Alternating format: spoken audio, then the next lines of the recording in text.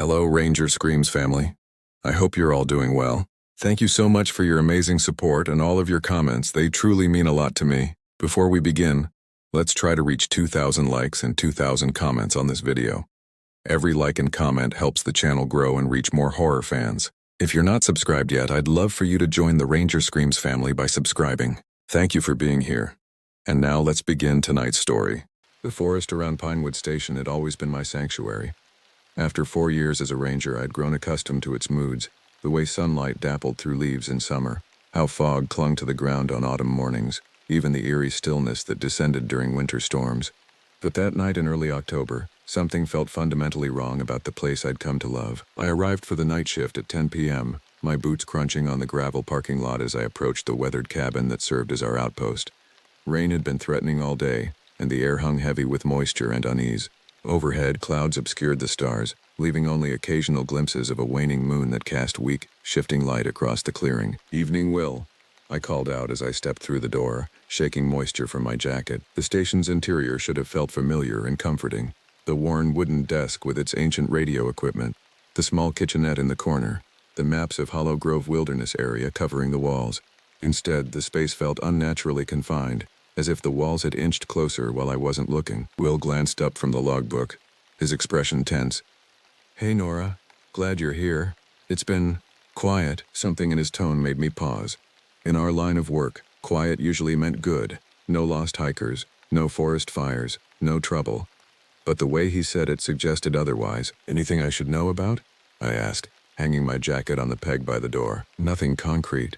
Will closed the logbook with a deliberate movement. "Just a feeling. Been getting calls from campers in the north section. They keep reporting noises after dark, voices that aren't quite voices, movement at the edge of their campsites." I nodded slowly. "Probably just wildlife.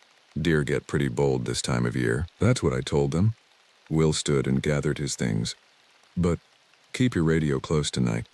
I just can't shake this feeling that something's off." After Will left, I settled into the night's routine, checking weather reports, reviewing trail conditions, and monitoring the emergency frequency.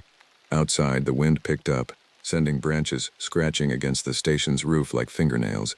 I tried to focus on paperwork, but my attention kept drifting to the windows, now reflecting the interior lights like black mirrors. Around midnight, the radio crackled to life. "Pinewood, this is Tanner.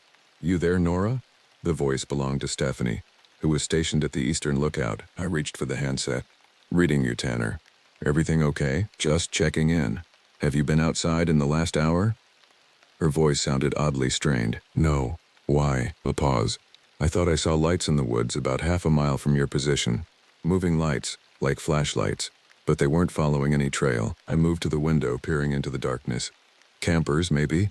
Or poachers? Maybe." Another pause. "But they were moving too, synchronized, like they knew exactly where they were going." I felt the first real stirring of unease. "Want me to check it out?" "No," she said quickly. "Just stay alert.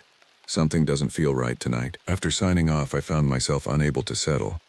The station suddenly felt too isolated, a tiny island of light in a vast ocean of darkness. I'd spent countless nights here alone, but never before had I felt so intensely watched. At 2 a.m., I decided to step outside for a routine perimeter check. The moment I opened the door, the forest's atmosphere hit me, a wall of cold, damp air carrying the scent of wet leaves, and something else I couldn't identify. Something acrid and wrong. My flashlight cut a weak cone through the darkness as I walked the station's perimeter. Every sound seemed amplified, the crunch of leaves under my boots, the drip of moisture from branches, the distant call of an owl. Nothing looked out of place, yet I couldn't shake the sensation of eyes tracking my movement. Near the woodshed, my beam caught something unusual, a small arrangement of twigs on the ground, too deliberate to be natural. I crouched for a closer look. Someone had arranged thin branches in a crude star pattern, with what looked like animal bones placed at each point. A cold knot formed in my stomach. This was no random forest debris. Someone had been here, and recently. Back inside, I radioed Stephanie, describing what I'd found. "Don't touch it," she warned. "There have been reports of similar things near abandoned campsites. The district supervisor thinks it might be connected to some kind of local ritual. Maybe kids messing around." "You don't sound convinced," I noted. "I'm not." Her voice dropped lower. "Hollow Grove has always had stories, Nora. Long before it became a wilderness area, indigenous people avoided certain parts of these woods, Early settlers reported strange disappearances. I swallowed hard. You're not usually one for ghost stories. It's not about ghosts, she replied. It's about respect. Some places don't want us there, and I think something in these woods is making that very clear. After we signed off, I found myself checking the locks on the doors and windows, drawing the blinds tight. The wind had picked up again, and rain began to patter against the roof. I tried to concentrate on my reports, but every unexpected noise made me tense. Around 4 a.m., I heard it, a sound so subtle I might have missed it if I hadn't been so on edge. A soft scraping against the station's back wall, like someone dragging their fingers across the wooden siding. I froze, my pen hovering above half-completed paperwork. The scraping continued, moving slowly around the perimeter of the building. It wasn't random, it was methodical, as if someone was testing every inch of the structure for weakness. I grabbed my flashlight and service pistol, though regulation forbade using weapons except in life-threatening situations. With my heart hammering against my ribs, I approached the window nearest to the sound. Carefully, I parted the blinds a fraction of an inch. At first, I saw nothing but darkness and the glistening surfaces of rain-soaked trees. Then, movement caught my eye. A figure stood at the edge of the clearing, just where the station's exterior light faded into shadow. It was tall and motionless, its features obscured by what looked like a hooded coat. Despite the pouring rain, it made no move for shelter, simply standing there, facing the station, watching. I let the blind fall back and retreated to the desk, radio in hand. But before I could call for backup, the lights flickered once, twice, and went out. The station plunged into darkness, broken only by the weak glow of emergency lights. In that moment of primal fear, with rain drumming on the roof and wind howling through the trees, I understood what the forest had been trying to tell me all along. We were not alone, and we were not welcome. Morning came with a fragile sense of relief. As sunlight filtered through the blinds, casting long rectangles across the station floor, I found myself questioning the events of the night. Had I really seen a figure standing in the rain, or had exhaustion played tricks on my mind? The power had returned around 5 a.m., a common occurrence during storms, and with it came the comforting hum of electricity and reason. My relief was short-lived. Just after 8 a.m., the door swung open, bringing a gust of cool air and Supervisor Howard, his face grim beneath his rain-speckled hat. "Rough night?" he asked, noticing my disheveled appearance. I nodded, pouring a second cup of coffee. Power went out, and there was someone outside the station. Howard's expression darkened. Someone? Not wildlife? Definitely human, I confirmed, describing the hooded figure and the strange arrangement of twigs I'd found. He sighed heavily, removing his hat. "You're not the first to report something like this. We've had 3 similar incidents in the past month. Strange markings near trails, unauthorized persons after hours, equipment tampering." "What do you think it is?" I asked, watching his face carefully. Howard hesitated. "Officially, probably just vandals or thrill-seekers. The department doesn't want us spreading panic." He glanced at the door, then lowered his voice. "Unofficially, I think we've got a problem. A serious one." He asked me to finish my shift report while he made some calls. As I typed, my mind kept returning to the figure in the rain. There had been something unnervingly patient about the way it stood there, as if time meant nothing to it. When Howard returned, he carried a dusty file box. "I've been collecting information," he explained, setting it on the desk. "Reports, local history, newspaper clippings, anything related to unusual occurrences in Hollow Grove." Inside the box were dozens of manila folders, each meticulously labeled with dates spanning decades. Howard pulled one out marked 1976, 1982. 7 hikers disappeared during this period, he said, spreading photographs across the desk, all in the same 5-mile radius of the North Ridge. The official conclusion was that they got lost, succumbed to exposure, standard wilderness fatalities. "But you don't believe that," I ventured. "What I believe," Howard said carefully, "is that the search teams found things they couldn't explain, items arranged in patterns, strange markings on trees, and footprints that started and stopped impossibly, as if whoever made them had appeared and vanished mid-stride." He pulled out another folder labeled 1998. "This is where it gets interesting. A graduate student doing research on local folklore interviewed elderly residents about Hollow Grove. Most of them refused to speak on record, but one man, a former logger named Roy Garrison, provided detailed accounts." Howard handed me a transcript. The pages were filled with Garrison's recollections of what the logging crews called the Watchers, figures occasionally glimpsed among distant trees, always observing, never approaching. According to Garrison, the company had abandoned a particularly lucrative section of forest after 3 men vanished in 1 week. "They found one of them," I read aloud from the transcript. Or parts of him, arranged real careful-like at the base of a big oak, like some kind of offering. The other two? Never a trace. The interview continued with Garrison's claims that the Watchers weren't supernatural but human, members of what he called the Grove, a secretive group that had inhabited the deep forest for generations, protecting territory they considered sacred. "Do you think there's any truth to this?" I asked, feeling a chill despite the station's warmth. Howard shrugged. "I think these woods have secrets, and I think someone doesn't want us uncovering them." Throughout the day, rangers from other stations reported in. Two mentioned finding similar twig arrangements near their outposts. Another described how his motion sensor cameras had been found neatly disassembled, the memory cards missing. Each incident on its own might have been dismissed as vandalism or wildlife interference. Together they formed a pattern that couldn't be ignored. By afternoon the rain had stopped, and I joined Howard and two other rangers, Camilla and Ben, for a sweep of the area surrounding Pinewood Station. The forest felt different in daylight, less threatening but somehow more secretive, as if it had drawn a veil over the evidence of the previous night's disturbances. We found nothing at first. The ground was too wet to hold clear footprints, and the twig arrangement I'd seen had been scattered. Whether by wind or deliberately, I couldn't tell. Then Camilla called us over to the north side of the clearing. Half hidden beneath a fallen log was a small leather pouch, darkened with age and moisture. Howard carefully picked it up with a gloved hand and loosened the drawstring. Inside was a collection of objects that made little sense together: a rusted key, several small animal teeth, a tarnished coin with unfamiliar markings, and a folded piece of paper. Howard carefully unfolded the paper to reveal a crude map of Hollow Grove, with certain areas marked with symbols none of us recognized. "This is recent," he said, pointing to notations in the margin. "These are ranger station locations, including temporary outposts we only established last month." We exchanged uneasy glances. Someone had been monitoring our movements closely enough to create a detailed record of our presence in the forest. "We should report this," Ben suggested. Howard nodded slowly. "We will, but between us, I don't think we'll get much help. The department is focused on the upcoming tourist season. They don't want stories about strange occurrences scaring visitors away." "So what do?" I asked. "We watch," Howard replied grimly. "We document everything, and we stick together. No more solo night shifts until we figure out what we're dealing with." As we walked back to the station, I noticed something we'd all missed on our way out.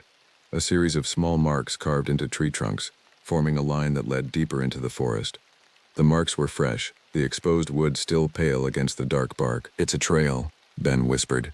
"They're leaving signs for each other." Howard studied the markings with a troubled expression. "They want us to know they're here, that this is their territory, not ours. Or," Camilla suggested quietly, "they're leading us somewhere." The thought hung in the air between us, unsettling in its implications. Were we being invited to follow? And if so, to what end? Back at the station, Howard radioed headquarters to report our findings. The response was predictably bureaucratic. "File the reports, bag the evidence, increase patrols. No additional resources, no investigation beyond our standard protocols." "They think we're overreacting," Howard said after ending the call, his frustration evident. "Maybe we are," Ben offered, though he didn't sound convinced. I thought about the figure I'd seen standing in the rain, so patient and still. "No," I said firmly. "Something's happening in these woods, something organized and deliberate. And I think it's been happening for a long time." As twilight approached, bringing with it the promise of another long night, we prepared the station as if for a siege, checking equipment, securing windows, establishing a rotation so no one would be alone on watch. Despite our preparations, I couldn't shake the feeling that we were missing something crucial. The forest had been trying to tell us something. And if the pattern held, tonight we might finally hear its message, whether we wanted to or not. Night fell more quickly than seemed natural, as if darkness had been waiting impatiently at the forest's edge. The four of us, Howard, Camilla, Ben, and myself, gathered in the main room of Pinewood Station, our casual conversation failing to mask the tension that hummed between us like a live wire. Howard had insisted we maintain normal operations, though normal now included doubled patrols and strict buddy protocols. No one ventured outside alone, not even to check the generator or retrieve supplies from the shed. "Radio check every 30 minutes, Howard reminded us, adjusting his equipment. "Any sign of unusual activity you report immediately. No heroics, no investigating on your own." The night shift began uneventfully. Ben and I took the first outdoor patrol, circling the station's immediate perimeter with flashlights that seemed inadequate against the pressing darkness. The forest sounds were typical: wind through branches, the occasional rustle of nocturnal creatures, yet somehow amplified, as if the woods were holding its collective breath and these small noises escaped despite its best efforts. "Do you feel that?" Ben whispered as we rounded the eastern corner of the station. I didn't need to ask what he meant. The sensation of being watched had returned, stronger than before. I swept my flashlight across the tree line, the beam catching nothing but ordinary foliage. "There's nothing there," I said, more to convince myself than Ben. "That we can see," he countered, his voice tight. We completed our circuit and returned inside, where Howard and Camilla were reviewing topographical maps of the area, marking locations of previous incidents. The pattern they'd identified formed a rough semicircle around the most remote sections of Hollow Grove. "It's like they're establishing a boundary," Howard observed, "pushing back against our presence in certain areas." Camilla pointed to several unmarked regions. "These parts haven't had any reported activity. They're also the most heavily trafficked by tourists and day hikers, so they're avoiding public attention," I suggested. "Or," Ben added, "they only care about the deep forest, the places most people never go." The radio crackled, startling us all. It was Stephanie from the Eastern Lookout. "Pinewood, be advised. I'm tracking movement approximately 1 mile from your position heading your way. Multiple heat signatures on the thermal." Howard grabbed the handset. "How many?" "At least 6, moving in formation. They're keeping to dense cover, avoiding clearings." "Can you identify?" Howard asked, though his expression suggested he already knew the answer. "Negative. But they're definitely human-sized, and they're moving with purpose." Howard instructed her to continue monitoring and to alert Forest Service headquarters. Then he turned to us, his decision already made. "Defensive positions. Camilla, secure the communication equipment. Ben, check all entries. Nora, help me with the lights." We moved with practiced efficiency, dimming interior lights to reduce our visibility from outside while maintaining enough illumination to work. Howard and I covered windows with blackout material kept for emergency situations, leaving small gaps for observation. Through one such gap, I caught my first glimpse of them. Dark figures moving at the forest's edge, their forms seeming to blend with the shadows between trees. They made no attempt to conceal their presence now, standing just beyond the clearing that surrounded the station. "I count 8, Howard murmured, watching through binoculars, all in dark clothing, some kind of hooded garments. "What are they doing?" Camilla asked, joining us at the window. "Waiting," I realized. Just like last night, for nearly an hour, the figures remained motionless, forming an irregular line among the trees. They made no attempt to approach the station, no threatening movements, yet their silent vigil felt more menacing than any overt aggression. "This is psychological," Ben whispered. "They're trying to wear us down." Howard nodded grimly. "Standard intimidation tactic. Create uncertainty, generate fear, force a mistake." "It's working," Camilo admitted. The radio crackled again. Stephanie's voice came through, tense but controlled. "Pinewood, I've lost visual on the group. They've moved into a blind spot. Headquarters is sending backup, ETA 40 minutes. Howard acknowledged the message, then turned to us. "They won't wait that long. Whatever they're planning, it'll happen soon." He was right. Moments later, the station's exterior sensors triggered, indicating movement near the western wall, the side opposite from where we'd been observing the watchers. "They've split up," Howard realized. The ones we saw were a distraction. A sharp crack echoed through the station as something struck a window, not hard enough to break the glass, but with sufficient force to send a spider web of cracks across its surface. Then another window, and another. Impacts coming from all sides in rapid succession. "They're testing our defenses," Howard said, his voice steady despite the escalating situation. "Stay calm. Stay together." The impacts continued for several minutes, then stopped as suddenly as they had begun. The silence that followed was somehow worse, thick with anticipation and dread. Then came a new sound, a soft, rhythmic tapping against the station's walls, like dozens of fingers drumming in unison. It created a disorienting effect, making it impossible to determine how many individuals surrounded us or where exactly they were positioned. "What are they doing?" Ben hissed, his earlier composure beginning to fray. I moved to a different window, careful to stay in shadow, and peered through a narrow gap in the covering. What I saw made my stomach clench. The figures had moved closer, now standing at the very edge of the clearing. Each held what appeared to be a long stick, which they used to tap against trees, rocks, and occasionally the ground itself. The rhythm was complex but coordinated, creating a pattern that seemed almost like a form of communication. "I think they're sending a message," I whispered. Howard joined me at the window. "To us? Or to each other? I don't know. But listen, it's changing." The rhythm had indeed shifted, becoming faster and more insistent. As it did, the figures began to move, not toward the station as I had feared, but in a circular pattern around the clearing. Their movements were fluid and practiced, like performers in a well-rehearsed ritual. Suddenly, the tapping stopped. In the abrupt silence, a single figure stepped forward from the tree line, taller than the others, its hooded face directed toward the station with unnerving precision. It raised both arms, and in its hands was an object that caught the faint moonlight. A small, intricate construction of twigs and bones, similar to what I'd found the previous night, but larger and more complex. The figure placed the object on the ground at the clearing's edge, then stepped back. One by one, the other watchers did the same, creating a circle of these strange totems around the station. "What is this?" Camila whispered. "Some kind of boundary or a message?" I suggested, remembering the arranged twigs I'd found. A warning. The last totem placed, the figures retreated to the forest's edge. For a moment they stood motionless again, a silent semicircle of shadowed forms. Then, with a synchronicity that sent chills through me, they turned and vanished into the darkness of the trees. We remained at our posts, tense and alert, but the watchers did not return. When backup finally arrived, the clearing was empty save for the circle of totems, each one pointing toward the station like an accusing finger. The Forest Service officers were skeptical, despite the physical evidence. They collected the totems for analysis, took statements, and promised increased patrols, but I could see in their eyes that they didn't fully believe our accounts.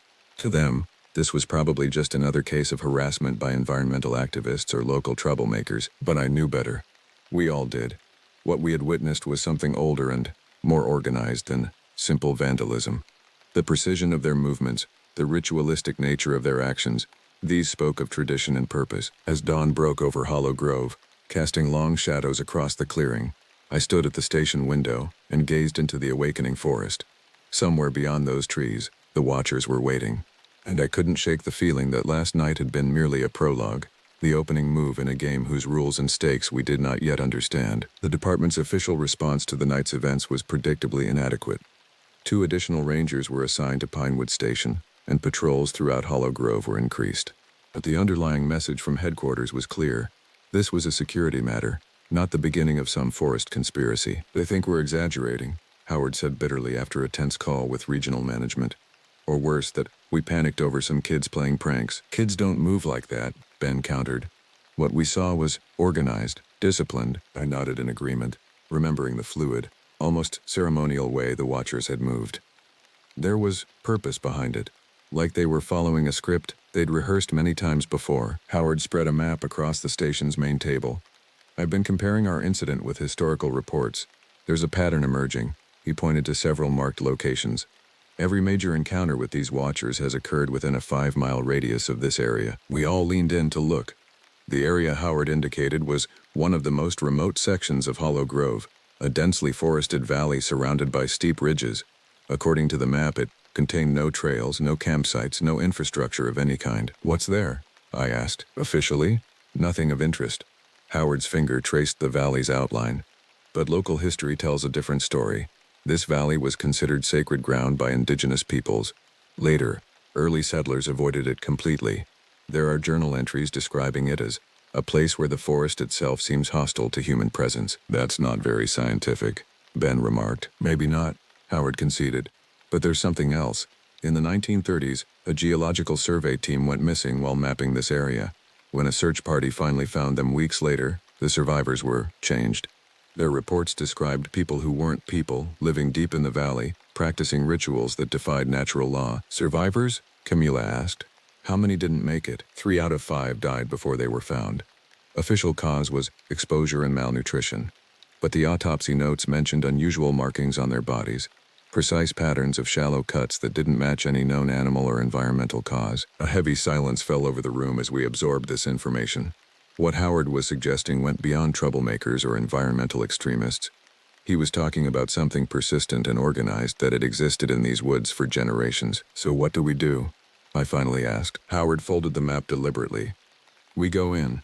A small team, minimal equipment, no official sanction. We find out what's in that valley." "That's not protocol," Ben objected, though without much conviction. "Protocol hasn't gotten us anywhere," Howard replied. "If the department won't take this seriously, we need to gather evidence they can't ignore." The plan was simple, if reckless. Howard, Camila, and I would venture into the unmapped valley while Ben maintained our cover at the station, reporting our position as conducting routine maintenance on remote trail markers. We would carry only essential gear, enough for 3 days in the field, and maintain radio contact when possible. though the valley's topography would likely limit transmission. We set out at dawn the following day, taking a little used maintenance trail before veering off into trackless forest. The early morning light filtered through the canopy, creating dappled patterns that shifted with each breeze. Under different circumstances, it might have been beautiful. As we hiked deeper into Hollow Grove, the forest gradually changed. The trees grew older and more massive, their gnarled trunks covered in thick moss. The undergrowth became sparser, allowing us to move more quietly but also eliminating cover. If anyone or anything was watching, we would be easily spotted. By midday, we reached the ridge overlooking the valley. From our vantage point, it appeared unremarkable. A sea of green stretching to distant slopes, broken occasionally by rock formations and what might have been small clearings. Doesn't look like much, Camilla observed, lowering her binoculars. That's the point, Howard replied. The perfect hiding place is one that doesn't look worth finding. The descent into the valley was arduous, the slope steep and treacherous with loose rocks and exposed roots. Several times we had to backtrack to find passable routes. It was as if the landscape itself was reluctant to grant us entry. When we finally reached level ground, the character of the forest changed again. The trees here were different, older varieties I didn't recognize, with smooth, pale bark and branches that grew in unnatural formations, almost like deliberate sculptures.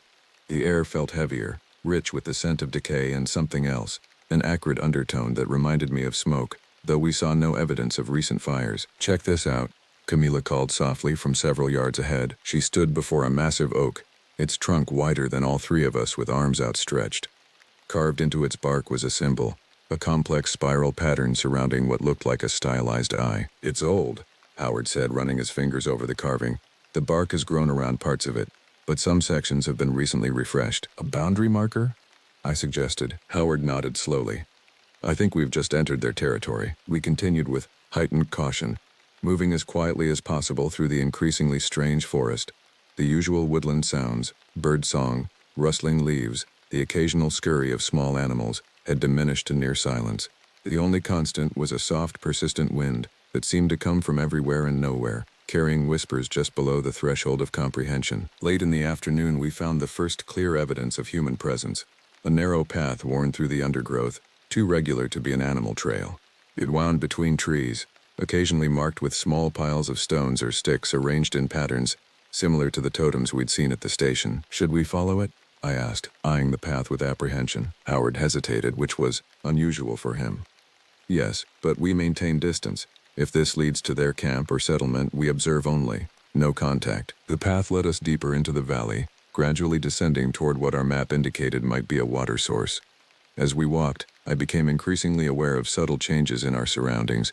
Trees with bark stripped in precise patterns, small clearings where the ground had been swept clean of debris, and occasionally, objects hanging from branches, bundles of feathers, small bones, tarnished metal pieces strung together to create wind chimes that produced discordant notes. This isn't random, Camilla whispered.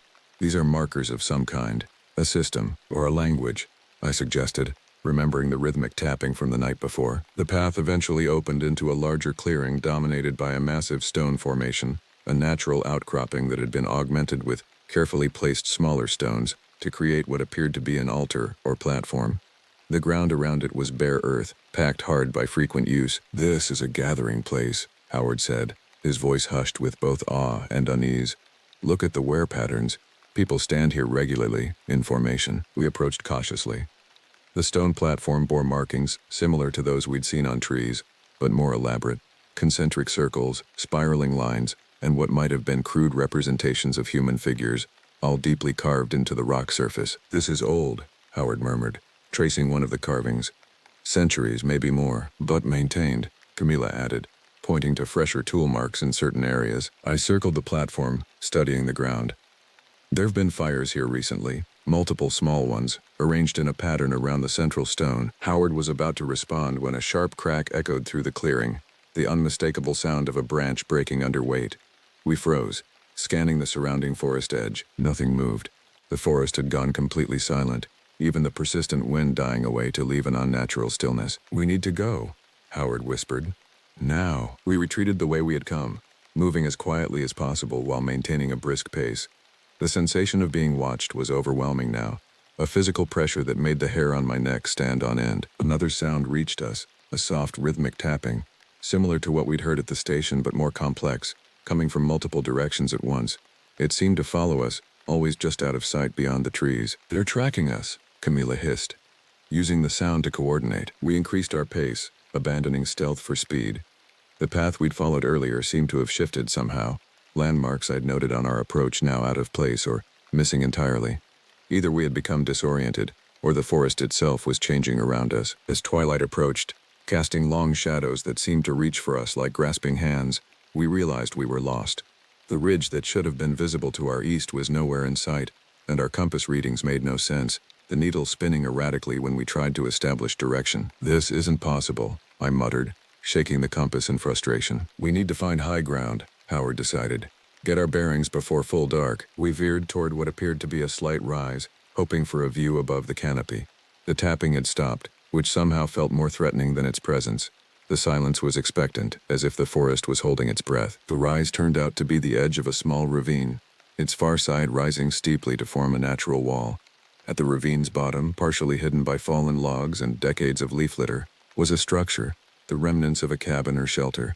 Its timber frame still standing, though the roof had long since collapsed. "That's not on any map," Howard said, staring at the ruin. "Looks old," Camilla observed. "Trapper's cabin, maybe?" We descended carefully into the ravine, approaching the structure with caution. Up close, it was larger than it had appeared from above. Not a simple cabin, but a more substantial building. Its construction unlike the utilitarian shelters typically found in these woods. The timbers were massive and joined with unusual precision, some bearing faded carvings similar to those we'd seen on trees and rocks. This was theirs, I realized. The Watchers, or whoever came before them. Howard nodded slowly. A outpost, maybe, or a temple of some kind. Inside the ruined structure, the ground was surprisingly clear of debris, as if it had been recently swept. In the center was a fire pit, ringed with stones arranged in the now familiar spiral pattern. Beside it lay a collection of objects that made us all pause. Modern items including a ranger service radio, a digital camera with its casing removed, and several pieces of hiking equipment, all partially disassembled. "These are from recent visitors," Howard said, examining a boot with its sole meticulously separated from the upper. "They're studying our technology, but why take it apart like this?" Camilla wondered. "To understand how it works," I suggested. "How we work." As I spoke, my flashlight beam caught something on the far wall, a series of markings that didn't match the carvings we'd seen elsewhere. Moving closer, I realized with a jolt that they were photographs, dozens of them pinned to the timber with small wooden spikes. They showed rangers, campers, maintenance workers, all people who had entered Hollow Grove over what appeared to be years or even decades, based on the clothing styles and equipment visible in the images.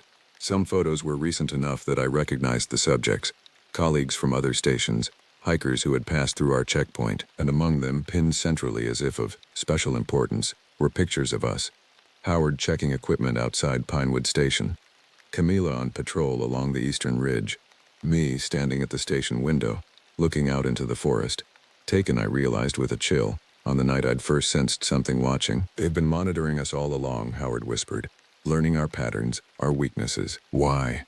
Camilla asked, her voice tight with fear. Before anyone could respond, a sound reached us from outside, the now familiar tapping, but louder and faster than before, coming from all directions at once. With it came voices, low and guttural, speaking words I couldn't understand but which carried unmistakable purpose and authority. We extinguished our lights immediately, crouching in the darkness of the ruined structure. Through gaps in the timber walls I could see movement, figures approaching through the gathering darkness, some carrying what appeared to be torches that cast wavering light across the ravine floor. "We're surrounded," Howard breathed, barely audible. The tapping grew louder, more insistent. The figures drew closer, their forms becoming visible in the torchlight. Tall, wrapped in dark garments that seemed to absorb rather than reflect light, their faces obscured by deep hoods. They moved with the same fluid coordination we had witnessed at the station, but here, in what was clearly their domain, there was an added confidence to their movements, a certainty that spoke of absolute control. As they formed a circle around the ruined structure, their tapping reached a crescendo, then stopped abruptly. In the sudden silence, a single figure stepped forward, taller than the rest, its hooded face turning slowly as if scanning the building's interior. Though I couldn't see its eyes, I felt the moment its gaze found me, a sensation like ice water flooding my veins. It raised one hand, and in a voice that seemed to resonate from the earth itself, spoke a single word I somehow understood despite its strangeness. "Come." Time seemed to stretch and distort in the moments that followed. Howard motioned for us to stay hidden, his expression grim but resolute. Outside, the watchers remained in their perfect circle, torchlight casting their elongated shadows across the ravine floor. The leader who had spoken stood motionless, hand still raised, waiting. Options, Camilla whispered, her voice barely audible. Howard glanced around the ruined structure, assessing our position.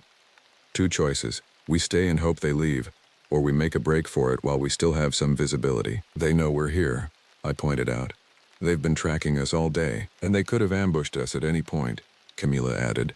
But they waited until we found this place. Why? The realization dawned on me slowly. Because they wanted us to see it. The photographs, the dismantled equipment. It's a message, Howard nodded grimly. A demonstration of how much they know about us, about our world. So what do we do? Camilla pressed. Howard was silent for a long moment, weighing invisible options. Finally, he straightened. We talked to them. That's insane, Camilla hissed. Is it? Howard countered. They've had multiple opportunities to harm us. At the station, on the trail, here. But they haven't. They're communicating, in their way. And if you're wrong? I asked. Howard's smile was tight. Then you two run while I create a diversion. Before we could object, he moved toward the entrance, stepping into the open doorway where he would be visible to those outside. I followed close behind, unwilling to let him face this alone. After a moment's hesitation, Camilla joined us. The watchers remained motionless as we emerged, their faces hidden in the shadows of their hoods. Only the leader moved, lowering its outstretched hand and taking a single step forward. We mean no harm, Howard said, his voice steady despite the tension I could feel radiating from him. We're forest rangers. We protect these woods, just as you seem to. The leader tilted its head slightly, a disconcertingly human gesture that somehow emphasized how inhuman the rest of its bearing was. When it spoke again, the words were in English, though heavily accented with sounds I couldn't place. You protect nothing, it said. You bring the destroyers, the takers, the blind ones who see trees as lumber and rivers as sewers. Howard shook his head. That's not true. Our job is conservation, preservation. Your job, the figure interrupted, is to manage, to control, to tame what should remain wild. It gestured toward the forest around us. This place has guardians already. It has had them since before your kind built cities of stone and steel. Who are you?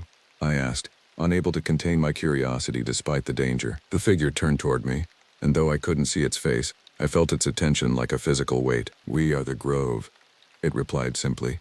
We have always been the Grove. The Sacred Valley, Howard murmured.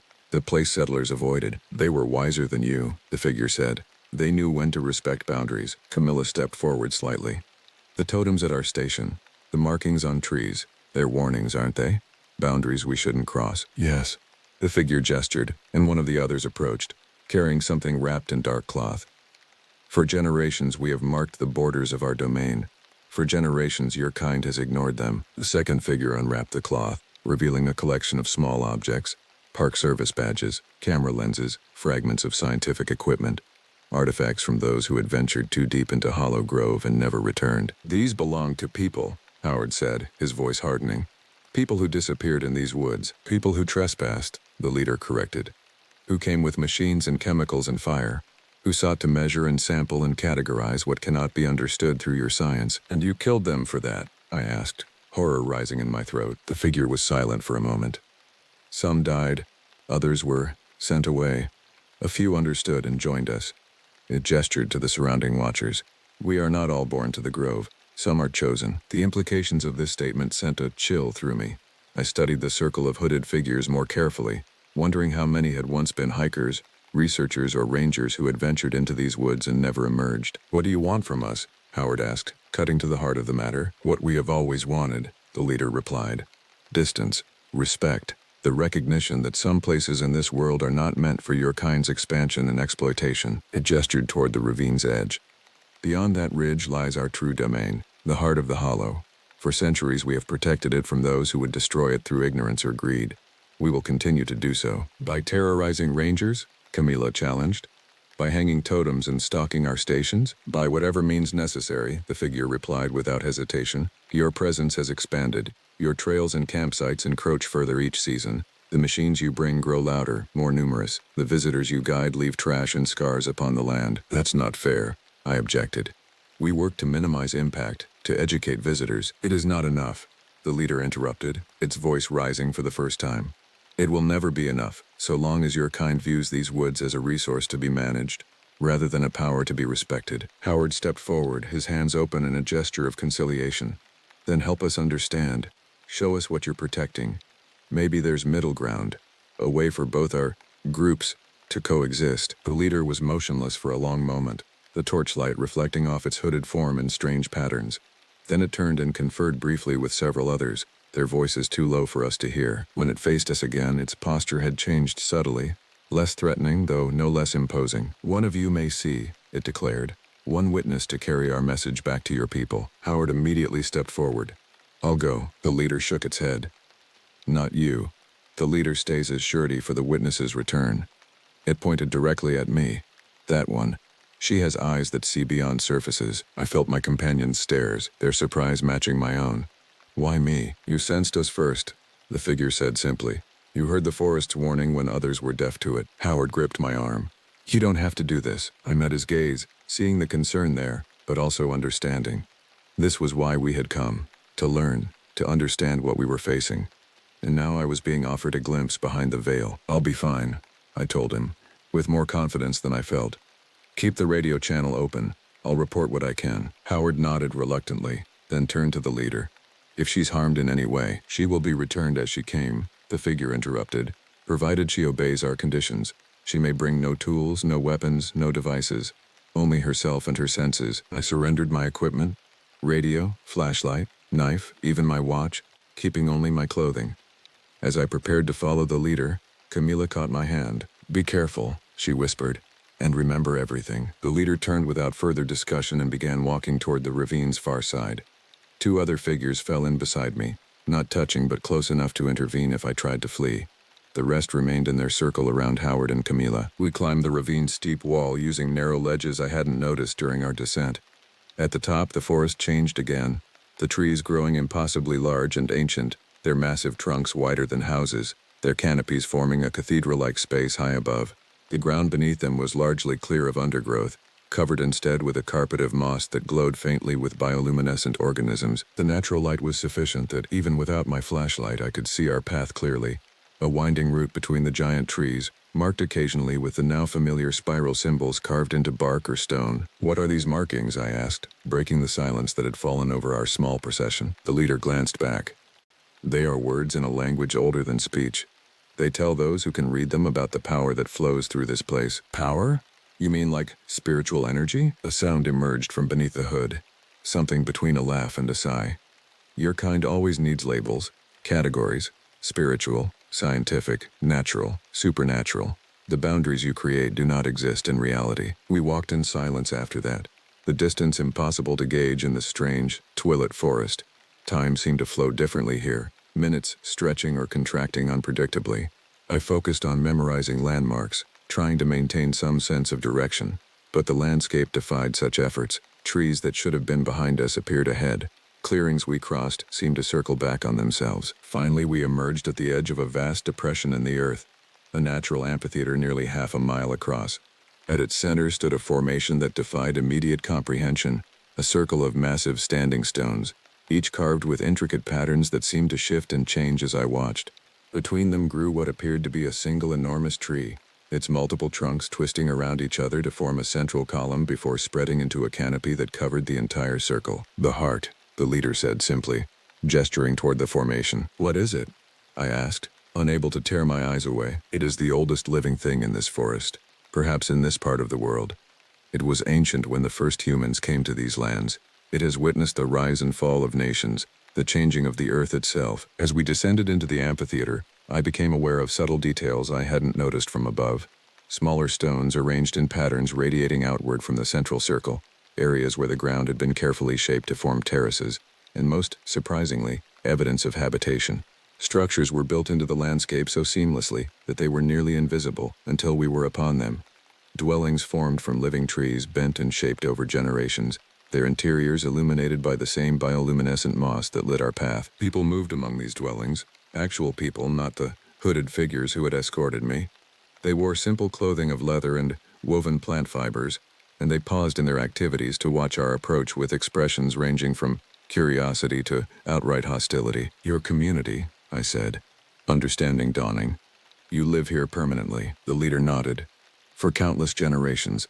We are the grove's caretakers and its defenders, and the hooded figures, the watchers, are guardians, those who patrol the boundaries and enforce our separation from the outside world. We approached the central tree, and up close its scale was even more overwhelming. The combined trunks at its base must have been 30 feet in diameter, the bark deeply furrowed and covered in places with the spiral carvings I'd seen throughout the forest. "Why show me this?" I asked, turning to the leader. It reached up and, for the first time, lowered its hood. The face revealed was surprisingly ordinary, human, weathered by age and elements, with deep lines around the eyes and mouth that spoke of both hardship and laughter.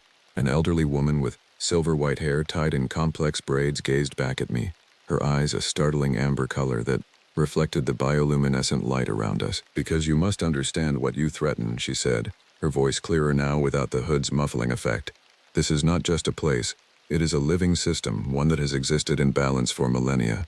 The heart regulates the entire forest, its water, its soil, the very air you breathe." She gestured toward the standing stones. "These were placed by our ancestors when they first found this valley and recognized its importance. They channel and direct the energy that flows from the heart, distributing it throughout Hollow Grove and beyond." "Energy?" I repeated, skepticism creeping into my voice despite the wonders around me. The woman's expression hardened slightly. "Call it what you will, life force, biological field. The name matters less than the reality." She touched the massive trunk beside us. "This organism produces compounds found nowhere else on Earth. It purifies water, enriches soil, generates airborne spores that protect surrounding plants from disease." "You're saying it's some kind of super tree? A biological anomaly?" "I'm saying it's the keystone of an ecosystem your science barely comprehends." She pointed toward the forest beyond the amphitheater. "Your logging operations to the north have already damaged some of its root system. Your campgrounds to the east bring hundreds of feet that compact the soil and disrupt fungal networks.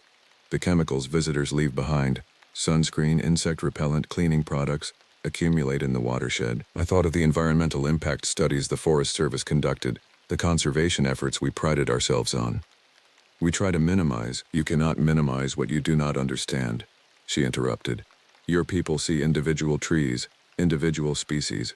You miss the connections, the relationships, the whole." She led me around the massive trunk to where a section of bark had been damaged, revealing the wood beneath.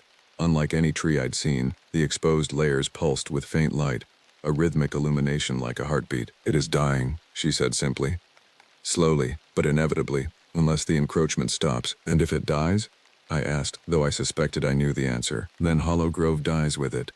The water turns toxic, the soil sterile, the air filled with pathogens usually kept in check.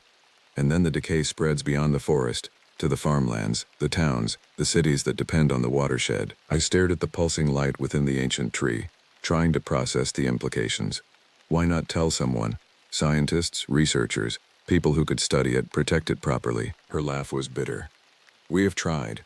Over generations we have revealed ourselves to those we thought might understand. Some listened, but more sought to take samples, specimens, knowledge they could use for their own purposes. And those who believed us were dismissed as superstitious or insane by your authorities." She gestured toward the community around us. "So we withdrew, protected what we could, became the grove's defenders when no one else would stand for it." "The missing hikers," I said. "The researchers who disappeared, those who would not listen to warnings." Her expression was unapologetic. "We did what was necessary to protect something far larger than individual lives." I wanted to argue, to defend the principles of conservation and manage protection that had guided my career. But standing in this hidden valley, faced with evidence of an ecosystem far more complex than anything in our textbooks, my certainty wavered. "What do you want from me?" I asked finally. "From the Forest Service?" "Retreat," she said simply. "Abandon the new trails being cut into the northern ridges. Remove the campgrounds from the eastern watershed. Establish a true conservation zone, not for human recreation, but for the forest itself." "That's a lot to ask." "There are policies, regulations. There is survival," she interrupted. "Yours as well as ours." She gestured toward the living community around us. "We have protected the heart for generations. We will continue to do so, by any means necessary. But the pressure increases each year. The damage spreads. We cannot hold back the tide of your world forever." She fixed me with those amber eyes, their intensity almost physical. "You asked to understand. Now you do. The choice of what happens next lies with you and your people." As the implications of her words sank in, I realized the magnitude of what I'd been shown, and the responsibility that came with it. I was being asked to carry a message that would be difficult for many to believe, much less act upon. Yet the evidence surrounded me, undeniable in its alien wonder. I'll try, I promised. But I can't guarantee anyone will listen. Then make them listen, she replied, her voice hard as stone. Because if they don't, what comes next will not be warnings or demonstrations. She gestured toward the heart. It will be the grove defending itself in ways your world is not prepared to face. With those words hanging between us, she raised her hood once more, transforming back into the otherworldly figure that had led me through the forest. Around us, the community had gathered, watching in silence, their faces showing the same resolve I saw in their leader's posture. It is time for you to return, she said, to carry our message. As we began the journey back through the ancient forest, I felt the weight of what I'd witnessed pressing down on me like a physical burden. I had come seeking answers about the watchers in the woods and found something far more profound, a hidden world within our world, a community with an unbroken connection to the land that made our own conservation efforts seem shallow and superficial by comparison. And with that knowledge came a terrible question. When I returned to my own people, what would I tell them? And more importantly, would they listen before it was too late? The return journey passed in a blur of twisted paths and shifting shadows. My escort, the leader, and 2 silent guardians moved with practiced efficiency through terrain that would have left me hopelessly lost had I been alone. Despite my best efforts to memorize landmarks, the forest seemed to reconfigure itself around us, familiar features appearing in unexpected places or vanishing altogether. We reached the ravine as dawn broke, pale light filtering through the canopy to cast long shadows across the forest floor. Howard and Camilla waited where we had left them, tense and alert, their faces showing equal measures of relief and concern when they spotted me descending the ravine wall. "Are you all right?" Howard asked immediately, scanning me for injuries. I nodded, though all right hardly captured my mental state. "I'm unharmed, but we need to talk." Privately, the leader of the grove stepped forward, addressing Howard directly. "Your witness has seen what few outsiders ever have. She carries our message and our warning. The choice of what follows rests with your people." Howard's expression remained carefully neutral. "And if we choose cooperation, if we listen to your concerns, then perhaps there can be peace between the grove and your kind." The leader's voice revealed nothing of the woman I had glimpsed beneath the hood. "But know this, we have protected our domain for centuries against threats far greater than your Forest Service. We will continue to do so, regardless of your decision." With that pronouncement, she stepped back, and the watchers began to disperse, melting into the forest with uncanny silence until only the leader remained. 3 days, she said. "We will await your response for 3 days. After that, we will act as we must." Then she too was gone, vanishing among the trees as if she had never been. For a long moment we stood in silence, processing what had just occurred. Then Camilla broke the spell. "What happened? What did you see?" I hesitated, suddenly aware of how incredible my experience would sound. "It's complicated. We need to get back to the station first, document everything while it's fresh." Howard studied my face. "You saw something that changed your perspective." It wasn't a question, but I nodded anyway. "Everything we thought we knew about Hollow Grove, it's just the surface. There's a whole world beneath that we've been blind to." We gathered our equipment and began the journey back, moving with greater urgency than before. As we hiked, I shared fragments of what I had witnessed: the hidden community, the ancient tree they called the heart, the ecological system they had protected for generations. Howard and Camilla listened without interruption, though I could see the skepticism in their expressions. "I know how it sounds," I acknowledged as we paused to rest near a stream. "If I hadn't seen it myself, I wouldn't believe it either." "It's not that we don't believe you," Camilla said carefully. "It's just hard to reconcile with what we know about forest ecosystems." "That's exactly the point," I insisted. "Our knowledge is incomplete. The Grove has been studying these woods for generations, living in harmony with systems we're only beginning to understand scientifically." Howard had been quiet, processing the information methodically. "If what you saw is real, and I'm not saying it isn't, it represents a conservation challenge unlike anything the department has faced before." "More than a challenge," I corrected. "An ultimatum. They want us to abandon the northern trails, remove the eastern campgrounds, create a true conservation zone around their territory." "That's not going to happen," Camilla said flatly. "Those projects represent millions in funding and years of planning. The department won't just scrap them because of a threat from forest dwellers, no matter how ancient their claim." Howard's expression was troubled. "And if we don't comply, these watchers will what? Continue harassing our stations? Sabotaging equipment?" I remembered the amber-eyed woman's final warning. "I think it would be worse than that. Much worse." We reached Pinewood Station late that afternoon, exhausted and strained. Word of our unauthorized expedition had reached headquarters, and a district supervisor was waiting for us. His government-issue SUV parked prominently in front of the station. 3 rangers missing for nearly 24 hours. Supervisor Davidson greeted us, his voice tight with anger.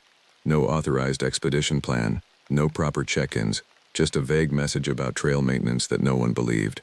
Do you have any idea of the resources we've wasted searching for you? Howard stepped forward, taking responsibility.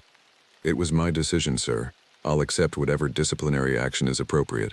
But we have information that couldn't wait for official channels. Davidson's expression didn't soften. This better be good, Howard.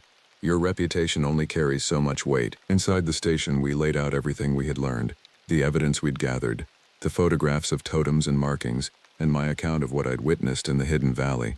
As I spoke, Davidson's expression shifted from skepticism to outright disbelief. Let me get this straight, he interrupted, holding up a hand. You're claiming there's a secret community living in an unmapped valley, protecting a magical tree that somehow controls the entire ecosystem of Hollow Grove. Not magical, I corrected. Biological. A keystone species with properties we haven't cataloged or understood. And these Grove people, Davidson continued, his tone making it clear what he thought of the term, have been here for centuries, occasionally abducting hikers and researchers who venture too close to their territory. Howard stepped in.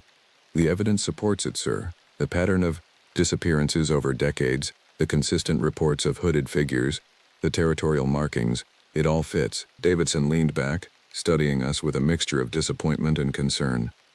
What fits is that you 3 have let forest legends and isolation affect your judgment. These watchers are almost certainly eco-activists, or possibly a local cult, using intimidation tactics to scare people away from parts of the forest. With all due respect, sir, I pressed. What I saw goes beyond anything activists could fabricate. The community, the modified ecosystem, the biological anomalies. These require generations of presence and knowledge. What you think you saw, Davidson corrected. After hiking miles through difficult terrain with minimal rest, under significant stress, the human mind is remarkably good at finding patterns and creating narratives, especially in unfamiliar environments. His dismissal stung, but it wasn't unexpected. How could anyone believe such an account without seeing what I had seen? What about their ultimatum? Camila asked. Whether you believe their claims or not, they've made a clear threat. 3 days before they take action against the northern trails and eastern campgrounds, Davidson's expression hardened. Threats against federal land and facilities are a criminal matter. I'm bringing in law enforcement specialists and additional security personnel. If these watchers show themselves again, they'll be apprehended and prosecuted. That's exactly the wrong approach, I argued. Escalation will only provoke them. They've been defending their territory for generations. They won't back down because we bring in more rangers with guns. That's enough, Davidson snapped. You 3 are on administrative leave pending psychological evaluation. I'm bringing in a replacement team for Pinewood Station effective immediately. Howard stood, his posture rigid with suppressed anger. You're making a mistake, sir. At least send a scientific team to investigate the valley. If Nora's wrong, no harm done.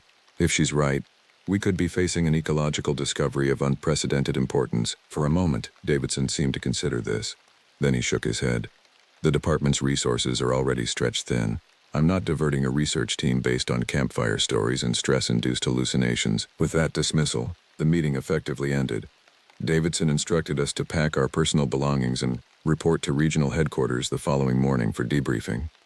As we gathered our things, the reality of our failure settled over me, like a physical weight. He's not going to do anything, is he?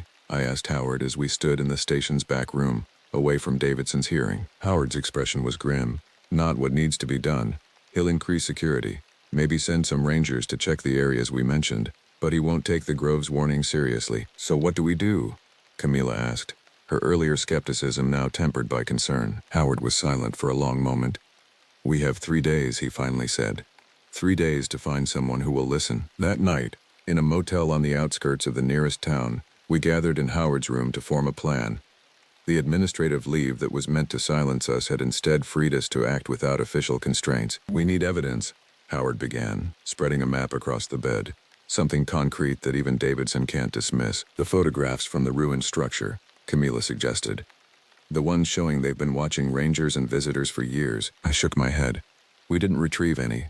And even if we had, Davidson would just say they were taken by ordinary people, activists or cultists, not some ancient forest community. What about the heart? Howard asked. You said it had unique biological properties. If we could get samples, have them analyzed independently, they'd never let us near it again, I pointed out. And I'm not sure we could even find our way back to the valley without their guidance. The forest seemed to shift around us. We continued brainstorming late into the night, each idea seeming less feasible than the last. The fundamental problem remained: how do you prove the existence of something that has successfully remained hidden for centuries? As dawn approached, I stood at the motel window, watching the first hint of light touch the distant outline of Hollow Grove. An idea had been forming, one I was reluctant to voice because of its implications. What if we don't try to convince Davidson? I finally said, turning back to my exhausted colleagues.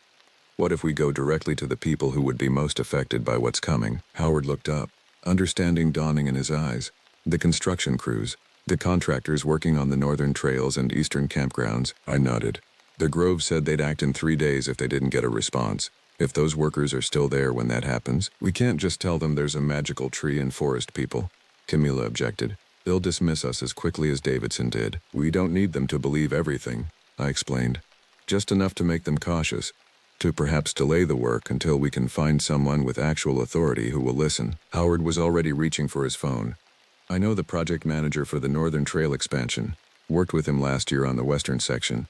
He might at least hear us out. What followed was a day of desperate networking, calling in favors, and occasionally bending the truth. We told contractors about unstable geological conditions we discovered, warned camp developers about potentially toxic biological agents in the watershed, and hinted to equipment operators about ongoing security concerns that might endanger their personnel. By nightfall, we had managed to create enough doubt and concern that several project leaders had agreed to brief operational pauses, not cancellations but temporary delays to reassess safety conditions. It wasn't the retreat the Grove had demanded, but it might buy us the time we needed to find more permanent solutions. It's not enough, I admitted as we reconvened in the motel room. These are just delays. Once Davidson brings in his security team and finds nothing, work will resume. It's all we could do with the time and resources we have, Howard said, though he looked no happier than I felt. Camilla, who had been quieter than usual all day, finally spoke up. There's another option we haven't discussed. She hesitated, then continued. We could go public. Take this story to the media, to environmental groups, to anyone who might listen. Howard frowned. That would end our careers. And without concrete evidence, most reputable outlets wouldn't touch the story anyway. But social media might, I pointed out, warming to Camilla's suggestion. Footage of the totems, the markings, our testimonies about what we experienced. It might create enough public interest to force a proper investigation. Or it might just label us as conspiracy theorists, Howard countered. And if it fails, we lose whatever credibility we have left. The debate continued late into the night, each option weighed and found wanting. In the end, exhaustion made the decision for us. We would rest, and in the morning, proceed with both approaches, continuing to delay the development projects while also preparing a carefully documented account for potential public release. As I drifted toward uneasy sleep, my thoughts returned to the amber-eyed woman and her final warning. Whatever we decided, I feared it would not be enough. The Grove had protected its domain for centuries against all manner of threats. They would not be deterred by project delays or media attention. They would act as they had always acted, decisively and without compromise. And when they did, I could only hope that the world was ready for what would follow. Dawn broke with a sense of foreboding that seemed to permeate the air itself. Outside our motel, the sky hung low and heavy with dark clouds that threatened rain but withheld it, creating a pressure that made my head throb. It felt like the moments before a severe storm, when electricity builds in the atmosphere and every living thing seeks shelter. I had slept poorly, my dreams filled with twisted paths through endless trees and amber eyes watching from shadows. When I joined Howard and Camilla for breakfast in the motel's small dining area, their haggard expressions suggested they had fared no better. 2 days left, Howard said without preamble, pushing a cup of coffee toward me. I nodded, accepting the bitter liquid gratefully. Assuming they hold to their timeline, assuming they exist at all, Camilla added, though her tone lacked conviction. Whatever doubts she had harbored were eroding in the face of our shared experiences and mounting tension. We spent the morning finalizing our two-pronged approach. Howard would continue working his contacts in the development projects, reinforcing the need for caution. Camilla would compile our documentation into a format suitable for public consumption, including photographs, GPS coordinates, and our personal testimonies. I would attempt one last official channel. Dr. Eleanor Winters, a respected ecologist who had conducted research in Hollow Grove years earlier and might be receptive to our claims. As we prepared to separate for our respective tasks, Howard's phone rang. His expression darkened as he listened to the caller. "When?" he asked sharply. "How many?" Another pause. "No, keep everyone back. Don't let anyone approach until I get there." He ended the call and looked at us, his face grim. That was Jimenez, the Northern Trail project manager. "There's been an incident at the construction site. All the equipment, excavators, bulldozers, everything, has been disabled overnight." "Vandalism?" Camila asked. Howard shook his head. "Not exactly. Jimenez said the machines were poisoned," his word. "Some kind of organic material has been introduced into the fuel systems, engines, hydraulics. It spread throughout the metal components like a fungus, corroding everything it touches." "The Grove," I whispered. "They're not waiting 3 days." "That's not all," Howard continued. "The workers found markings at the site. The same spiral patterns we've seen, carved into trees surrounding the clearing. And there are objects hanging from branches, arrangements of bones and wood, dozens of them." A chill ran through me despite the warm morning. Warnings. They're escalating their message, or it's the local environmentalists taking advantage of the folklore, Camila suggested, though she sounded uncertain. "It could be a copycat action. Either way, we need to see it," I insisted. "If it is the Grove, there might be signs that could help us understand what they're planning next." We drove to the northern construction site in tense silence, each lost in our own thoughts. The road wound through increasingly dense forest, following the contours of hills that would eventually lead to the unmapped valley we had discovered. About a mile from the site, we encountered the first roadblock, Forest Service vehicles and a county sheriff's deputy turning away traffic. Howard showed his ranger identification, explaining we had information relevant to the incident. After a brief radio consultation, the deputy waved us through with a warning to stay within the designated investigation area. The construction site itself was a scene of controlled chaos. What had once been a neat clearing carved from the forest was now a jumble of disabled machinery, concerned workers, and various officials attempting to make sense of the situation. Yellow crime scene tape cordoned off certain areas, particularly around the heavy equipment. "Howard," a man in a hard hat and reflective vest, approached us, his expression a mixture of relief and anxiety. "Glad you're here. This is beyond anything I've dealt with before." "Jimenez," Howard greeted him with a firm handshake. "What exactly happened?" The project manager led us toward the nearest piece of equipment, a massive excavator now sitting idle. Crew arrived at 6 a.m. to start work. Machines wouldn't start, not just one or two. Every single piece of equipment on site. When mechanics opened them up, he gestured for us to look. Inside the excavator's engine compartment was something that defied immediate comprehension. What should have been clean metal components were covered in a network of reddish-brown growths that resembled a cross between fungus and root systems. The material had spread throughout the engine, wrapping around parts and penetrating seals and gaskets. "What is that?" Camila asked, leaning closer but careful not to touch. "No idea," Jimenez admitted. "Never seen anything like it. It's in the fuel tanks, hydraulic systems, even the electrical components, and it's still spreading. You can watch it grow if you stare long enough." I studied the growth, remembering the bioluminescent organisms I had seen in the hidden valley. "Has anyone analyzed it? Taken samples?" "Hazmat team is on the way," Jimenez replied. "Until then, we're under orders not to disturb it. Whatever it is, it's already eaten through some pretty tough materials. No one's eager to get it on their skin." Howard gestured toward the forest edge. "And the markings you mentioned?" Jimenez's expression darkened further. "Yeah, those. Come see for yourself." He led us to the perimeter of the clearing where the trees began. Every trunk along the boundary had been marked with the now familiar spiral pattern, but these were different from those we had seen before, larger, more complex, and carved deep enough to expose the living tissue beneath the bark. Sap oozed from the wounds, but instead of the clear or amber liquid typical of these species, it was dark red, almost black, with an acrid smell that made my eyes water. "This wasn't here yesterday," Jimenez said, keeping his distance from the marked trees. "We had crews working right up to this line, clearing underbrush. Nobody saw these symbols." "And the hanging objects?" Howard prompted. Jimenez pointed farther along the tree line. "All around the perimeter, spaced about 20 feet apart." We followed the edge of the clearing and soon spotted them. Small bundles suspended from branches by what looked like braided plant fibers. Each bundle was uniquely constructed but followed a similar pattern, a central core of wood or bone, surrounded by smaller objects, feathers, teeth, fragments of metal and glass, and in some cases, items I recognized as pieces of modern equipment. Watch batteries, memory card fragments, tiny gears from precision instruments. "Have you touched any of these?" I asked, studying the nearest bundle without approaching it. "Hell no," Jimenez replied emphatically. "After what happened to our equipment, No one's touching anything that wasn't here yesterday. As we continued around the perimeter, I noticed something Jimenez hadn't mentioned: subtle changes in the forest itself. The undergrowth nearest the clearing appeared different from what I remembered from previous visits, denser, more vivid in color, with species that seemed unfamiliar or strangely altered. Some plants had grown with unnatural speed, their newest growth visibly different in structure and hue. "The forest is changing," I murmured, more to myself than my companions. Howard heard me. "What do you mean?" I pointed to several examples. "These species shouldn't be growing together. And look at the color of those leaves. That's not natural for this elevation or season." "It's as if..." "As if what?" Camila prompted when I trailed off. "As if the forest is adapting, responding to a threat by accelerating its evolution." Jimenez looked at me like I had grown a second head. "Trees don't respond like that. They don't change overnight." "Normally, no," I agreed. "But what if they were being influenced by something that could alter their growth patterns?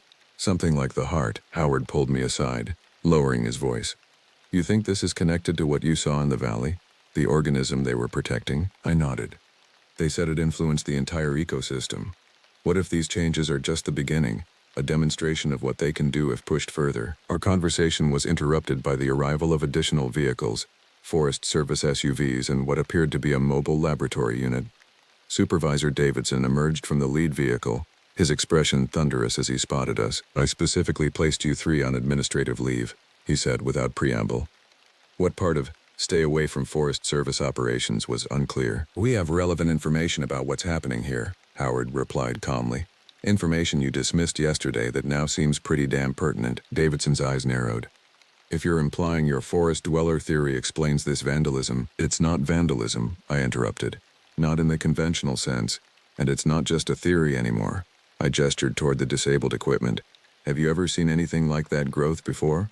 Do you have any explanation for how it appeared simultaneously in every piece of machinery overnight?" For a moment, Davidson's certainty wavered. "The investigation is ongoing, until we have scientific analysis." "By then it might be too late," I pressed. "This is just the first demonstration. The Grove warned us they would act if their demands weren't met. This is them showing what they're capable of." "The Grove," Davidson repeated, skepticism returning to his voice. "Your mythical forest community." Howard stepped forward. "Mythical or not, something disabled millions of dollars of equipment in a single night without being detected. Something carved identical symbols into dozens of trees simultaneously. If you have a better explanation, we're all eager to hear it." Before Davidson could respond, a commotion arose from the newly arrived laboratory unit. A technician in protective gear was calling for the supervisor with evident urgency. "Stay here," Davidson ordered us, then strode toward the disturbance. We exchanged glances, then by unspoken agreement moved closer, positioning ourselves within earshot of the conversation. "Never seen anything like it," the technician was saying, gesturing toward equipment readings on a tablet. "It's not a known fungus or bacteria. The cellular structure is completely novel, and it's demonstrating properties that should be impossible." "Meaning what, exactly?" Davidson demanded. "Meaning it's breaking down and restructuring inorganic materials at the molecular level," the technician explained. "Essentially converting metal and plastic into organic compounds that it can use for further growth. And it's doing it at a rate that defies current biological understanding." Davidson's posture stiffened. "Can it be contained? Eliminated?" "Unknown at this stage. We've tried standard fungicides, acids, even fire on samples. It either resists or adapts rapidly, and there's something else." The technician hesitated. "It appears to be communicating." "Communicating?" Davidson repeated flatly. "Different colonies are showing synchronized growth patterns, despite physical separation. They're responding to stimuli as a unified organism, despite being spread across multiple machines. It's as if they're networked somehow." I turned to Howard, my voice low but urgent. "It's the heart. It has to be. The Grove has introduced something from their central organism into our technology, a demonstration of what they can do on a larger scale if provoked." "If you're right," Howard replied grimly, "then this is just the beginning, a taste of what might happen if development continues." Davidson returned, his earlier confidence noticeably diminished. "The site is being quarantined pending further investigation. All personnel will undergo decontamination procedures before leaving." "And the development project?" Howard asked. "Temporarily suspended, obviously." Davidson's gaze shifted to me. "You said this was a demonstration, that there were demands. What exactly does this Grove want?" The shift in his tone, from dismissive to cautiously receptive, was subtle but significant. For the first time, he was treating our account as potentially valid. "Abandonment of the Northern Trail expansion," I replied promptly. removal of the eastern campgrounds, establishment of a true conservation zone around their territory, with no human access. Davidson's expression tightened. That's not happening. The department has millions invested in these projects, commitments to stakeholders, contracts with developers. Then prepare for worse than this, I warned. What we're seeing here is restrained, a warning shot. If they decide to unleash the full capacity of whatever biological agent they're using, I let the implication hang in the air, made all the more ominous by the disabled machinery surrounding us and the strange growths advancing through their components. I need to consult with department leadership, Davidson said finally. In the meantime, you three are no longer on administrative leave. Consider yourselves temporarily reassigned to this investigation. Your unique perspective may prove useful. It wasn't full vindication, but it was a start. As Davidson walked away to make his calls, Camila turned to us with a grim smile. Well, that's progress. He's at least considering the possibility we're not completely delusional. Only took a biological impossibility to convince him, Howard remarked dryly. I didn't share their momentary relief. Looking around at the altered forest edge, the contaminated machinery, the increasingly agitated personnel trying to understand what they were facing, I felt only a deepening sense of dread. This isn't over, I said quietly. Not by a long shot. The Grove gave us 3 days. This is just day one. As if in response to my words, a sudden wind swept through the clearing, carrying with it a scent I recognized from the hidden valley, earthy and ancient, with that same acrid undertone. The hanging bundles swayed in unison, their components clicking together to create a sound like distant rhythmic tapping. The forest was speaking, and its message was clear. This was merely the prelude to what would come if humans continued to encroach upon its domain. By evening, news of the Hollow Grove incident had spread beyond the Forest Service to local media. Initial reports described it as vandalism or sabotage, but as preliminary findings from the scientific team leaked out, the narrative began to shift. Words like unknown biological agent and unprecedented contamination replaced the earlier, simpler explanations. Davidson had established a command center at the ranger headquarters, where officials from various agencies gathered to assess the situation and coordinate responses. Howard, Camila, and I found ourselves in the unusual position of being both recently disciplined employees and suddenly essential consultants. Our first-hand knowledge of the Grove now, valued where it had been dismissed just days earlier. The Eastern Campground Development has reported similar incidents, Davidson informed us as we gathered around a map table. Equipment failures, strange growths in fuel systems, marking on trees. Not as extensive as the northern site, but following the same pattern. And the 3-day countdown continues, Howard reminded everyone. Whatever happened last night is likely just the beginning. A scientist from the Forest Health Protection Division cleared her throat. We've completed preliminary analysis of samples from the affected equipment. The organic material appears to be a previously undocumented fungal species with properties more commonly associated with slime molds, the ability to network, communicate, and solve problems collectively. Can it be contained? Davidson asked. We're working on that, she replied. But its adaptability is concerning. Treatments that initially seemed effective were overcome within hours as the organism modified its structure. Like an immune response, I suggested. She nodded. Exactly like that. Whatever this is, it learns. The implications hung heavy in the room. An organism that could disable machinery, resist countermeasures, and potentially spread to other systems posed a threat beyond mere vandalism or protest. What about the carved symbols? Camila asked. Has anyone analyzed the sap coming from those trees? Initial tests show elevated levels of compounds not normally found in these species, another scientist reported. Some appear to be signaling molecules. Others have properties similar to growth hormones. The trees are essentially being reprogrammed at a cellular level. I thought of the heart and its pulsing interior, the community that had protected it for generations. This fits with what I saw in the valley. The Grove spoke of an organism that regulated the entire forest ecosystem, something that could influence plant growth, soil composition, even the behavior of other organisms. Davidson, who had been studying the map intently, looked up. Assuming, and I'm not fully convinced yet, that this hidden community exists and is responsible for these incidents, what's their endgame?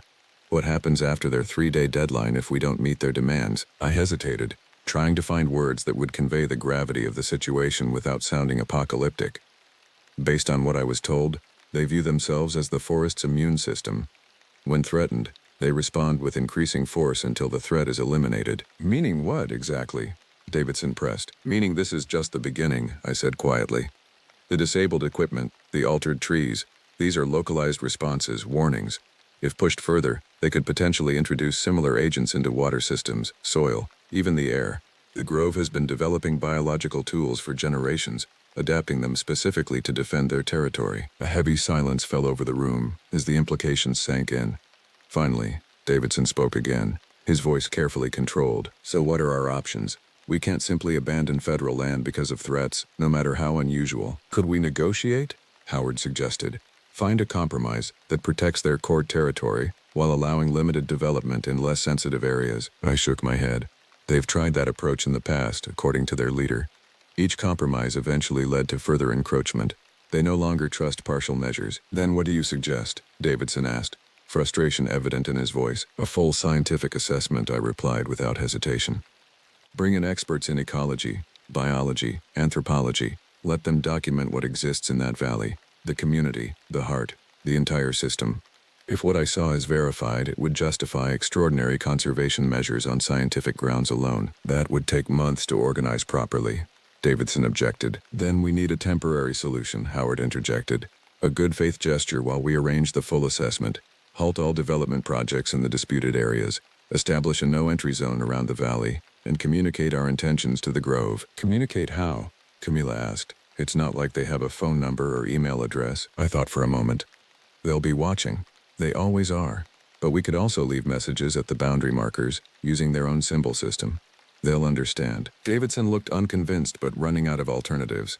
I'll need authorization from the regional director for any official response, but given the circumstances, I believe I can secure temporary suspensions of the development projects, for safety reasons if nothing else. It wasn't the full acknowledgement of the Grove's legitimacy that I had hoped for, but it was a start, a recognition that something extraordinary was happening in Hollow Grove, something that couldn't be dismissed or explained away by conventional thinking. As the meeting continued, plans were developed for securing the affected sites, documenting the biological anomalies, and presenting a case to senior leadership for a more comprehensive scientific investigation.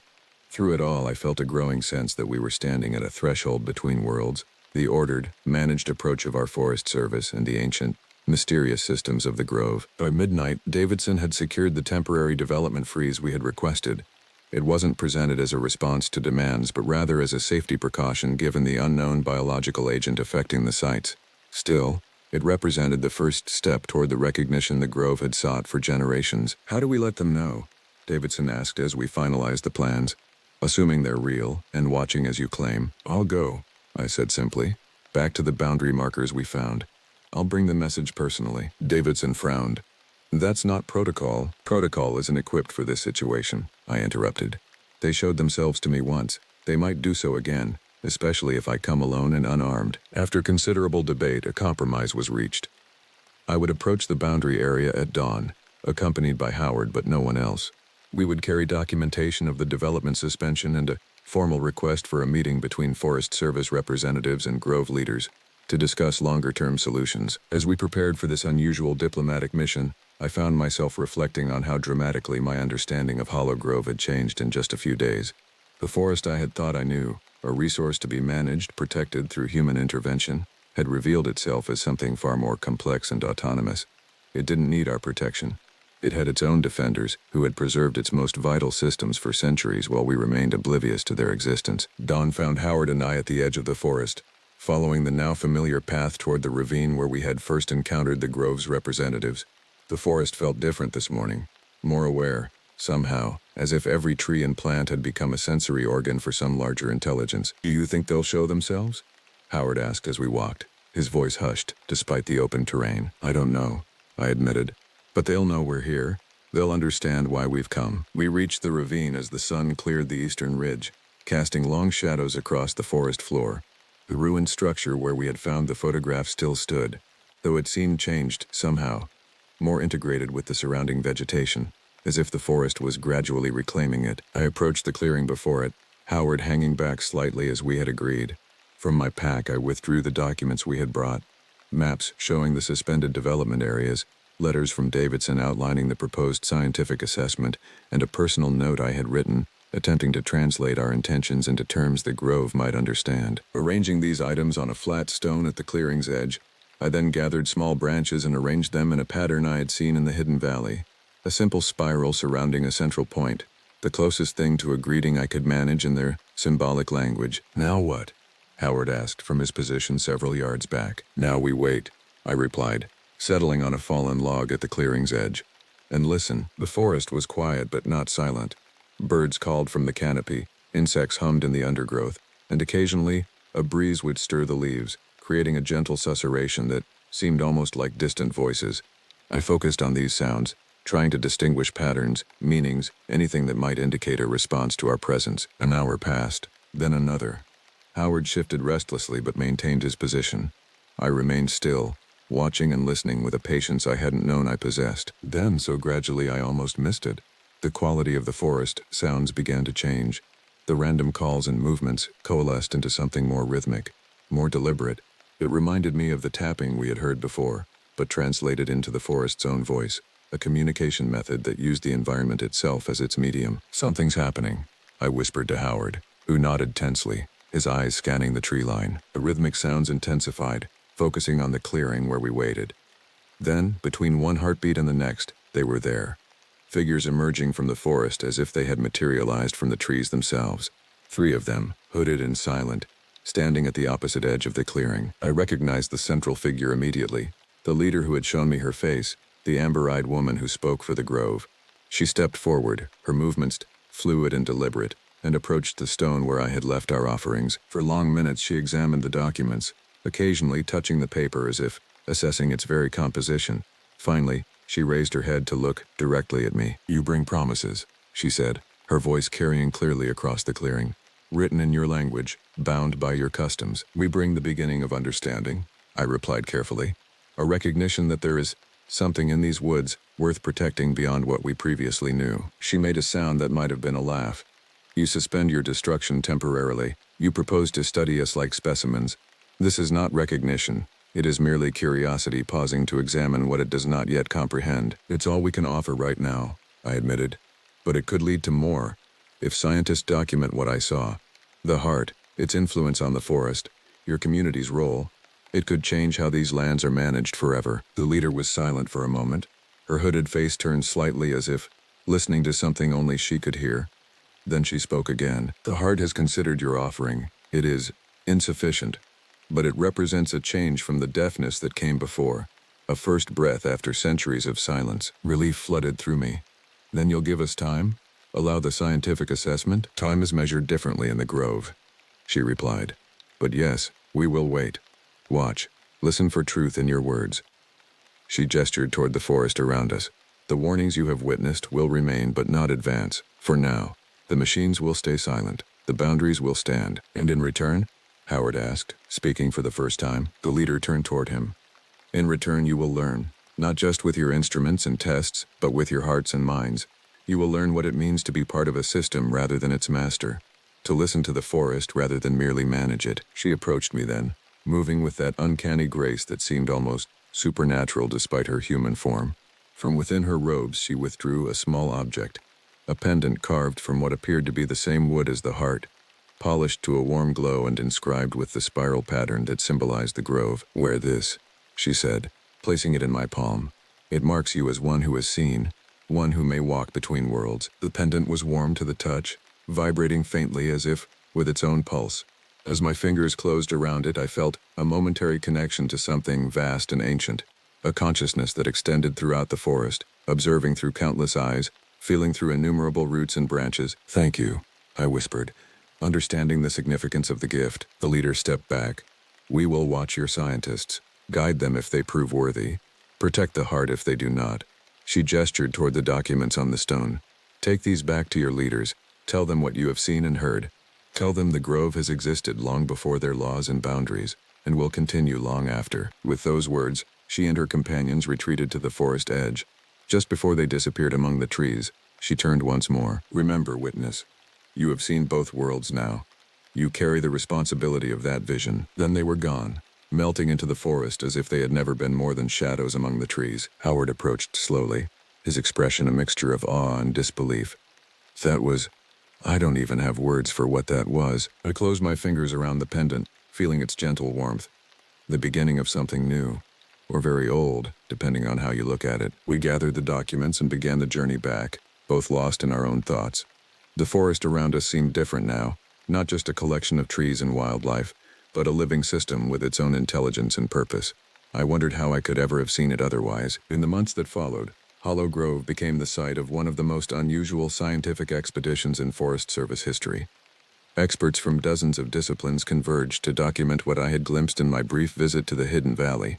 The grove remained mostly invisible during this process, appearing only occasionally to guide researchers toward particularly significant discoveries or to warn them away from areas too sacred for scientific scrutiny. The heart, when finally documented by botanical specialists, defied existing classification systems. Its influence on the surrounding ecosystem, through chemical signals, mycelial networks, and other mechanisms still not fully understood, confirmed everything the grove had claimed about its importance. As for me, I found myself in an unexpected role, a bridge between worlds, translating the grove's intentions for my colleagues and explaining scientific concepts to the few grove members willing to engage directly with our researchers. The pendant I wore seemed to grant me a limited ability to navigate the shifting paths of the forest, to find my way to meetings arranged through means I still didn't fully comprehend. The gravel crunched under my tires as I pulled into Ridgeview Campground just before sunset on that October evening in 2019. At 34, I'd been working these mountains for over a decade, and I knew the rhythm of this place like my own heartbeat. Tonight felt different, though. Wrong. The usual tranquil atmosphere that settled over the grounds at dusk had been shattered by the thunderous bass of speakers and the raucous laughter of young men who clearly had no understanding of where they were. I counted at least 8 tents clustered around a fire that blazed dangerously high, its flames licking toward the low-hanging branches above. The group of college-aged men, probably early 20s, were drunk and getting louder by the minute. Beer cans littered the ground around their chairs, and someone had apparently thought it was a good idea to bring a portable sound system into one of the most pristine wilderness areas in the state. What made my stomach twist wasn't just their disrespect for other campers. I could see families huddled in their tents nearby, children's faces pressed against mesh windows, wide with fear at the aggressive shouting and profanity that cut through the evening air. An elderly couple sat rigidly at their picnic table, the woman clutching her husband's arm every time one of the young men let out a particularly loud whoop or curse. But it was more than disturbed peace that had me worried. These mountains held dangers that city boys like these couldn't begin to comprehend. The local cougar population had been increasingly active this season, pushed down from higher elevations by an early snowfall. Just last week, we'd found fresh kills less than half a mile from this very spot. Deer carcasses with the telltale puncture wounds around the throat, the meat methodically stripped away by powerful jaws. I parked my ranger vehicle at a distance and approached their camp, my boots silent on the pine needle carpet. The smell hit me first, not just beer and charcoal, but something else, something that made every instinct I'd developed in these woods scream danger. It was the scent of blood, metallic and fresh, mixed with the sweet stench of decay. I realized they'd left food scattered around their campsite, open packages of raw hamburger meat, chicken left out on paper plates, even what looked like fish guts from an earlier catch. Evening, I called out, trying to keep my voice steady despite the growing dread in my chest. The music stopped abruptly, and 8 pairs of bloodshot eyes turned toward me. I'm Ranger Davis. We've had some complaints about the noise level. The apparent leader of the group, a heavy-set kid with a backwards baseball cap, stood up unsteadily. Complaints? We're just having fun, man. It's not even that late. It's not about the time, I replied, stepping closer. The fire's light cast dancing shadows across their faces, making their grins look skeletal in the flickering orange glow. It's about what you're attracting. I gestured toward the scattered food, the blood-soaked paper plates, the general chaos of their camp. You've basically laid out a buffet for every predator within miles. The smell carries for kilometers up here. One of them laughed, a sound that made my skin crawl. Predators? What, like bears? Mountain lions, I said flatly. We call them ghost cats around here. They're silent stalkers. You won't hear them coming, won't see them until they're close enough to touch. And right now, you've sent out an invitation. The laughter died. I had their attention now, but I could see the skepticism in their faces. These were kids who'd grown up in suburbs, whose biggest wildlife encounter had probably been a raccoon in a garbage can. They had no concept of what lived in these ancient woods, what hunted in the spaces between the trees. Look, said another one. This one tall and lanky with a patchy beard. We appreciate the warning, but we're not exactly helpless here. We've got a fire going, plenty of people around. Animals stay away from stuff like that, right? I felt my jaw clench. Fire and people meant nothing to a hungry cougar. If anything, the combination of light, noise, and the overwhelming scent of meat would draw them in.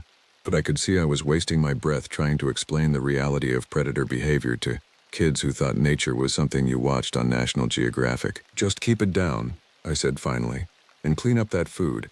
Don't wander off alone, especially not to relieve yourselves. If you hear anything moving around your tents tonight, stay inside and stay quiet." As I walked back toward my vehicle, I heard one of them mutter, "What a buzzkill," followed by snickers from the others. Within minutes, the music was back up. Not quite as loud, but still echoing off the canyon walls like a dinner bell for everything dangerous in these mountains. Back at the ranger station, I found my partner Danny Rodriguez sorting through incident reports from the past week. Danny had 20 years on these mountains compared to my 10, and his weathered face showed every season he'd spent dealing with both nature and the people who didn't respect it. "Let me guess," he said without looking up. "College kids who think they're camping in their backyard?" "Worse," I replied, slumping into my chair. "They've got meat scattered everywhere, loud music, and zero respect for anything I told them about mountain lion activity." Danny's pen stopped moving. He looked up at me with those sharp brown eyes that had seen too much over the years. "How many?" "8 of them. All drunk, all convinced they know better than the guy who's been working these trails since before they could tie their shoes." "Jesus," Danny muttered, then caught himself. "I mean, God help us all." He set down his pen and leaned back in his chair. "You know what happened last month over at Blackstone Creek, right?" I shook my head, though something in his tone made my stomach tighten. "Group of hikers, similar age, similar attitude. Found them 3 days later. Well, found most of them." Danny's voice dropped to barely above a whisper. "Rangers said it looked like they'd tried to run, but you can't outrun a cat that's decided your prey. The campsite was destroyed, tents shredded, gear scattered for hundreds of yards, and the blood." He trailed off, but I could see in his expression that the details were worse than he was willing to share. "The thing is, we think it started as a bluff charge. Cougar probably just wanted to investigate the scent of food, maybe grab a meal and go. But when people panic, when they run or scream or make sudden movements, that's when a curious cat becomes a killer." I thought about the group I'd just left, about their drunken laughter and casual dismissal of every warning I'd given them. "So what do we do? I can't force them to leave." Danny was quiet for a long moment, staring out the window toward the campground where distant music still drifted through the trees. "You know," he said slowly, "sometimes people need to learn respect the hard way. Sometimes they need to understand that nature isn't something you can just ignore or dismiss." "What are you suggesting?" He stood up and walked to one of the storage closets, pulling out a key ring that jangled softly in the quiet station. "Remember that old cougar pelt from the educational program, the one that gives everyone the creeps?" I nodded. The thing had been in storage for years, a massive male that had been hit by a car decades ago, and preserved for wildlife education. Even mounted and lifeless, it retained an aura of menace that made visitors uncomfortable. The taxidermist had done too good a job. The glass eyes seemed to track movement, and the snarl was frozen in an expression of pure predatory rage. "And we've got those night vision goggles from the new equipment budget," Danny continued. "Perfect visibility in the dark, completely silent operation." The slow understanding began to dawn on me. "You're talking about scaring them." "I'm talking about education," Danny corrected. "About teaching them what it means to respect the wilderness, about showing them that their arrogance could get them killed." He pulled the pelt from the closet, and even in the fluorescent lighting of the station it was unsettling. The fur still held that wild scent, that predator musk that triggered something primitive in the human brain. When Danny positioned it upright, supporting it with a makeshift frame, it looked disturbingly alive. "We set up some fake tracks around their camp," he explained.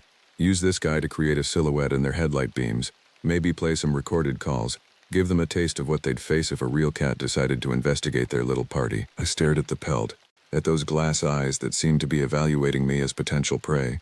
"And if they panic? If someone gets hurt running in the dark, then they learn that actions have consequences," Danny said grimly. "Better a twisted ankle from us than what happened at Blackstone Creek." The sun had completely disappeared behind the mountain ridge by the time we finished our preparations. The temperature had dropped at least 15 degrees, and our breath formed small clouds in the crisp air as we loaded our equipment into the back of Danny's Jeep. The night vision goggles sat in their case like mechanical eyes waiting to grant a supernatural sight, while the cougar pelt lay folded nearby, its dead weight somehow more unsettling than if it had been alive. We'd spent the last hour planning our approach with the precision of a military operation.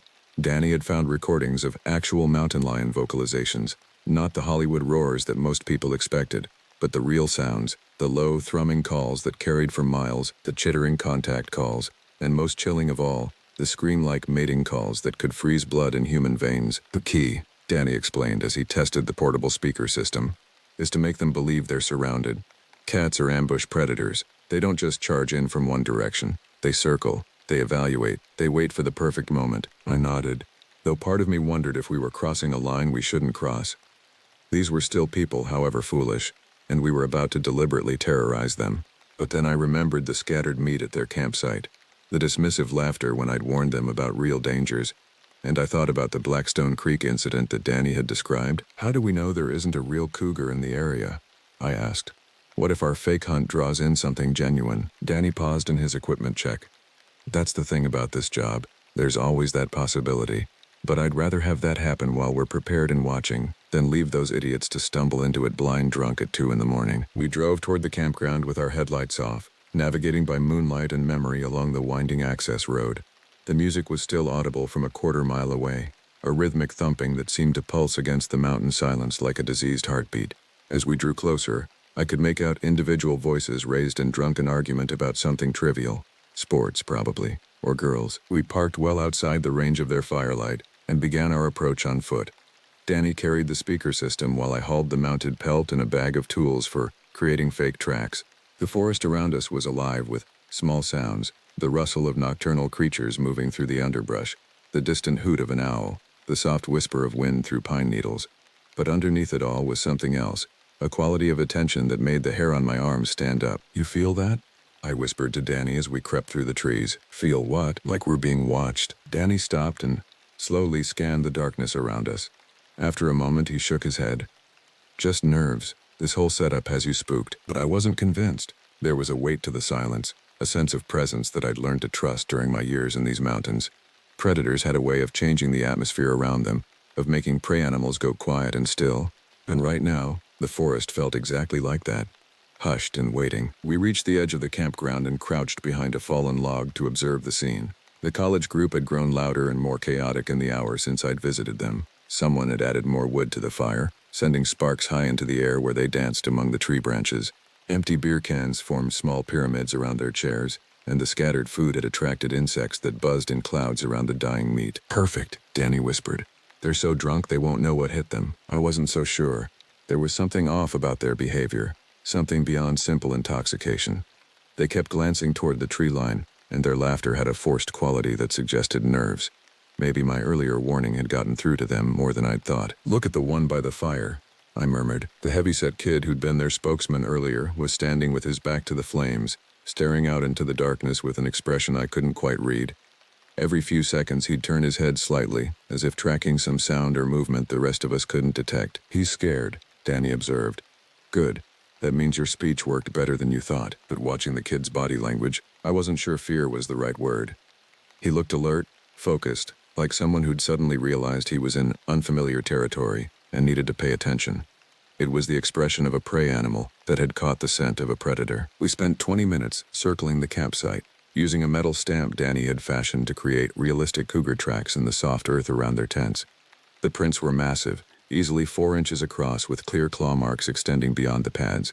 In the morning light, they would be unmistakable evidence that something large and dangerous had been prowling just feet from where these kids slept. The work was nerve-wracking. Every snap of a twig under our feet, every rustle of fabric as we moved, seemed amplified in the mountain silence. The college group's fire had died down somewhat, and their voices had dropped to more subdued levels, though whether from exhaustion or growing unease I couldn't tell. Okay, Danny whispered when we'd completed our circuit.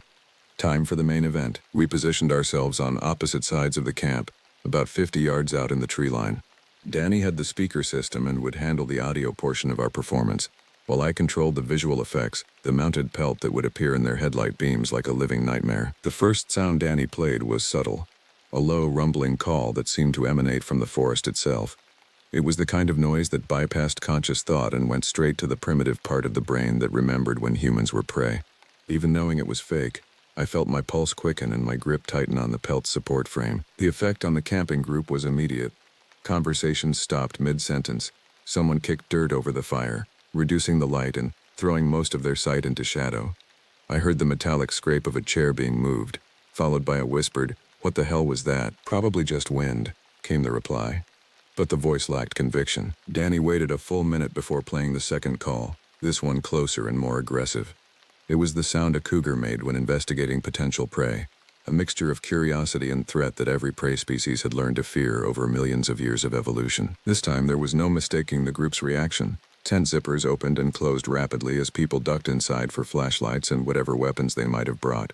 The beam of a powerful LED light swept across the trees, passing just over my hiding spot. "There!" someone shouted. I saw eyes. Where? Over by that big pine. I was nowhere near the big pine they were indicating, but Danny had positioned a small reflector in the branches that would catch and return any light directed toward it.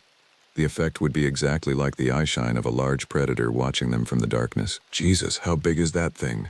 one of them whispered, and I could hear genuine terror in his voice now. "Big enough," came the reply. "Shut up and stay still." Danny's third call was the piece de resistance. A female cougar's mating scream played at full volume. The sound was indescribable, like a woman being murdered mixed with the shriek of tearing metal. It echoed off the canyon walls and seemed to come from everywhere at once. A wall of predatory sound that made my own skin crawl despite knowing its source. The camping group's panic was immediate and total. Flashlight beams swept wildly through the trees as voices rose in fear and confusion. Someone was crying, whether from terror or alcohol or both, I couldn't tell. "It's circling us," one of them said, his voice cracking. "Listen, it's moving around." And that's when I realized something was wrong. The kid was right. There was movement in the forest, but it wasn't Danny. I could see my partner's position clearly through the night vision goggles, and he was stationary behind his tree, nowhere near where the flashlight beams were tracking. Something else was out there. Something real. My hands trembled as I adjusted the night vision goggles, scanning the tree line for whatever had caught the camper's attention. The electronic green glow of the enhanced vision revealed the forest in stark detail. Every branch, every shadow, every movement of wind-blown leaves. But there, at the edge of my peripheral vision, I caught a flicker of something that made my blood freeze. A shape moved between the trees with fluid grace, too large to be a deer, too purposeful to be anything innocent. For just a moment it paused in a shaft of moonlight, and I saw the unmistakable silhouette of a large cat. Not our mounted pelt, something alive, breathing, hunting. I fumbled for my radio, trying to signal Danny without making noise that would alert either the campers or the genuine predator now stalking through the darkness. But before I could make contact, the situation spiraled beyond anyone's control. The heavyset camper, the one who'd been their leader, had grabbed what looked like a baseball bat and was backing toward the fire, his eyes wild with panic. "I can see it moving," he whispered to his friends. "Right there, behind that deadfall." He was pointing directly toward Danny's position. "Nobody panic," another voice said, trying to maintain calm. "Just back toward the tents slowly. Don't run." Good advice, if they'd been dealing with our staged encounter. Terrible advice when a real cougar was evaluating them as potential prey. I'd seen enough behavioral studies to know that a mountain lion's hunting instinct was triggered by specific movements and sounds. Running could provoke an attack, but so could the kind of aggressive posturing the camper with the bat was displaying. Danny's voice crackled through my radio, barely audible. "Something's wrong. There's movement on the east side that isn't us." "I know," I whispered back. "Real cat. Southeast of your position, maybe 40 yards. The silence that followed lasted only seconds, but it felt like hours. Then Danny's voice came back, tight with controlled fear. "I see it. Full-grown male, 160 pounds minimum. He's focused on the campers." Through my night vision, I watched the massive cat move with predatory precision, using the terrain and vegetation to mask his approach. His attention was fixed entirely on the group around the fire, and I realized with growing horror that our fake hunt had drawn in something genuinely dangerous. The recorded cougar calls we'd been playing had served as a territorial challenge to any real cats in the area. We'd essentially announced the presence of a rival predator, and this male had come to investigate. Finding instead a group of vulnerable humans surrounded by the scent of fresh meat, his hunting instincts had taken over. "We have to do something," I radioed to Danny. "Like what?" "If we reveal ourselves now, we could trigger an attack. If we stay hidden, those kids are on their own." The camper with the bat took another step backward, and I saw the cat's muscles tense in response. Everything about his posture screamed predator preparing to strike. His tail twitched once, twice, and I knew we were seconds away from catastrophe. That's when I made a decision that probably saved lives and definitely ended my career. I stepped out of the tree line with our mounted pelt held high above my head, shouting at the top of my lungs, "Get to your vehicles now. Everyone move." The effect was electric. The campers spun toward my voice, their flashlight beams illuminating the massive fake cougar I was holding. But more importantly, my sudden appearance and shouting had startled the real cat, breaking his focused attention on potential prey. For a moment that felt like eternity, The genuine mountain lion was visible at the edge of the flashlight beams, a massive shadow with gleaming eyes that reflected the artificial light like golden mirrors. Then he melted back into the forest with the fluid grace that had earned his species the name Ghost Cat. The campers needed no further encouragement. They abandoned their equipment and ran for their vehicles with the kind of desperate speed that only mortal terror can produce. Tent stakes were left behind, sleeping bags forgotten, coolers and chairs scattered as they fled toward the parking area. Danny emerged from his hiding spot, and together we watched the taillights of 3 vehicles disappear down the mountain road at speeds that probably violated every traffic law in the state. "Well," Danny said after the dust had settled, "that's one way to clear a campground." The silence that followed the campers' frantic departure was deafening. Without their music and shouting, the mountain night reclaimed its natural quiet, broken only by the distant call of an owl and the whisper of wind through pine needles. But the peace felt fragile, like the moment of calm before a storm breaks. Danny and I stood in the abandoned campsite, our flashlights illuminating the chaos left behind. Tents had been abandoned mid-collapse, sleeping bags dragged halfway out of doorways and then dropped.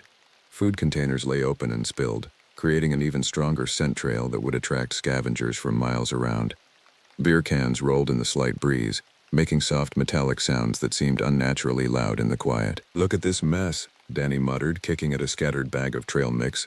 "They didn't just leave, they fled like their lives depended on it," which, I realized with a chill, they probably had. The mountain lion I'd seen wasn't just any cat. It had been a mature male in peak condition, the kind of apex predator that could take down a full-grown deer without effort. Humans, especially intoxicated ones, would have presented no challenge at all. "We need to report this," I said, though I dreaded the conversation with our supervisor. "How do you explain that a routine noise complaint had escalated into a staged predator encounter that then attracted a real predator?" "Report what exactly?" Danny asked. "That we used government equipment to terrorize civilians? That we pretended to be wildlife to scare people off public land?" He had a point. What we'd done was far outside the bounds of our authority, regardless of our intentions. But the alternative, letting those kids continue their drunken party until a real cougar decided to investigate, could have ended in genuine tragedy. As we began the grim task of securing the abandoned campsite, I noticed something that made my stomach clench with fresh dread. The fake cougar tracks we'd planted around the tents were now intersected by real ones. The genuine cat had investigated every spot we'd marked, probably following the scent trails from our boots and equipment. "Danny," I called, my voice tight. "Come look at this." He approached with his flashlight, and I pointed to the overlapping tracks. The real paw prints were slightly smaller than our fake ones, but unmistakably genuine.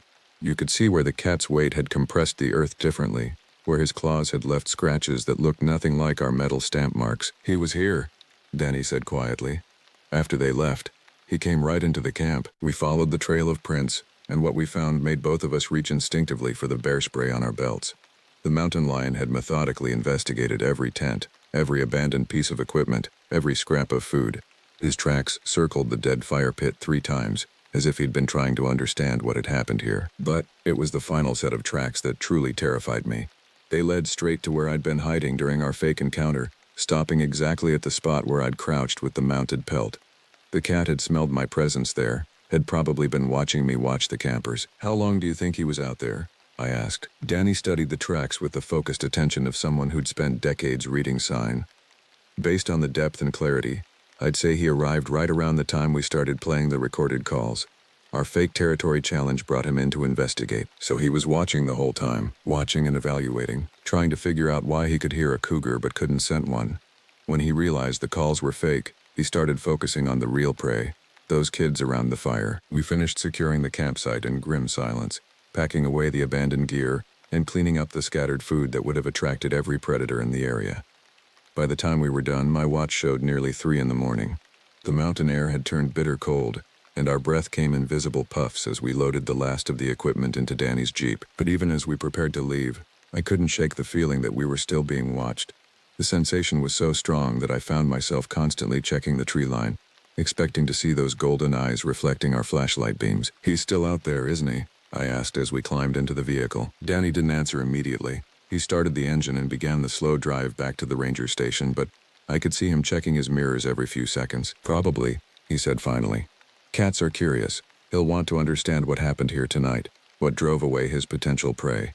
Could take him days to lose interest in this area, which meant that any future campers who chose this spot would be walking into potential danger."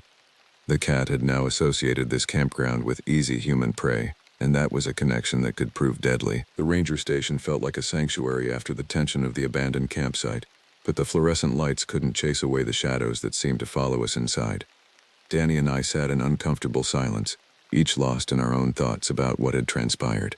The mounted cougar pelt lay on the desk between us, its glass eyes reflecting the overhead lighting in a way that made it appear almost alive again. "We crossed a line tonight," I said finally, voicing what we both knew. Danny nodded slowly. "Question is, did we cross it to prevent something worse? Or did we create something worse?" It was a fair question. Our staged encounter had succeeded in driving away the disruptive campers, but it had also attracted a genuine predator to an area frequented by families and inexperienced outdoor enthusiasts. We'd solved one problem by creating a potentially deadlier one. "I keep thinking about those tracks," I continued. "How close he got to their tents. If we hadn't intervened when we did." "But we did intervene," Danny interrupted, "and everyone went home alive. Sometimes that's the best you can hope for in this job." I understood his logic, but it didn't ease the growing weight of responsibility I felt. As rangers, we were supposed to protect both the wilderness and the people who visited it. Tonight, we'd manipulated both in ways that could have had catastrophic consequences. My radio crackled to life, startling us both. The night dispatcher's voice came through clearly. "Unit 7, we have a report of a mountain lion sighting on Highway 12, about 3 miles south of your location. Multiple witnesses report a large cat crossing the road.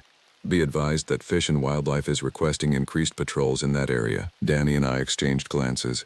Highway 12 ran directly away from our campground, following the valley floor toward the nearest town. If the cat was moving in that direction, it could only mean one thing.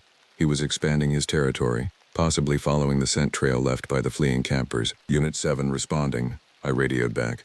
"What's the description of the animal?" "Adult male, estimated weight 150 to 170 pounds, dark coloration with lighter markings. One witness described it as the largest mountain lion he'd ever seen." The description matched perfectly with what we'd observed. Our ghost cat wasn't content to remain in the high country. He was moving toward civilization, and that made him infinitely more dangerous. "We have to track him," I said to Danny. "If he's heading for populated areas." "With what authority?" Danny countered. "We're park rangers, not wildlife biologists. Fish and Wildlife handles predator tracking. Fish and Wildlife doesn't know what we know. They don't understand that this cat has already associated humans with easy prey. They'll treat this as a routine sighting instead of a potential stalking situation." Danny was quiet for a long moment, staring at the radio as if it might provide answers. When he finally spoke, his voice carried the weight of someone who'd seen too much over too many years. "There's something I didn't tell you about the Blackstone Creek incident," he said. "The reason those hikers were never found until it was too late. Fish and Wildlife spent 3 days tracking the wrong cat. They followed sign from a female with cubs, while the killer, a lone male just like ours, continued hunting in a completely different area." The implications of his words hit me like a physical blow. "You think our cat could be the same one?" "I think predators don't forget successful hunting grounds, and I think a cat that's killed humans before won't hesitate to do it again." Outside the station windows, the mountain darkness pressed against the glass like something alive and hostile. Somewhere out there, a predator was moving through the night with deadly purpose, following scent trails and instincts that had been honed by millions of years of evolution. "So what do we do?" I asked. Danny stood and walked to the equipment locker, pulling out his service rifle and a box of ammunition. "We do our job. We protect the people in our territory, even if it means bending a few rules. And if we're wrong, if he's just passing through and we're overreacting, then tomorrow we'll be rangers who worried too much instead of rangers who didn't worry enough." He chambered around with a metallic click that seemed to echo off the station walls. "I know which one I'd rather be." I understood his reasoning, but watching him prepare for what amounted to a hunt made the reality of our situation sink in. We weren't dealing with a simple wildlife management issue anymore. This had become a matter of life and death, with a predator who'd already shown he was willing to stalk human prey. My radio crackled again. "All units, be advised we have a reported break-in at a residence on Pine Valley Road. Homeowner reports that something large tried to force entry through a sliding glass door. Multiple paw prints found on the deck." Pine Valley Road was less than 5 miles from the campground, in the direction the cat had been traveling. The pieces were falling into place with terrifying clarity. The drive to Pine Valley Road took us through winding mountain curves that seemed to twist deeper into darkness with every mile. Our headlights carved a narrow tunnel through the night, illuminating nothing but empty asphalt and the pressing walls of forest on either side. Danny rode beside me in tense silence, his rifle resting across his lap, both of us hyper-aware that we were heading toward a confrontation none of our training had prepared us for. The house sat at the end of a long gravel driveway, its porch lights creating a small island of safety in the surrounding wilderness. Sheriff's deputies had already arrived, their patrol cars parked at angles that suggested hasty positioning. I could see the homeowner, a middle-aged woman standing on her front porch talking animatedly to one of the officers. As we approached, the details of what had happened became clear. The sliding glass door that led from the kitchen to the back deck had been damaged, not broken, but scratched and dented as if something had been trying to force its way inside. Large paw prints in the flower bed below showed where the cat had stood on his hind legs to investigate the glass, probably attracted by cooking smells from the evening meal. Started about an hour ago, the homeowner told us, her voice shaking despite her obvious attempts to remain calm. I was washing dishes when I heard this scratching sound. Thought it was a tree branch against the house until I turned around and saw those eyes staring at me through the glass. She pointed toward the damaged door, and I could see the scratches clearly, deep gouges in the metal frame where powerful claws had attempted to find purchase. The glass itself showed stress fractures from the pressure that had been applied. How long did it stay? Danny asked. Maybe 10 minutes. Just standing there, watching me. When I moved, it moved. When I backed away from the window, it started trying to get in. One of the deputies, a young man who looked like he'd rather be anywhere else, gestured toward the tree line behind the house. We found a blood trail leading into the woods. Looks like it made a kill back there, maybe a deer. There's enough blood to suggest something big. Danny and I exchanged glances. A cat that had just fed shouldn't have been investigating human dwellings, unless it was developing a specific interest in human prey that went beyond mere opportunism. "Ma'am," I said to the homeowner, "do you have somewhere else you can stay tonight? Maybe family in town? You think it'll come back? Mountain lions are territorial. If this is part of his range now, he might consider your house a landmark. It's better to be safe." As the woman gathered essential items for an overnight stay elsewhere, Danny and I examined the scene more thoroughly. The paw prints told a story that made my stomach clench with dread. The cat had approached the house from multiple angles, circling the building twice before focusing on the sliding door. His behavior showed planning and persistence that suggested this hadn't been a random encounter. "Look at this," Danny called from the corner of the deck. I joined him to find scratches in the wooden railing, fresh gouges where the cat had sharpened his claws. But more disturbing was what lay scattered on the ground below. Torn fabric that looked like it had come from camping gear, and a metal button that I recognized as standard issue for outdoor equipment. He's been following their trail, I realized, from the campground to the road to here. He's tracking the scent of those campers, which means he's not just hunting randomly. He's got a specific target in mind. The radio on my belt crackled. "All units, we have multiple reports of a large animal on Highway 12 near the town limits. Animal appears to be following traffic, staying just inside the tree line." My blood turned cold. The highway led directly to the college town where most of the campers had probably fled. If the cat was indeed tracking their scent trail, he was heading straight for a population center with thousands of potential victims. "We have to stop him," I said. Danny nodded grimly. "Before he reaches town, we left the deputies to secure the scene and headed back toward the highway, driving with desperate urgency through mountain roads that had never seemed so long or twisted. Every minute that passed was another minute for the cat to get closer to populated areas. Another chance for him to encounter hikers or joggers or anyone else unfortunate enough to cross his path. The state highway was empty at this hour, but our headlights soon picked up the reflective strips on a fish and wildlife vehicle parked on the shoulder. Two officers in khaki uniforms were examining something on the pavement with flashlights. "Fresh tracks," one of them called as we approached. "Big male, moving fast. Crossed here maybe 20 minutes ago, heading northeast toward town. Toward thousands of people who had no idea that a predator was closing in on their safe, civilized world. We're going after him," Danny announced, checking his rifle one final time. "Sir, I have to advise against that," the Fish and Wildlife officer replied. "Protocol is to establish a perimeter and wait for the tracking team. We have tranquilizer equipment arriving within the hour." "We don't have an hour," I said. "This cat has already shown aggressive behavior toward humans. If he reaches the town..." I didn't finish the sentence.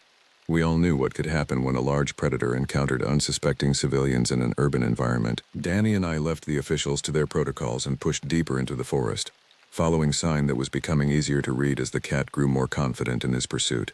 His tracks showed he was no longer trying to avoid human scent trails. He was actively following them, moving with the focused determination of a predator that had chosen his prey. The forest around us was unnaturally quiet, as if every other living thing had sensed the presence of death moving through the darkness. Our flashlights created dancing circles of visibility in the black spaces between the trees, but I couldn't shake the feeling that we were the ones being hunted now. That's when we heard it. A low, rumbling call that seemed to come from everywhere at once. Not the recorded sounds we'd played earlier, but the real thing.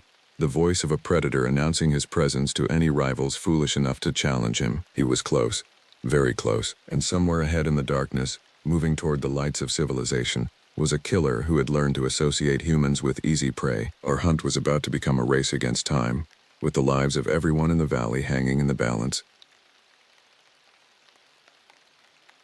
The crisp autumn air filled my lungs as I hiked along the winding trail, fallen leaves crunching under my boots. I had been a park ranger for over a decade now, serving in parks across the country from the Great Lakes to the Pacific Northwest. I loved the peace and solitude of the wilderness, but I had also learned to respect its dangers. I was several miles into the backcountry of the remote national forest where I had recently been stationed. Cell phone service was non-existent out here. It was just me, my wits, and whatever I carried in my pack. I kept a vigilant eye out for signs of wildlife, bear scat, paw prints, marks on trees. An unexpected encounter with a grizzly or mountain lion could quickly turn deadly, but it wasn't only the creatures of the forest that posed a threat. Every year, hikers went missing, getting lost or injured in the vast wilderness. Steep ravines, slippery rock faces, deceptively fast rivers, and sudden changes in weather caught many off guard. Search and rescue missions were a regular part of the job. As the sun began to set behind the towering evergreens, I searched for a place to make camp for the night. I found a small clearing by a creek and unpacked my tent and sleeping bag. The temperature was dropping rapidly as darkness fell. I gathered firewood and used my flint to spark a small campfire. Settling in, I pulled out my topo map to review tomorrow's route and jot some notes in my field journal. But a sudden sound in the underbrush made me freeze, a crack of a branch, followed by heavy rustling. I grabbed my flashlight and carefully shone it toward the disturbance, my other hand on the bear spray holstered at my hip. At first I saw nothing, but then in the distant reaching beam of my light, I glimpsed a dark silhouette shambling between the trees. It looked vaguely human-shaped but moved with an unnatural gait, sometimes on two legs, sometimes on all fours. A jolt of fear shot through me. Every hair on my body stood on end. Making a decision, I quickly doused my fire, plunging my camp into darkness. I held my breath, straining my ears to detect any sound. An eerie silence hung in the cold night air. After several long, tense minutes of no further sign of the figure, I quietly slipped into my tent, flashlight in one hand, bear spray in the other. Sleep did not come easy that night. My mind raced with questions about what I had seen. Was it a person? An animal? A trick of the light and shadows? And why had it filled me with such deep, visceral dread? I had encountered many unnerving things in my years in the wilderness, but something felt different this time. A gnawing, sinking feeling that I couldn't quite place. Little did I know this was only the beginning. As I fitfully drifted off, I had no idea of the true horror I would soon face in the heart of the forest, an evil that would test the limits of my strength, my sanity, and my very soul. I awoke at first light, a heavy mist blanketing the damp forest floor.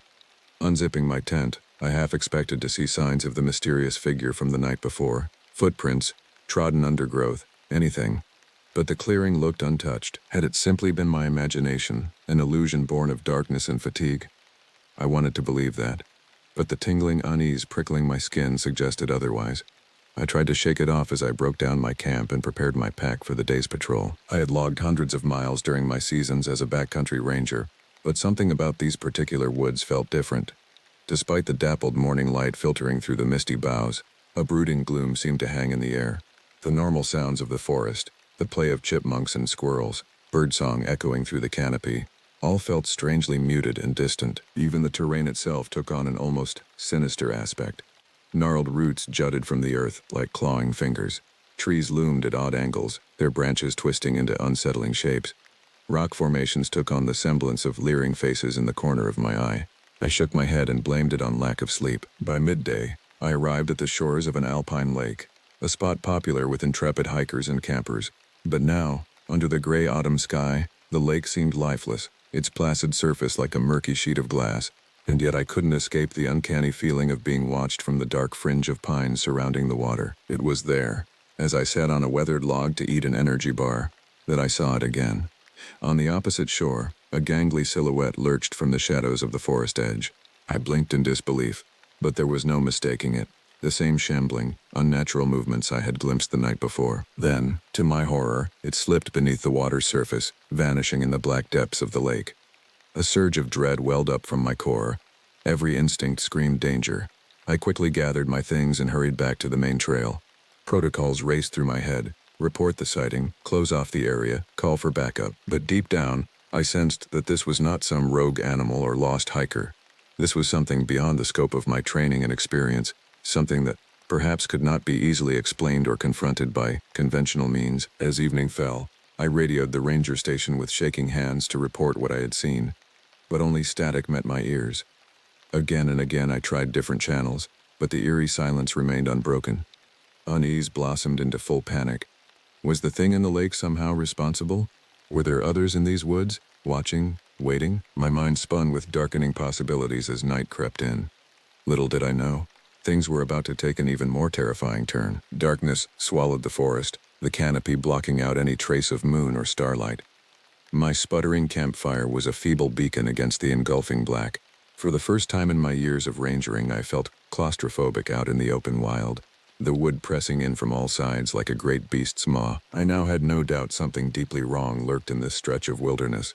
The figure in the lake could be no mere illusion, and the uncanny dread saturating every leaf and twig was undeniable. As a ranger, I had heard my share of wild stories shared by campers, tales of mysterious creatures, ghost lights, cryptids skulking in the night. I had always taken them for fanciful exaggerations, tricks of the wild on tired minds. Not anymore. Now, alone under the suffocating dark, those tales took on the weight of truth. I gripped my flashlight and bear spray, meager talismans against the unknown. Each snapping twig, each rustle of undergrowth resounded in the silence, every small sound amplified to deafening. I cursed myself for not getting a distress call out before my radio failed. Now only static sputtered from its speakers, as if the airwaves themselves were choked by some miasma. The fire burned to embers as the night wore on. Exhaustion finally overtook my shot nerves, and I drifted into an uneasy doze. But no rest awaited me there. In my dreams I wandered a fog-choked wood, the trees twisted and blackened as if by fire. Shadows darted at the edges of my sight. Then a terrible cry rent the night, something between a shriek and a human scream. I bolted awake to that horrific sound still echoing through the trees. And in the dying light of the coals I saw them. Glowing eyes ringed the camp, bobbing between the dark trunks. Some were lambent amber like a wolf's, but others glowed a putrid, corpse-light green and blue. Growls and wet gibbering sounded from the horde. They pressed closer, and I saw grotesque shapes, spindly limbed, hunched and contorted, hides patchy with rot. Rancid breaths steamed in the frigid air. I leapt up, swinging my flashlight. The beam illuminated a ghastly assembly of faces straight from nightmare, slack jaws, empty eye pits, flaps of skin sloughing away from skulls. They cringed from the light, and I charged ahead, swinging my pack and shouting, bear spray at the ready. They fell back before me, melting into the shadows, burbling and hissing. Heart pounding, I crashed through the black web of branches, unsure if I still dreamed. The horrors were unlike anything I had ever known, not animal, not human, but some terrifying melding of the two. At last I stumbled out onto the main trail, lungs on fire, drenched in icy sweat. No sign or sound of pursuit, but I knew with numb certainty that this was only the beginning, that those abominations were real, that something alien and ancient stalked these woods, and I was trapped here with it. By the waning light of dawn, I staggered into an old ranger outpost. The rough-hewn cabin had clearly been abandoned for years, its single room bare but for a rickety cot, a chair, and a dusty shelf of outdated supplies. But it was shelter, and I collapsed onto the cot in near delirium. When I awoke, the late afternoon sun slanted through the grimy window. For a brief, blessed instant I thought perhaps it had all been a fever dream, some madness born of isolation. But dried muck crusted my boots and the rancid stench of the creatures still clung to my clothes. It was terribly, undeniably real. I found a battered topographic map tacked to the wall. The lake I had visited was marked, as well as several more remote bodies of water deeper in the backcountry. With a chill, I recalled local folklore I had once dismissed as tall tales, stories of feral, cannibalistic clans lurking in the trackless wilds of the forest since pioneer times. Feral colonies of the mad, the deformed, the abandoned. Could there be seeds of truth in those old yarns? And if the horrors I glimpsed were their descendants, what dark alchemy of isolation, deprivation, and inbreeding had warped them into the abominations I saw? I had no proof, but some primal knowing insisted it was so. And that same instinct told me I had to find the source, the heart of the corruption. Only then could I hope to escape it. The waning sun turned bloody as I set out, my paltry supplies of food and water more precious than gold.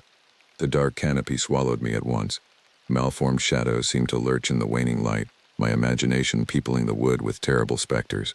But I forced myself onward, following the map toward a small, remote lake deep in a valley. Night fell with unnatural speed, as if summoned. Soon I could only navigate by the narrow beam of my flashlight.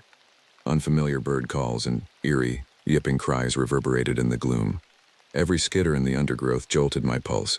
But far worse was when the forest would fall preternaturally silent, not even the rattle of wind through leaves. In those moments the whole world seemed to hold its breath, and I knew I was not alone in the dark. Close to midnight I arrived at a rocky overlook above the small lake. Mist wreathed its black glass surface, coiling in spectral tendrils, and there by its shore I glimpsed crude shelters of hide and branches, a handful of hunched twisted shapes milled between them. One crouched at the water's edge and began to change. Oily skin flowed and nodded, teeth sprouted, yellowed needles in a distending muzzle, hands splayed into webbed paws. In moments a slick, furred thing slipped into the dark water, vanishing with barely a ripple. Bile scorched my throat as realization crashed over me. The lake, that was the source. Whatever lurked in that water enabled the metamorphosis of man to beast, birthed those abominations. Did they begin as feral clans degenerating over generations, or had the lake itself spawned them from once human stock? I didn't know. But one thing was certain. If I didn't find a way to stop them, to cleanse that dark water, their corruption would spread. Dawn found me still perched above the lake, numb with cold and horror, watching the nightmare encampment. The creatures, I couldn't bear to call them human, milled about their ramshackle shelters. Some gnawed on things best left unidentified. Others worried at scraps of hide and fur. I saw no sign of fire, no tools beyond sharpened sticks and stones. They had devolved to the basest level of subsistence, more beast now than man. I knew I should run. Flee this place and never look back. Return with reinforcements, National Guard, CDC, anything. But hard-won ranger instinct warned there was no time. The horrors were growing bolder, ranging farther. If I didn't act, hikers could die. And if the things made it to civilization, I shuddered to imagine. Grim purpose settled over me. I had to get closer, find a way to taint the lake, poison the water they depended on. It was a bitter thing, knowing I might be committing genocide against beings that had once been human. But if I didn't stop the spread, how many more might fall victim over time? Hundreds? Thousands? Steeling myself, I crept through the underbrush, giving the camp a wide berth. The lake appeared to be spring-fed, its headwaters seeping from a cleft in the valley wall. Some mineral leaching from the rock must have begun this long ago corruption, concentrated by isolation. There had to be a way to collapse the fissures, dam the poisoned flow. But I would need. A piercing cry froze me in my tracks. Through the trees I glimpsed one of the creatures dragging something into camp, something kicking and writhing. With a rush of nausea, I realized it was human. A hiker, a girl, clothes shredded and muddy. They pulled her shrieking to the water's edge and began forcing her head under, again and again. They were trying to turn her. Despair crushed me. I was one, and they were dozens, but how could I stand by while an innocent was condemned to that fate? Worse than death, a warping of body and mind. Almost without thought I found myself on my feet, launching from cover. My wordless scream splintered the air as I charged into their midst, swinging my walking stick, bear spray in my free hand. The nearest creatures scattered, startled by my onslaught. I glimpsed slack jaws, milky eyes, blackened gums. The stench was overwhelming, carrion and musk and sour earth. But I fought through, spraying a wild arc of mace. Hacking and squealing, they reeled back. I seized the dazed girl, hauling her up, pushing her away from the lake. "Run!" I rasped. "Get out of here. Get help." She staggered into the trees and I whirled to face my attackers, resigned. I had bought her a chance, but I knew I would not leave this place. They surrounded me in a tightening ring, growling, coughing, fury building. I met their alien eyes, repulsed and strangely pitying. "Come on then," I said softly. "Let's finish this." Then they lunged, and the world dissolved into a red chaos of snapping teeth and tearing claws. Chapter 6. Pain. Ripping, searing. A white-hot poker skewering my guts, the salty copper sting of blood in my mouth. Screaming, mine, theirs, an unholy din. The world spun and tilted as I grappled with flailing limbs, writhing bodies. Claws raked my face, my scalp. Teeth snapped at my throat. I bashed with my stick, kicked, gouged. but there were so many, a tide of fangs and talons. At last a brutal blow felled me. My back struck jutting rock and the air whished from my lungs. I felt the crunch of my own ribs, a white starburst of agony. They dragged me, gibbering, slavering. The dark water lapped my legs, frigid as meltwater. They forced me under, and the cold was a knife in my chest. Water flooded my nose, my throat. I thrashed, but their grip was iron. The freezing lake closed over my head. I held my breath until my lungs burned, but it was futile and I knew it. At last my lips opened in a silent scream of despair and the murky water rushed in. It seared like acid, and I felt the change begin. Pressure, splitting, bones shifting, grating, warping, flesh running like hot wax. The agony, the freezing lake closed over my head. I held my breath until my lungs burned, but it was futile and I knew it. At last my lips opened in a silent scream of despair, and the murky water rushed in. It seared like acid, and I felt the change begin. Pressure, splitting, bones shifting, grating, warping, flesh crawling, prickling, itching. It felt like my very cells were transforming, my DNA rewritten by some unspeakable alchemy. But then, distant hope, lights, voices, splashing. Hands seized me, hauled me up. I gasped and choked as my head broke the surface. Uniformed figures surrounded me, park rangers, police, pulling me to shore. I glimpsed the hiker girl pointing, floodlights sweeping the woods, dogs barking. The creatures scattered into darkness, wailing. I tried to speak, but only a strangled croak emerged. A medic wrapped me in blankets, shining a penlight in my eyes. He recoiled. My God, I knew then my fate was sealed. The change had begun. I was becoming one of them, and there was no way to stop it. I awoke to sterile white walls, beeping monitors, a dull drug haze. Restraints bit my wrists and ankles. An IV dripped clear fluid into my arm. Doctors conferred in hushed tones beyond my door. Words floated to me. CDC, quarantine, metcellular transformation. They had no idea what they were facing. How could they? This was beyond the scope of modern science. I felt the change in every fiber, an alien vitality. Senses sharpening, muscles coiling beneath my skin. The hospital smell, antiseptic and sickness, assaulted my nostrils. I heard mice skitter in the walls, insects buzz in light fixtures, and beneath it all the pound of my heartbeat, slower and stronger than any human pulse. Hunger soon mounted, insatiable, ravenous, a gnawing emptiness in my core. I knew what I craved, and the knowing sickened me, but the pull was inescapable, an imperative engraved in my warped genetic code. That night, the change came upon me in full. My flesh rippled, my bones malformed. The restraints snapped like paper. An orderly entered, and sheer crimson instinct engulfed me. There were screams, alarms, shattering glass as I burst through the window. Then I was running, loping on all fours, the night forest enfolding me. Some shred of human awareness remained, a mute passenger in the beast's body. I remember the journey in flashes, feral exultation, the hot stink of prey, coursing blood and tearing flesh. At last I reached the lake, plunging in with savage joy, drinking deep of its black water. The cold dark embraced me, and I surrendered to the change utterly, sinking into a place beyond fear, beyond pain, beyond thought. I prowl the woods now, more shadow than substance. The last tatters of my human mind drift like mist. My name, my life, fading like a dream upon waking. Only rarely does some spark of awareness return, a ghost of the man I was. In those moments I wonder if the hiker girl survived, if she sounded the alarm in time. I dare to hope the lake will be found, studied, the monsters tracked down and cured, or destroyed. No one else should suffer this fate, this dissolution of self, this submergence in feral night eternal. But such concerns grow ever more remote. The instincts of the beast overwhelm me, the sense of the wild, the rush of the hunt, the chthonic pull of the lake. This is my world now. I haunt the deeps and the dark woods, a nightmare made flesh. I feed, I sleep, I breed, I forget. The forest is my kingdom, and I am its shadowed lord. I have become legend, myth, the chilling tale whispered around campfires. The man is long gone.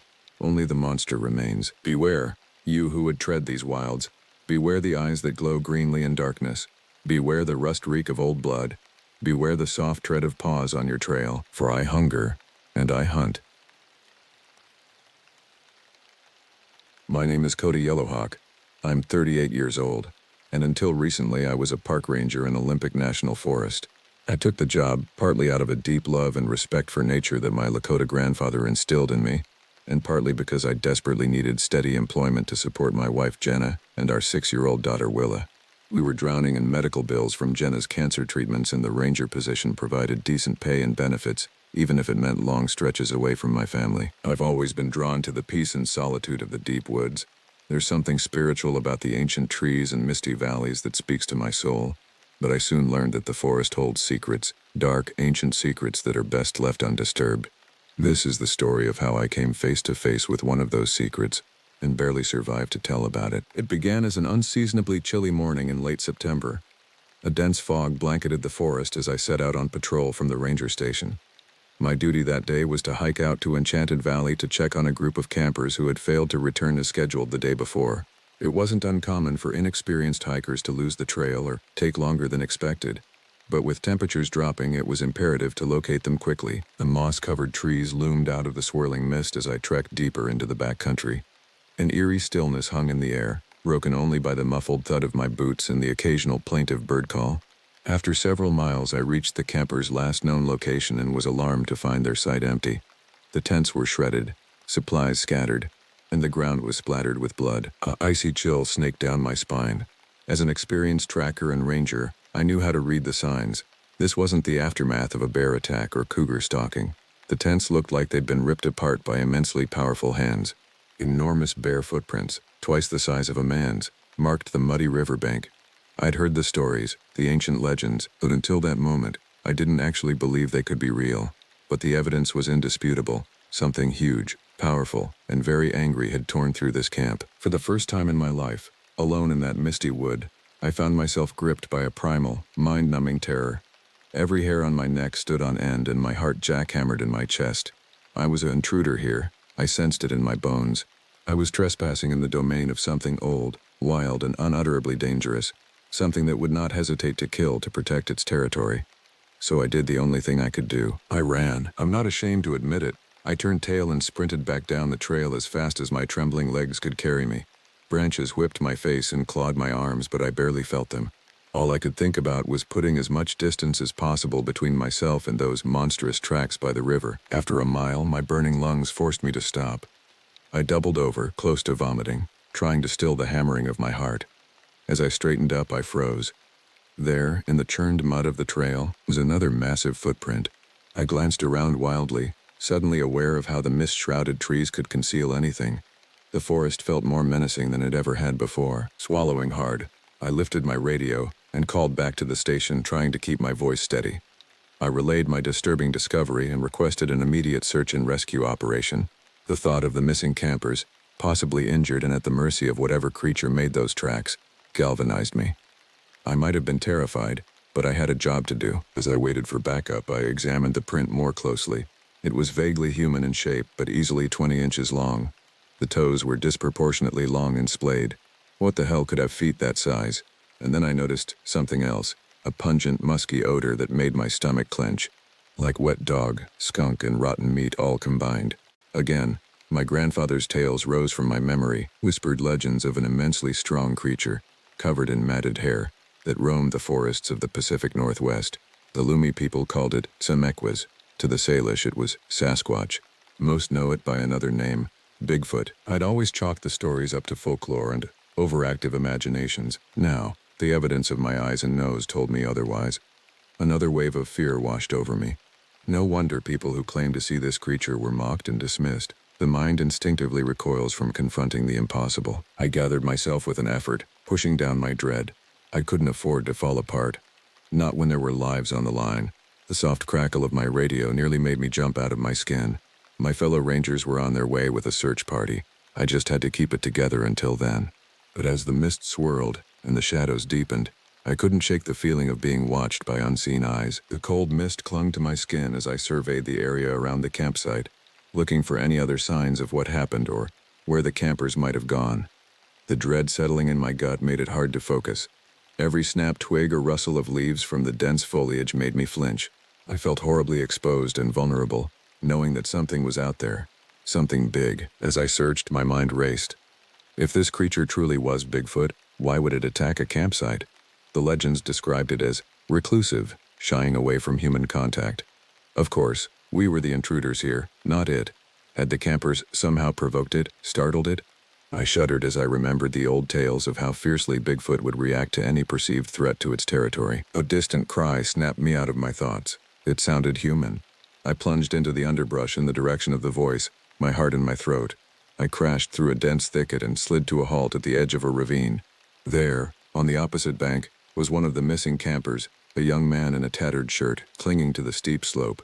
He was covered in lacerations and his eyes were wild with terror. I called out to him, but he just started screaming incoherently, scrambling backwards up the ravine wall as if trying to escape something. That's when I saw it. A massive dark shape detaching itself from the tree line on the man's side of the ravine.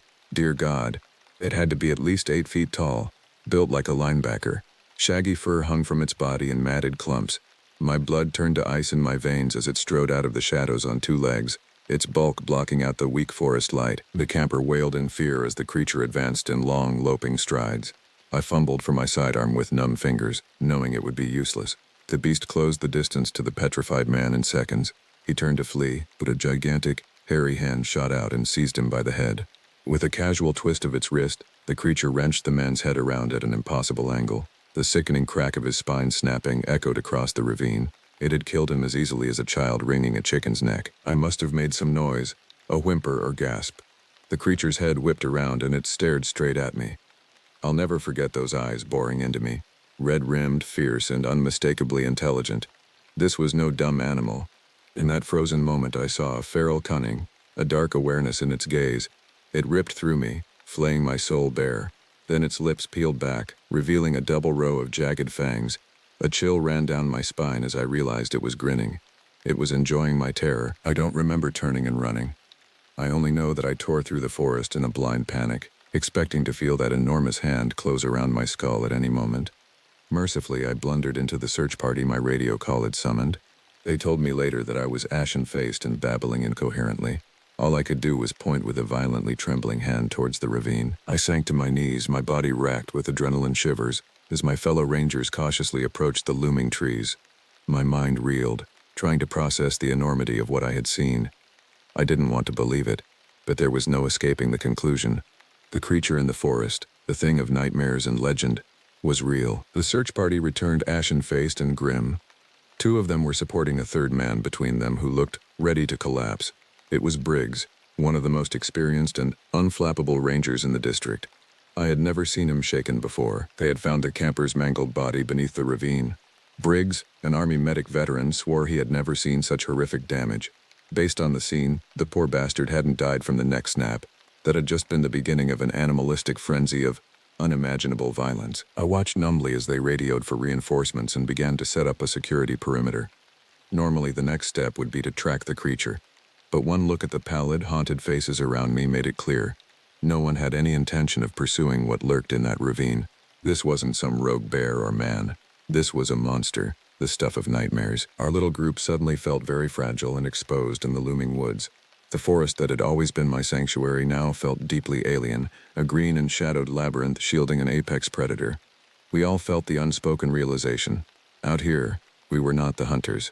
We were the prey. As we waited for help, I fought to keep the gibbering panic at bay. My mind kept replaying those red, gleaming eyes and that ghastly grin. It knew I had seen it. It had wanted me to see, to bear witness to its savage handiwork. I had grown up respecting the power and mystery of the forest, but I had never felt genuine terror of it before. The hours crawled by, every rustling leaf or snapping twig sending fresh jolts of adrenaline through us. Finally, as dusk fell, a grim-faced team of Fish and Wildlife officers arrived to take over the scene. I knew I should feel relief, but all I felt was a deep, gnawing dread.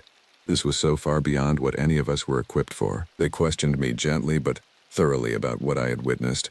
I answered as best I could, even though putting words to the memory made it viscerally real again. I could tell they were struggling too, struggling to make the pieces fit into a worldview that did not have room for an impossible primordial creature stalking the forests. In the end, there was little more to be done. A shroud of disbelief and shock hung over everyone. The rational world had cracked open, and something huge and terrifying had slithered through. We were left with 2 grisly dead bodies, an aborted camping trip, and a creeping miasma of fear that seeped into every shadow of the woods. I stumbled back to the ranger station in a daze of exhaustion and frayed nerves.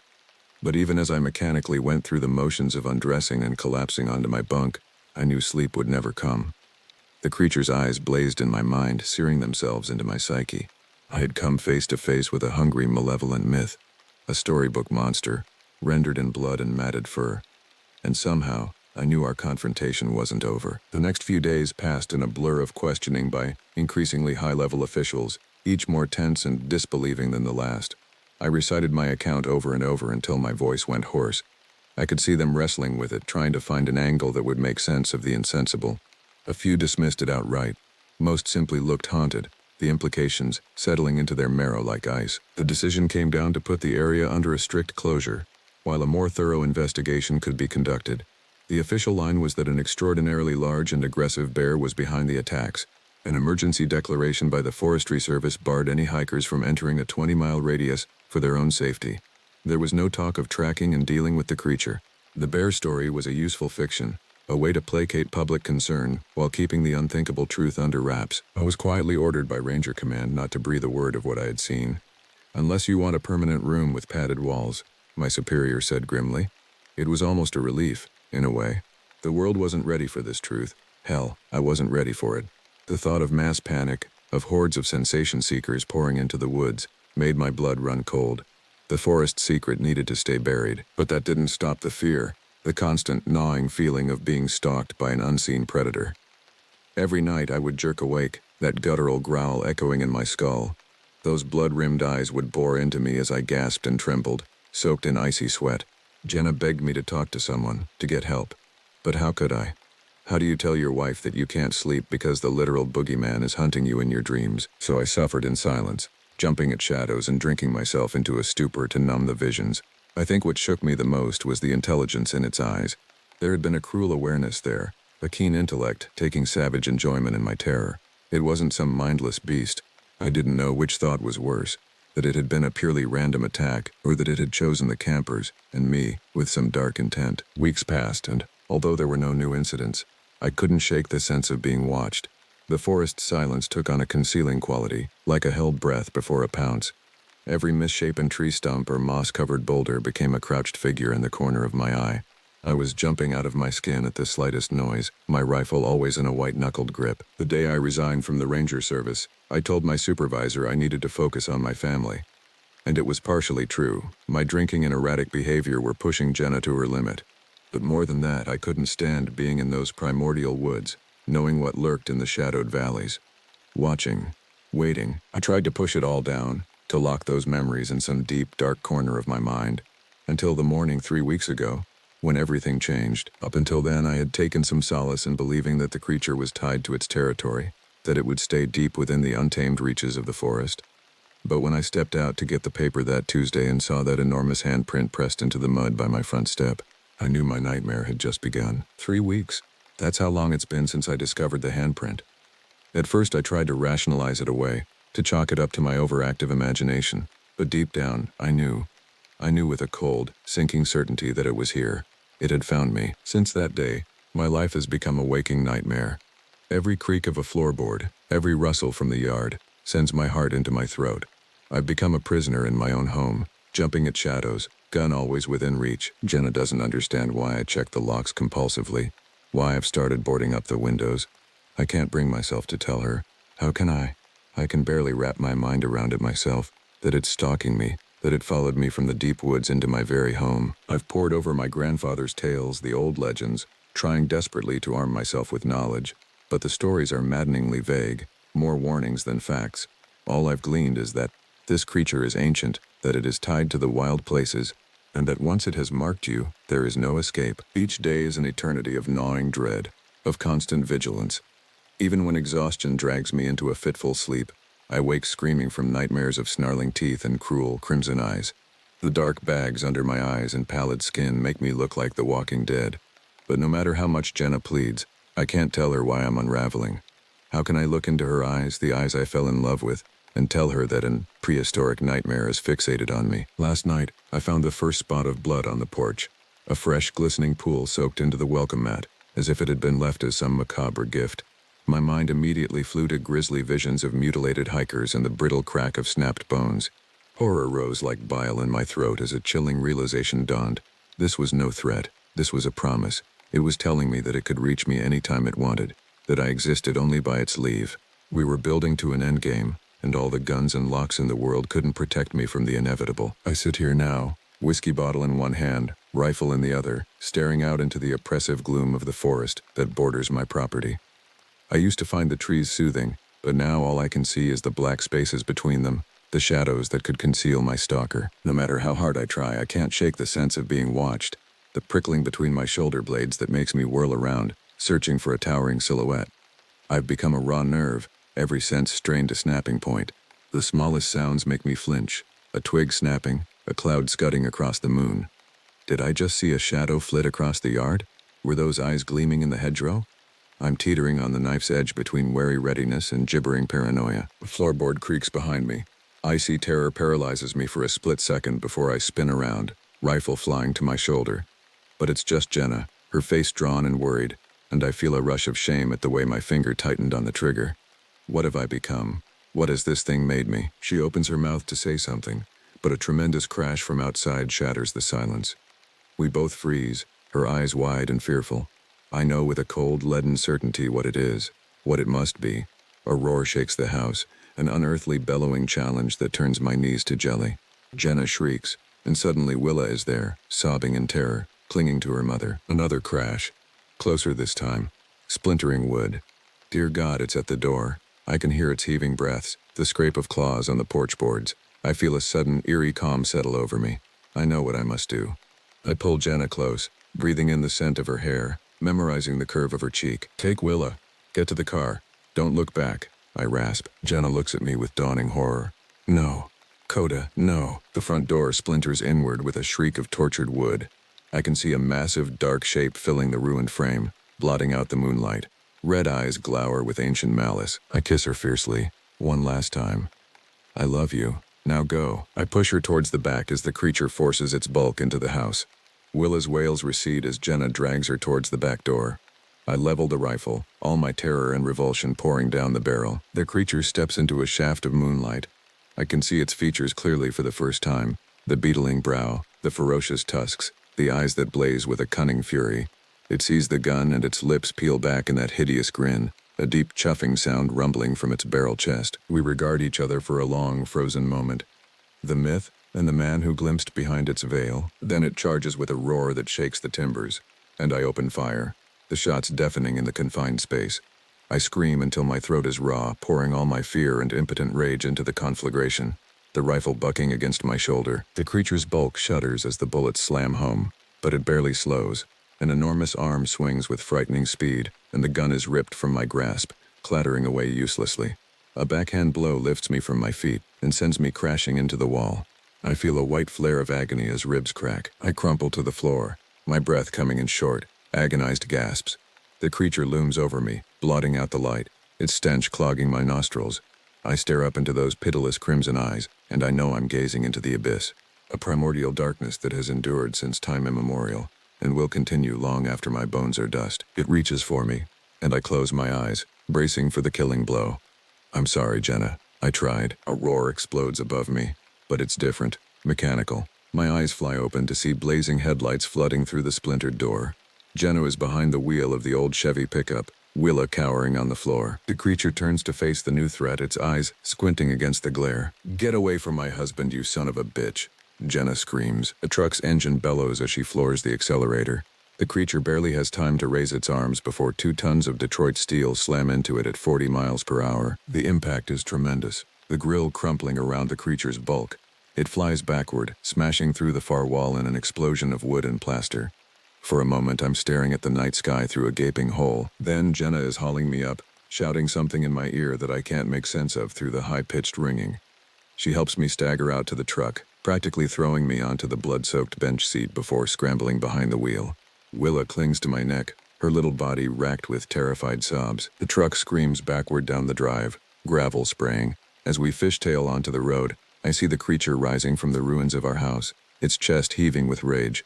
Those blood-flame eyes sear into mine, even as the darkness swallows its looming form. I slump back against the seat as we roar off into the night. The only sound is the thrum of the engine, and Willa's muffled crying. Jenna reaches over, her knuckles white on the steering wheel, and grips my hand like a lifeline. I don't know if it's over. I don't know if it will ever be over, All I know is that, for tonight at least, we survived. The myth in the forest is real, and now it knows that we know. God help us all. My name is Ahanu, which means he laughs in Cherokee. But there was nothing to laugh about as I trudged through the damp, misty forest, my boots squishing in the mud with each heavy step. I had been a park ranger in the remote wilderness of the Gifford-Pinchot National Forest for 5 years now. It was grueling, often thankless work, but I loved being surrounded by nature, even if it meant dealing with my share of challenges and dangers out here. I took this job after struggling for years to make ends meet. I grew up poor on the Cherokee Reservation in Oklahoma, and though I excelled in school and earned a degree in forestry, I had difficulty finding steady employment afterwards.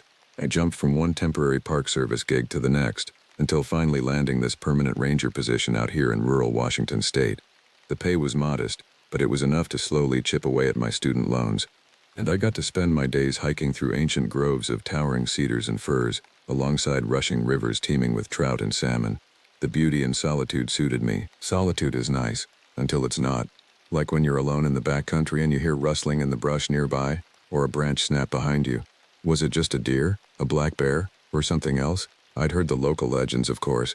The native peoples of the Pacific Northwest all had their stories of huge, hairy ape-like beasts roaming the forests. Bigfoot, Sasquatch, Skookum. A silly myth, I always thought, until I saw those footprints. I was hiking a remote section of trail, miles from the nearest road or human habitation. The forest was particularly dense here, the understory choked with ferns, huckleberries, and devil's club, the canopy blotting out most of the sunlight. The air smelled of damp earth and rotting wood. As I rounded a bend, I froze in my tracks. There, in a muddy patch in the middle of the trail, was a line of tracks. Each one was at least 20 inches long and half as wide. They looked like enormous human footprints, except the toes were much longer and the heels narrower. My mind reeled. This had to be a prank.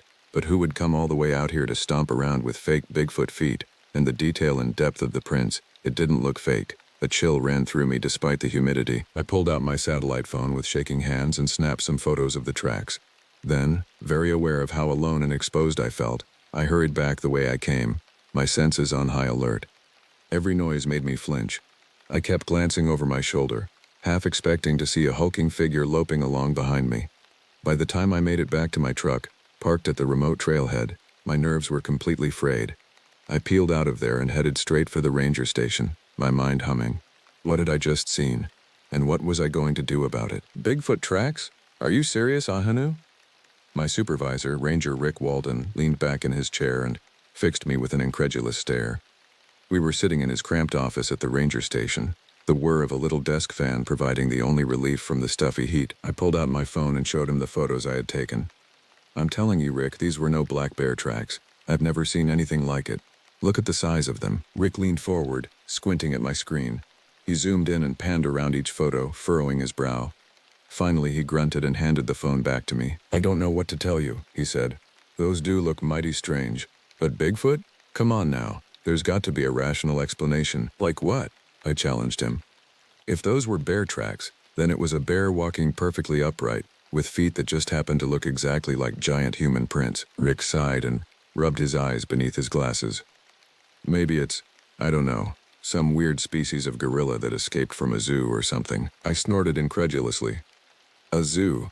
Out here in the middle of nowhere? Well, what do you want me to say? Rick threw up his hands. That we've got a bona fide Sasquatch skulking around out there.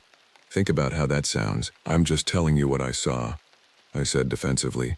I think we need to investigate this. Investigate what? You want me to pull rangers off their normal duties to go on a Bigfoot hunt based on some weird tracks you found? Rick shook his head. I'm sorry, but we just don't have the resources for that kind of wild goose chase. Unless you find me a body, or clear video evidence, or something more concrete, there's not much I can do. I stared at him, my frustration simmering. I knew he was right, that a few odd footprints weren't enough to launch a serious investigation. But I couldn't shake the feeling that there was more to this, that something strange and potentially dangerous was lurking in the woods under our watch. Rick must have sensed my agitation because his voice softened a bit. Look, you say you found these tracks in the Copper Creek drainage, right?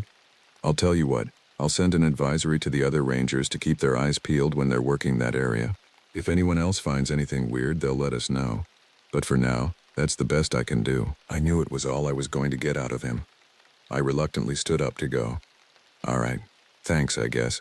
But I'm going to keep looking into this. You do that, Rick said, turning back to his stack of paperwork. Just be careful out there, all right? I don't want to have to explain to the higher-ups how I lost a ranger to Bigfoot. I didn't dignify that with a response as I stalked out of the office, my mind already racing ahead. I was going to get to the bottom of this, one way or another. If Bigfoot really was out there, I was going to find it. The next few weeks, I pored over every scrap of information I could find about Bigfoot sightings and legends in the Pacific Northwest. I read websites, books, historical archives, old newspaper clippings. I developed an encyclopedic knowledge of the topic, but frustratingly, most of the evidence seemed shaky at best. Blurry photos, questionable footprint casts, eyewitness accounts that sounded more like tall tales. It was enough to make me start doubting myself. Maybe those tracks I found were just a bizarre hoax or fluke after all. But then the reports started coming in. A hiker claimed she heard strange guttural vocalizations coming from the forest near where she'd made camp for the night. A field biologist doing a wildlife survey stumbled across a huge nest made of snapped branches, far too large for any known animal in the area. And then another ranger radioed in to say he'd found an oak tree that looked like it had been snapped in half, over 8 feet off the ground. I'm telling you, it would take a hell of a lot of force to do that to a mature oak, he said, his voice crackling over the radio. We're talking like Hulk strength, or Bigfoot strength. I felt a renewed surge of excitement and fear.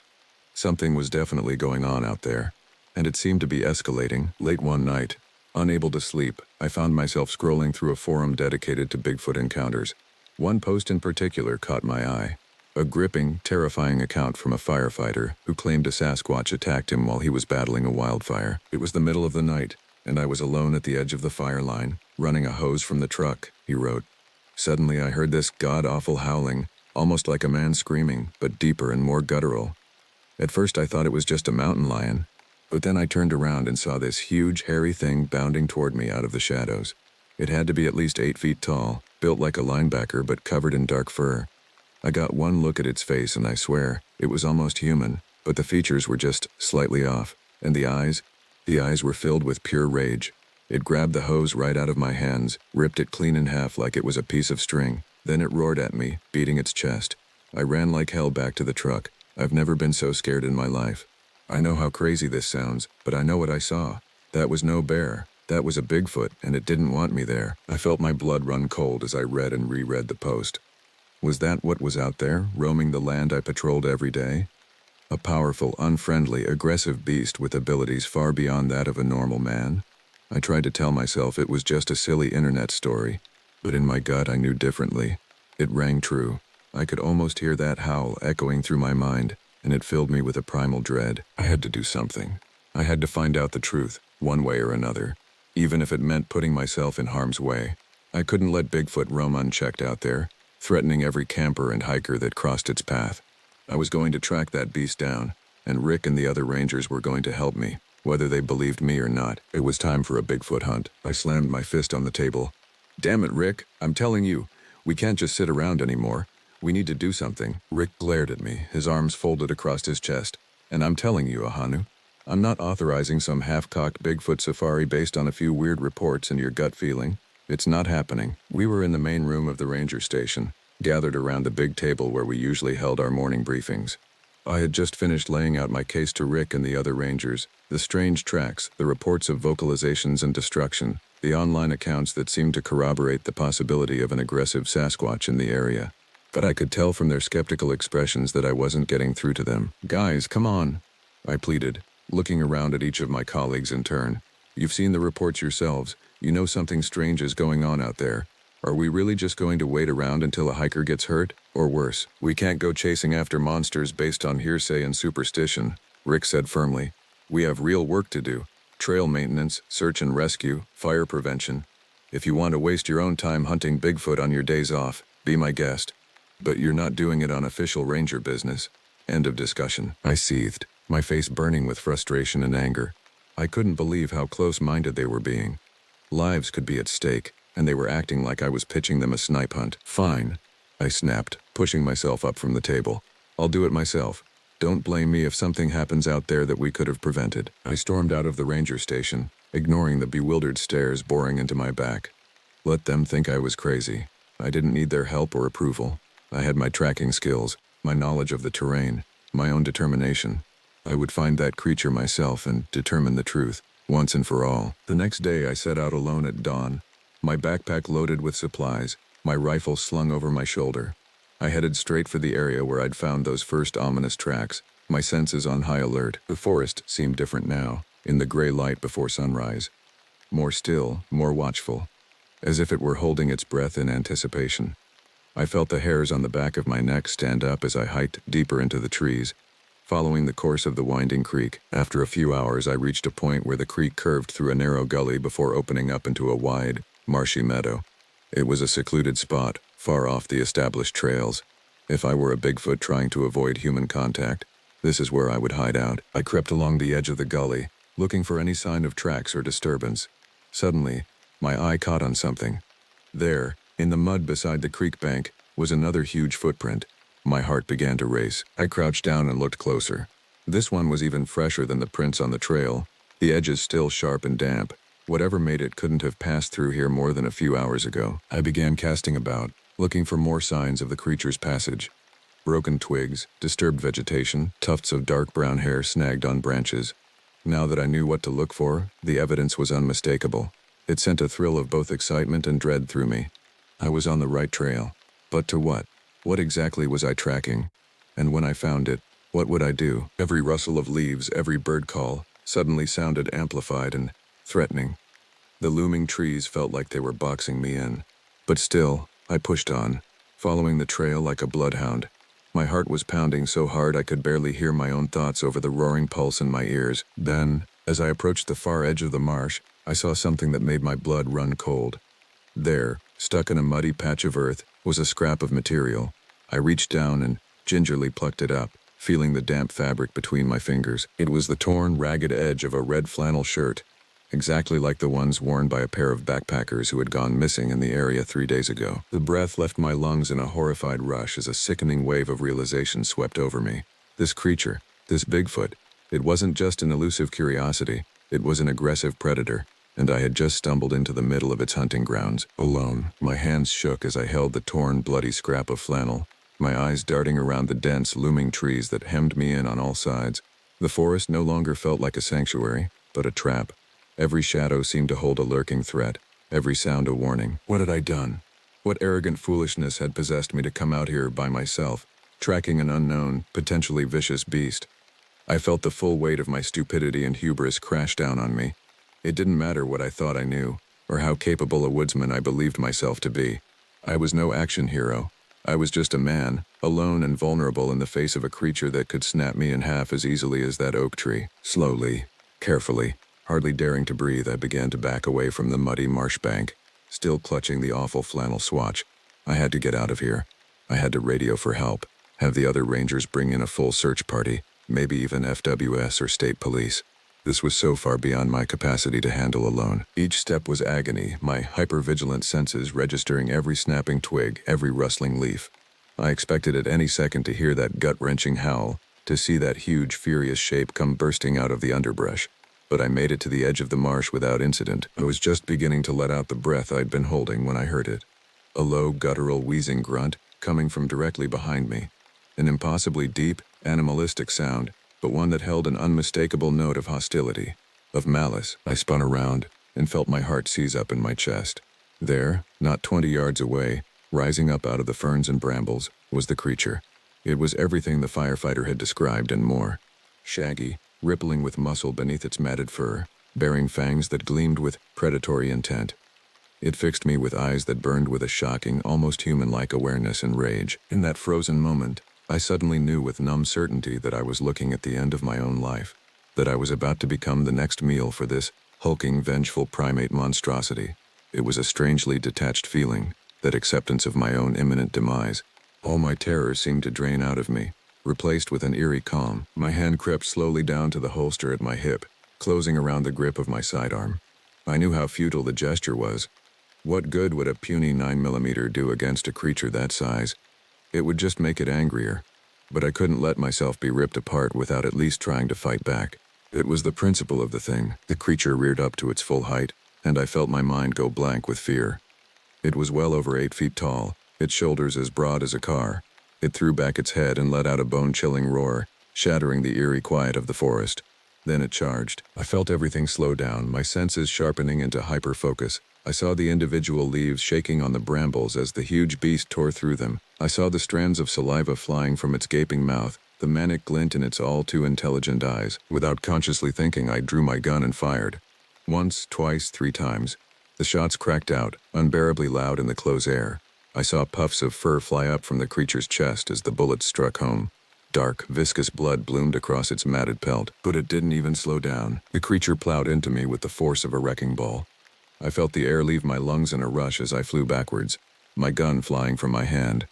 I hit the ground hard, stars exploding across my vision. The creature was on top of me in an instant, roaring with fury and pain.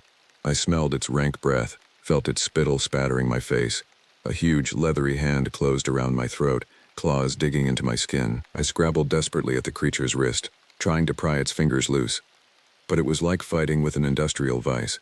I could feel my windpipe being crushed, my vision blurring at the edges as my brain starved for oxygen. So this is how it ends, I thought dimly.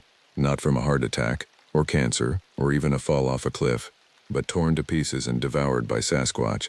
If it wasn't happening to me, I might have laughed at the absurdity. Just as I felt myself slipping into unconsciousness, the roaring in my ears was pierced by a sharp crack. The creature flinched and howled, its grip on my neck slackening. I wrenched myself free and rolled away, coughing and gasping, my streaming eyes fixed on the hulking form of the beast, and the feathered dart protruding from its back. As I watched, it swayed unsteadily, shook its huge head, and then crashed to the forest floor in a heap of fur and muscle. Rapid footsteps approached, and a familiar grizzled face appeared above me. Rick, with a tranquilizer gun clutched in his hands, his expression a mix of adrenaline, relief, and anger. "Damn it, Ahanu," he growled, reaching down to haul me to my feet. "I thought I told you not to go off on this fool's errand." You followed me?" I wheezed, massaging my bruised throat. "I knew you'd pull a stunt like this." He shook his head. "You're lucky you're not dying in a puddle of your own gore right now. Come on, let's get you back to the station. I've already radioed for backup. We'll figure out what to do with our big hairy friend here." As he led me stumbling out of that nightmarish glade, I glanced back at the sedated form of the creature. Even in repose, it was terrifying to behold. Rick was right. I had been foolish, reckless. I had treated the whole thing like some grand adventure, and nearly gotten myself killed in the process. Some legendary folk hero I was, but at the same time, an ember of excitement still smoldered in my chest. I had seen it, touched it. Bigfoot was real, and now the world would know it too.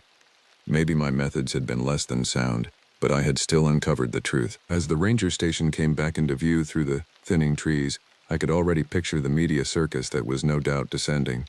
The news vans, the government scientists, the looky-loos hoping to catch a glimpse. My life, I knew, would never be the same. But that's the price you pay, I suppose, for taking on a legend and living to tell the tale. The sun dipped low behind the jagged mountaintops, painting the sky in streaks of orange and red. I leaned against the rickety railing of the watchtower, scanning the dense forest that stretched endlessly in every direction. My name is Coda Blackbear, and I'm a park ranger in the remote wilderness of the Pacific Northwest. I took this job to escape my troubled past in the city. Debt collectors hounded me relentlessly after I lost my office job, my life crumbling under the weight of my financial woes. When I saw the ad for a position as a backcountry ranger, it seemed like the perfect escape. A chance to start over surrounded by the tranquility of nature. But there's a darkness that lurks in these ancient woods. Local tribes have whispered stories for generations of the huntsman, a terrifying creature, half man and half beast, that stalks the forest in search of human prey. I always dismissed them as folklore and campfire tales, until I came face to face with the huntsman himself. A twig snapped in the underbrush, making me whirl around. My eyes strained against the encroaching twilight. Between the trees, for a split second, I glimpsed a towering bipedal figure covered in matted fur. Razor-sharp claws glinted at the end of muscled arms. Feral yellow eyes peered out from a canine snout, filled with ravenous hunger. Then it was gone, melting into the shadows as if it had never been there at all. My blood turned to ice in my veins. It wasn't possible, was it? Every instinct screamed at me to run, to flee this forsaken forest and never look back. But I had a job to do. Campers had gone missing in this area, and it was my duty to find them, no matter the danger. I reached for my radio with a trembling hand. "This is Ranger Blackbear, requesting backup. I've got a sighting of something out here." Could be our missing persons. Over. Only static crackled in response. Of course, the signal was notoriously unreliable this far out. I was on my own. With a deep breath to steel my nerves, I descended the tower ladder, my boots thudding on the weathered rungs. The search for the lost campers, and my confrontation with the huntsman, was about to begin. Dense underbrush snagged at my legs as I plunged deeper into the wilderness. Ancient Douglas firs towered overhead, their branches knitting together to block out the fading daylight. An eerie stillness hung heavy in the air, broken only by the occasional skitter of small animals in the bushes. I followed the trail left by the missing campers, marked by snapped branches and fresh boot prints in the soft loam. They had veered off the main path, lured by something into uncharted territory. With every step, a sense of creeping dread clawed its way up my spine. I felt watched, stalked, as if malevolent eyes tracked my every move. The stories of the huntsman were never far from my mind. They say he was once a man, a trapper who lived alone in these woods, eking out a meager existence. One brutal winter, as he teetered on the verge of starvation, he was visited by a spirit of the forest, a twisted, ancient being that offered him survival in exchange for his humanity. Driven mad by hunger, the trapper agreed. His body morphed and changed, fusing with the form of a wolf. Now he roams the wilderness, neither man nor beast, consumed by an insatiable lust for human flesh. Some even claim he steals the skins of his victims, stitching them together to fashion macabre disguises and lure more prey into his clutches. I shook my head, banishing the chilling images from my mind. I couldn't afford to indulge in dark fantasies, not when lives hung in the balance. As I rounded a fallen log, a glint of orange caught my eye, a torn scrap of tent fabric snagged on a branch. Crouching down, I examined the nylon, rubbing it between my fingers. The edges were ragged and stained a dull rust color. The camper's tent had clearly been shredded by something with tremendously sharp claws. A few feet away, I spotted a spatter of crimson on the leaves. Blood. And it was fresh. My pulse hammered against my rib cage as I straightened up, fighting down a surge of bile. No animal I knew of could wreak such devastating destruction. A horrible certainty crystallized in my gut. Whatever had attacked this campsite, it was no ordinary predator. The huntsman was real. And judging by the trail of carnage, his hunger was far from sated. Gripping my utility knife with white knuckles, I crept forward, deeper into the monster's territory. The missing campers were running out of time. Darkness fell swiftly in the forest, shadows growing longer and more menacing with each passing minute. I flicked on my headlamp, the narrow beam cutting through the gloom. In the distance, beyond the veil of trees, an anguished scream suddenly rent the air before choking off into ominous silence. I froze, the hairs on my arms standing on end. Someone was out there, and they were in trouble. I broke into a run, dodging gnarled roots and ducking under low-hanging branches. My lungs burned and my muscles screamed, but I pushed myself harder, following the echoes of that blood-curdling cry. I burst into a small clearing and stopped short, my heart seizing in my chest. The missing campers lay strewn about in crumpled, unnatural poses, their bodies savaged by vicious slashes. Ribbons of scarlet stained the churned-up earth. Shredded tents and mangled equipment were scattered in all directions, painting a scene of frenzied destruction. And in the center of it all, crouched a hulking, furred figure, hunched over one of the corpses, the huntsman. He lifted his shaggy head, fastening me with a predatory yellow gaze. Gore matted his muzzle and dripped from wickedly curved talons. Slowly, he rose to his full, massive height, lips curling back to reveal jagged fangs. I stumbled back, my mind reeling with horror. The campers were beyond saving. I had failed them. Now the only thing left was to try and escape with my own life. I turned to flee, my feet slipping in the blood-slicked grass, when a guttural growl made me glance back over my shoulder. The huntsman loped after me, quickly closing the distance with his powerful strides. Breath ragged with terror, I sprinted into the trees, zigging and zagging between the trunks. Branches whipped across my face, stinging my skin, but I hardly felt the pain through the adrenaline thundering in my veins. I risked another peek behind me and immediately wished I hadn't. The creature was just feet away, his fetid breath hot on my neck. I veered to the side, but with lightning speed he lunged. Claws raked down my back, shredding through my jacket and drawing searing lines of agony across my flesh. I screamed, the force of the blow sending me sprawling to the ground. The huntsman loomed over me, slobber dripping from his jaws onto my face. His stench was overwhelming, reeking of rotten meat and musky animal fur. I scrabbled backwards, knowing it was futile, that I was staring death in the face. But as the beast raised its paw for the killing blow, a sudden blinding light flooded the woods. The huntsman flinched, a whimper escaping its throat as it shied away from the radiant beams. Through pain-blurred vision, I saw a line of rangers in tactical gear emerging from the brush. tranquilizer guns at the ready. My backup had arrived at last. The huntsman snarled in fury before melting back into the forest, vanishing like a ghost. As the rangers called out to me, I collapsed onto my back, drawing in shuddering gasps. I was alive, but the nightmare was far from over. The deep claw wounds on my back throbbed with a sickening heat as the ranger medic cleaned and dressed them.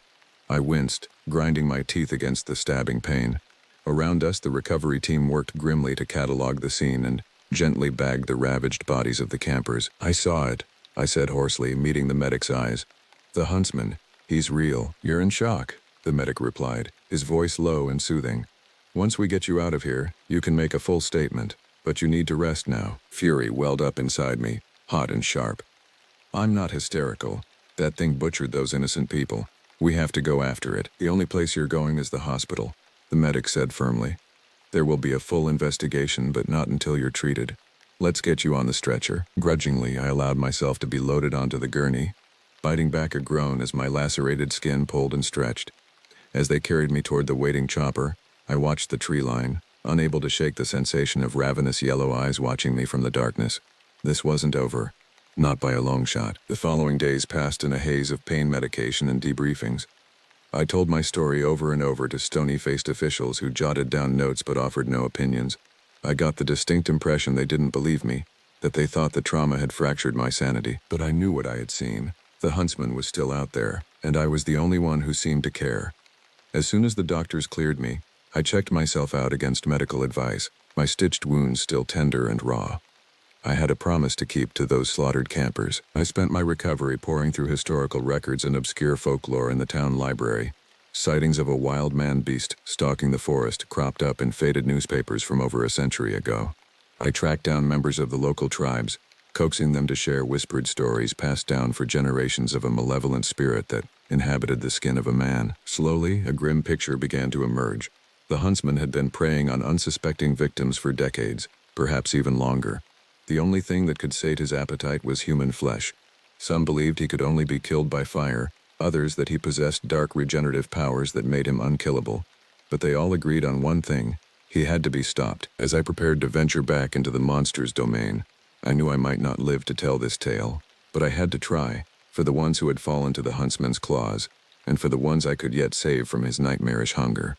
Strapping a flamethrower to my back, I set off into the wilderness once again, on a mission to confront the beast on his own territory. The trees closed in around me as I crept through the underbrush, the weight of the flamethrower a reassuring presence against my spine. A chilly mist curled between the mossy trunks, making the forest feel primordial and eerie.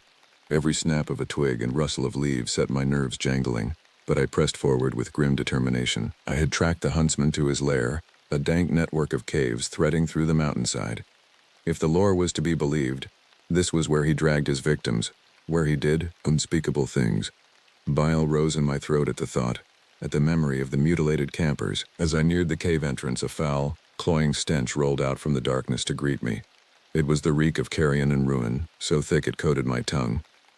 Fighting the urge to gag, I flicked on my headlamp and slipped inside, the rocky walls narrowing and pressing in on either side. Deeper and deeper I ventured, winding through damp passageways where the air was heavy and stagnant. And then I saw them. Piles of gnawed bones scattered across the cavern floor. Skulls peered eyelessly from the shadows, their jaws frozen in eternal screams. Rotting meat and shreds of clothing clung to the remains in obscene tatters. I swallowed hard against the gorge rising in my throat. The huntsman's den of horrors. How many had he dragged into this abyss over the decades, centuries? Tears stung my eyes as I thought of the terror they must have endured in their final moments. A low, rumbling growl made me whirl around, my heart slamming into my ribs. There, emerging from a side tunnel, was the huntsman. His feral eyes glowed in the beam of my headlamp, fixing me with a predatory intensity. Fresh crimson stained his claws and muzzle. He had fed recently. "You foul, murderous beast," I snarled, unslinging my flamethrower with fingers that trembled with both fear and rage. "Your reign of terror ends now." The huntsman stalked forward, muscles rippling beneath his shaggy fur. His lips peeled back from his fangs in a vicious grin, as if amused by my challenge. I stood my ground, even as every instinct screamed to flee, to escape this lightless tomb before I joined the butchered bones of his victims. With a roar that shook the cavern, the huntsman lunged, claws outstretched. I squeezed the trigger of my flamethrower, and a stream of blazing liquid fury erupted from the nozzle. The monster howled as the conflagration engulfed him, recoiling as his fur sizzled and popped. The stench of burning hair and scorched flesh filled the air, but still he came on, madness and bloodlust burning in his eyes. I backpedaled, pouring on the flames, but it barely seemed to slow him. He swiped with one massive paw, sending me crashing into the cavern wall. The flamethrower clattered across the stone, its pilot light guttering. Dazed, I shook my head, fighting to clear the ringing in my ears. The huntsman loomed over me, his fur blackened and smoking, but his hide unbroken. He had released me from his grasp just to toy with me, to prolong my terror and agony. I scrabbled backwards, my palms shredding on the rough rock, as he advanced with a snarl of twisted glee. My hand met the cool metal of the flamethrower and closed around it. With a cry, I brought it up and unleashed an inferno straight into the huntsman's face. This time the stream found his eyes, his maw, the softer tissue beneath the dense pelt. The creature shrieked, high and agonized, clawing at his melting flesh as he thrashed and flailed. I held down the trigger until the tanks ran dry, watching grimly as the huntsman crumpled into a twitching, smoldering mass. The stench was overwhelming, sickening, but I didn't move. Not until the creature's final, shuddering breath rattled in his charred lungs, and he went still. It was over. The nightmare had ended in a pyre of cleansing fire. Exhausted, I slumped against the wall, tears cutting tracks through the soot smeared on my face. The lost could finally rest, and the forest could begin to heal from the evil that had infected it for so long. Sunlight had never tasted so sweet as when I staggered out from that hellish cave, gulping down lungfuls of crisp, pine-scented air. The tree canopy shivered gently in the breeze, birdsong lilting in the branches. It was as if the forest itself rejoiced in the vanquishing of its most insidious predator. I hiked out of the wilderness in a numb haze, my mind struggling to process the horror and exultation of the past hours. When I emerged at the trailhead, a cluster of rangers rushed to meet me, faces pale with concern. They peppered me with urgent questions, but I could only shake my head mutely, too drained to give voice to the tale just yet. In the coming weeks, the true extent of the huntsman's bloody legacy began to come to light. Cadaver dogs unearthed dozens of savaged skeletons scattered throughout his territory, some decades old. DNA testing and dental records began the grim work of identifying the beast's victims and bringing long-delayed closure to their families. As for me, I bore the scars, both inside and out. The lacerations on my back healed into puckered, jagged marks, eternal reminders of my brush with the living nightmare. But the wounds on my soul would take much longer to mend, and yet I also found a renewed sense of purpose. I had descended into the abyss and clawed my way back out again. I had stared unimaginable evil in the face and triumphed. If I could survive that, I could survive anything. I threw myself into my work as a ranger with newfound dedication. I patrolled the trails with a watchful eye, guiding lost hikers to safety and educating campers on wilderness safety. In my spare time, I pored over maps of the forest, marking out the huntsman's former hunting grounds and scouting for any signs that the threat might linger on. At night, when I closed my eyes, I still saw flashes of gore-streaked fur and glinting claws. I woke in cold sweats, my heart pounding against my ribs. But slowly, steadily, the nightmares began to recede. I learned to channel my trauma into vigilance, my fear into strength. The forest became my sanctuary, a place of solace and healing. In the whisper of the wind through the leaves and the chatter of small creatures in the underbrush, I found a balm for my battered soul. The great, ancient trees stood as silent sentinels, their roots anchoring me to the earth, and their branches ushering me back into the light. I will forever be the ranger who survived the huntsman. That is a title I wear with somber pride, but I also know that I am more than the scars I bear. I am a protector, a guardian of the wild spaces that once sheltered such unspeakable darkness. It is a mantle I take up gladly, one I will carry for all my days, for I have learned the hard truth. The line between man and beast is perilously thin. The huntsman was not some supernatural aberration, but a reflection of the savagery that lurks in the human heart. We all have that wildness inside us. It is a choice every day to rise above it, to walk in the light instead of succumbing to the darkness. That is the oath I have sworn, the path I now follow.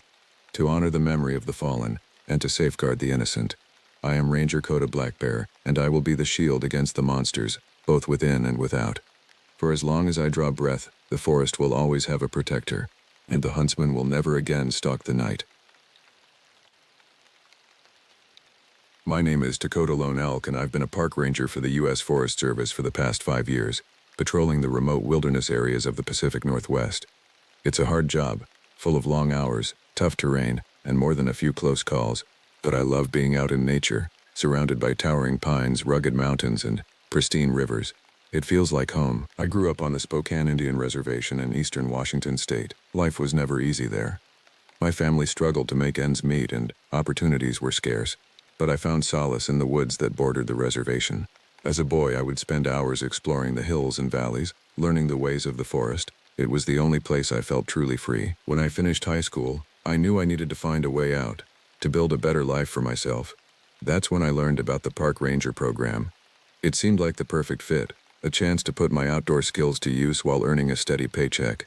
I applied as soon as I could, and was thrilled when I got accepted. The training was grueling, but I excelled at the physical challenges and quickly picked up the technical skills like orienteering, first aid, and wildlife management.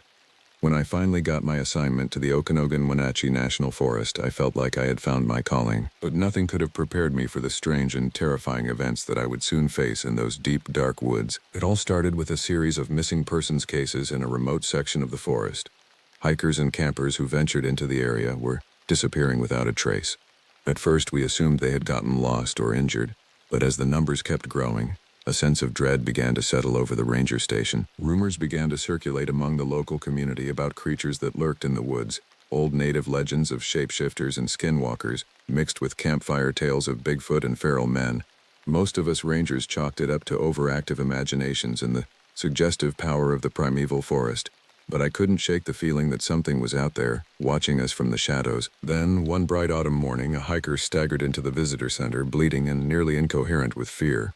He babbled about being stalked by a dogman, a huge bipedal creature with the body of a man but the head of a wolf. The other rangers wanted to dismiss it as a bear encounter or hallucination. But something in the hiker's eyes told me he was telling the truth, or at least believed he was. I decided then and there that I had to investigate before anyone else went missing. Or worse, little did I know that I was about to come face to face with a horror beyond imagining, an evil that had stalked the Olympic Peninsula since time immemorial, and it knew I was coming for it. I set out alone the next morning, loading up my pack with gear and enough food for several days in the backcountry. The area where the hiker had his encounter was deep in the wilderness, miles from the nearest road or campground. As an experienced ranger, I was used to solo treks and felt confident in my ability to handle anything the forest could throw at me. But as I hiked deeper into the old growth, an uncanny stillness seemed to settle over the wood, as if nature itself was holding its breath. The towering Douglas firs and hemlocks blocked out the sun, casting everything in an eerie green twilight. Thick ferns and underbrush grabbed at my legs as I pushed forward along the overgrown trail. Normally, these ancient forests are full of life, the chatter of birds, the skitter of chipmunks, the distant bugling of elk. But on that morning, the only sound was the crunch of my own footsteps and the thudding of my heartbeat in my ears. It felt like I had crossed into another world, a place where the normal rules of nature didn't apply. After a few hours of hiking, I reached the general vicinity where the missing hikers had last been seen. I set up camp in a small clearing near a stream, taking care to hang my food out of reach of bears. As I sat by my campfire that night, poring over topo maps and planning my search grid for the next day, a twig snapped in the darkness beyond the reach of my firelight. I grabbed my flashlight and called out a warning, assuming it was a deer or maybe a raccoon. But then another stick broke, closer this time, followed by a low guttural growl that made my blood run cold. It sounded like a wolf, but deeper, more resonant. I caught a flash of red eyes reflecting in the flashlight beam, much too high off the ground to be a normal animal. I jumped to my feet, unholstering my service weapon with shaking hands. The growling grew louder, circling the edges of the clearing just out of sight. I swung my light frantically, trying to catch a glimpse of what stalked me, but all I saw were shadows, shifting and twisting in unnatural forms. Suddenly, a dark shape hurtled from the undergrowth, rushing towards me with terrible speed. I fired off a panicked shot, but the creature dodged with uncanny agility.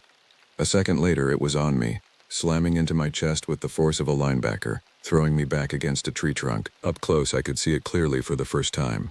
A humanoid body covered in shaggy fur, powerfully muscled limbs tipped with curved claws, and a wolf-like head with a long snout lined with jagged teeth. The stench of it filled my nostrils, like wet dog and rotting meat. It reared back with a roar, ready to lunge for my throat. And in that split second, I truly believed I was about to die. Just as the beast's jaws were about to close around my neck, a deafening boom split the night air and the creature lurched sideways with a spray of blood. It let loose an ear-piercing shriek of pain and rage as a second shotgun blast caught it in the shoulder. I looked up, dazed, to see a grizzled old man step out of the shadows, wielding a battered hunting rifle. He racked another round and took aim, his lined face grim with determination. "Get down," he barked as the creature rounded on him, its wounds already healing before our eyes. I rolled behind a fallen log just as the old-timer fired again, the muzzle flash revealing the creature leaping towards him with impossible agility. The man tried to backpedal, but his boot caught on a root and he went down hard. The beast was on him in an instant, slashing and snapping. I brought my pistol to bear, putting 3 rounds into its back at point-blank range. The thing jerked and spun, its muzzle now dark with the old man's blood. Its eyes locked on mine, burning with a malevolent intelligence that chilled me to my core. I knew it wasn't just some animal. There was something horribly, unnaturally sentient in that gaze. It lunged and I unloaded the rest of my clip into center mass, but it barely slowed. A claw swiped down and pain exploded across my face as I felt flesh tear. I stumbled back, blood sheeting into my eyes, waiting for the killing blow. But the old man wasn't done. With his last strength, he rammed his Bowie knife to the hilt in the creature's thigh, making it howl and spin away from me.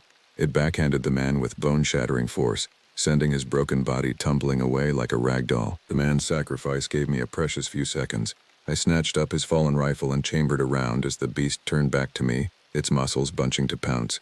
At that range, I couldn't miss. I put the shot right between its bleeding crimson eyes. The creature's head snapped back and it crumpled to the forest floor like a puppet with cut strings. It twitched once, twice, then went still. A pool of dark blood spread slowly around its massive body in the dancing firelight. Agony throbbed through my ravaged face as I staggered to the old man's side. But one look told me he was beyond any help. His sightless eyes stared up at the night sky, his face frozen in a mask of defiance. I didn't know who he was or what he was doing out there, but he had saved my life at the cost of his own. I bowed my head, tears and blood mingling together as I watched the embers of my dying fire slowly fade to black. I must have passed out from blood loss and shock. When I awoke, pale dawn light was filtering through the pine boughs, and my face was caked with dried gore. Every inch of me hurt and my head pounded like a drum. But I was alive. The events of the night crashed over me, and I jackknifed upright, horrified that I had let my guard down. To my disbelief, there was no sign of the creature's carcass. Only a wide stain of black blood and broken undergrowth showed where it had fallen. Prints the size of dinner plates lead away from the kill site, vanishing into the depths of the forest. A chill ran through me. It wasn't possible. I had put a rifle round through its skull. By all rights, the thing should be a cooling slab of meat, yet the evidence was clear. Against all reason, the beast still lived. The old man's corpse was gone as well, only the churned-up needles showing where he had breathed his last. Of his rifle, pack, and gear there was no trace. It was as if the forest had swallowed him up, erasing all sign of his presence and sacrifice. I limped to the icy stream and washed the blood from my face with shaking hands, assessing the damage. 4 deep furrows ran from my scalp to my jaw on the left side, as if I had been raked by the world's biggest cougar.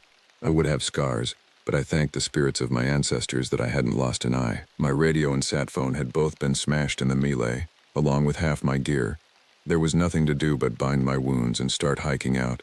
I needed to report what had happened, to rally a heavily armed search and destroy mission, and I needed to find out the identity of the mystery man who had come to my rescue.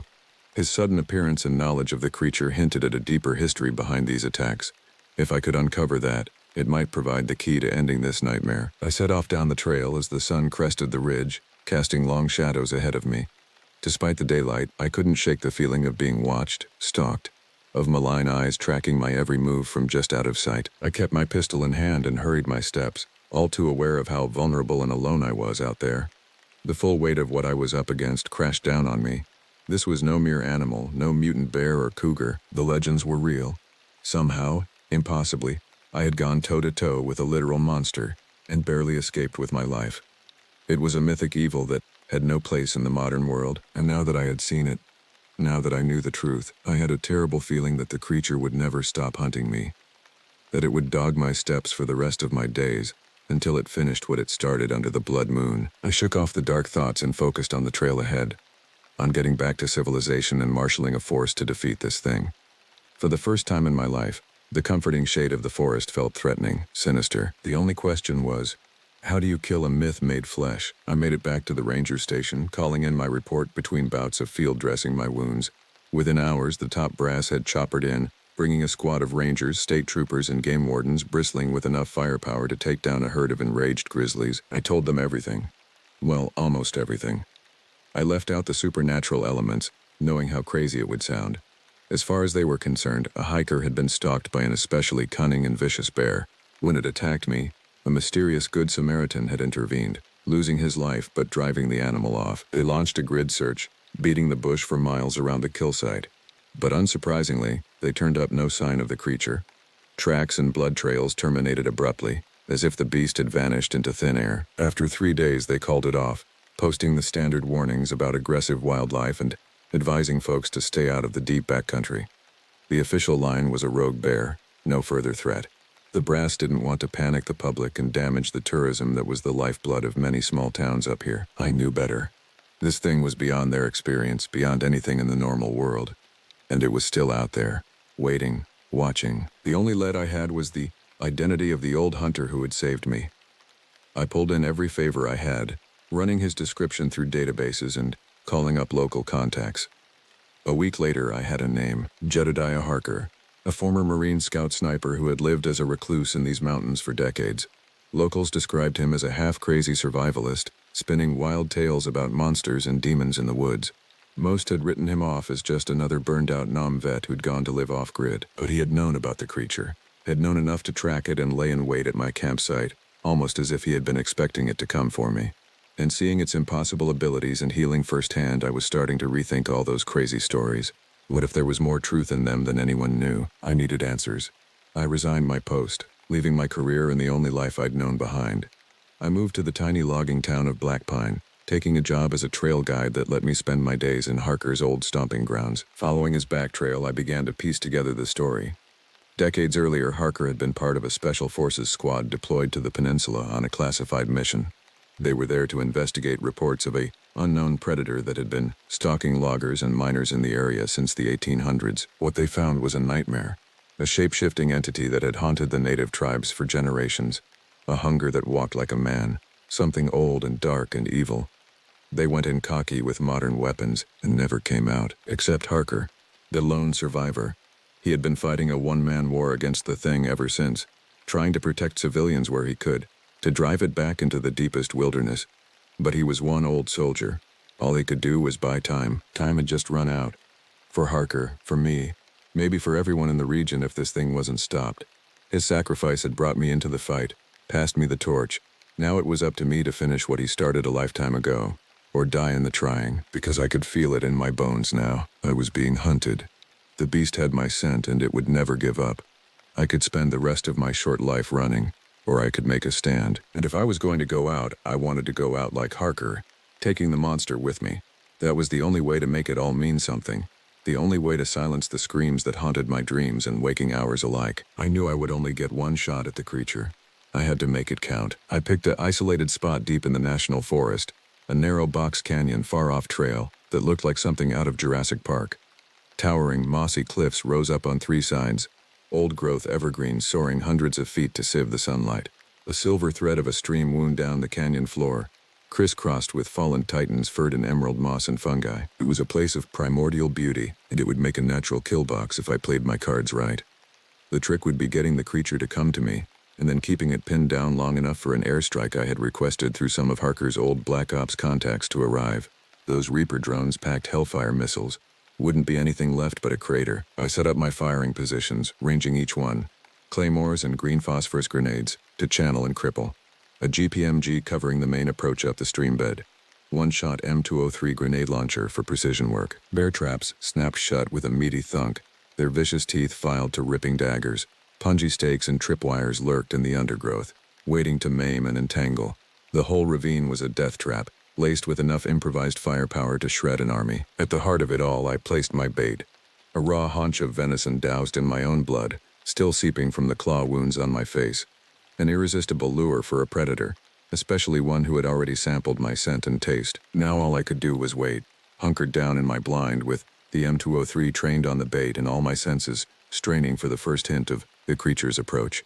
My finger caressed the trigger. Muscles coiled tight with the anticipation of violence. Hours dragged by with agonizing slowness as the sun tracked across the sky, shadows reaching across the canyon floor like grasping claws. The waiting was always the hardest part, alone with the twisting of your own thoughts, the nagging fear that crept up your spine. What if it didn't take the bait? What if it sensed the trap? What if I had underestimated its cunning? There were so many ways this could all go sideways. My bleak musings were shattered by a rustling in the undergrowth across the stream. Instantly, I snapped around, flipping the selector to armor piercing and sighting down the barrel. My name is Alric Davison. I used to live a quiet life in Boulder, Colorado, a place where the air is clean and the mountains stand tall and proud. I spent my days working as a cryptid hunter for a government unit so secretive that even the CIA didn't know about it. My wife Ellen thought I worked as a forest ranger, and I let her believe that. It was safer for her that way. It started like any other mission. I received a call from my supervisor, Mark Whitlock, who told me about a series of disappearances in the dense forests of the Pacific Northwest, near a small town called Forks, Washington. The local authorities were stumped, and there were whispers of something inhuman at play. This wasn't unusual for me, but something about the urgency in Mark's voice made me uneasy. I met up with my team: Jake, a burly ex-Marine with a knack for tracking; Sam, a former FBI agent who specialized in missing persons; and Laura, our tech expert who could hack into any system without breaking a sweat. We geared up and headed out, driving through the winding roads that led to Forks.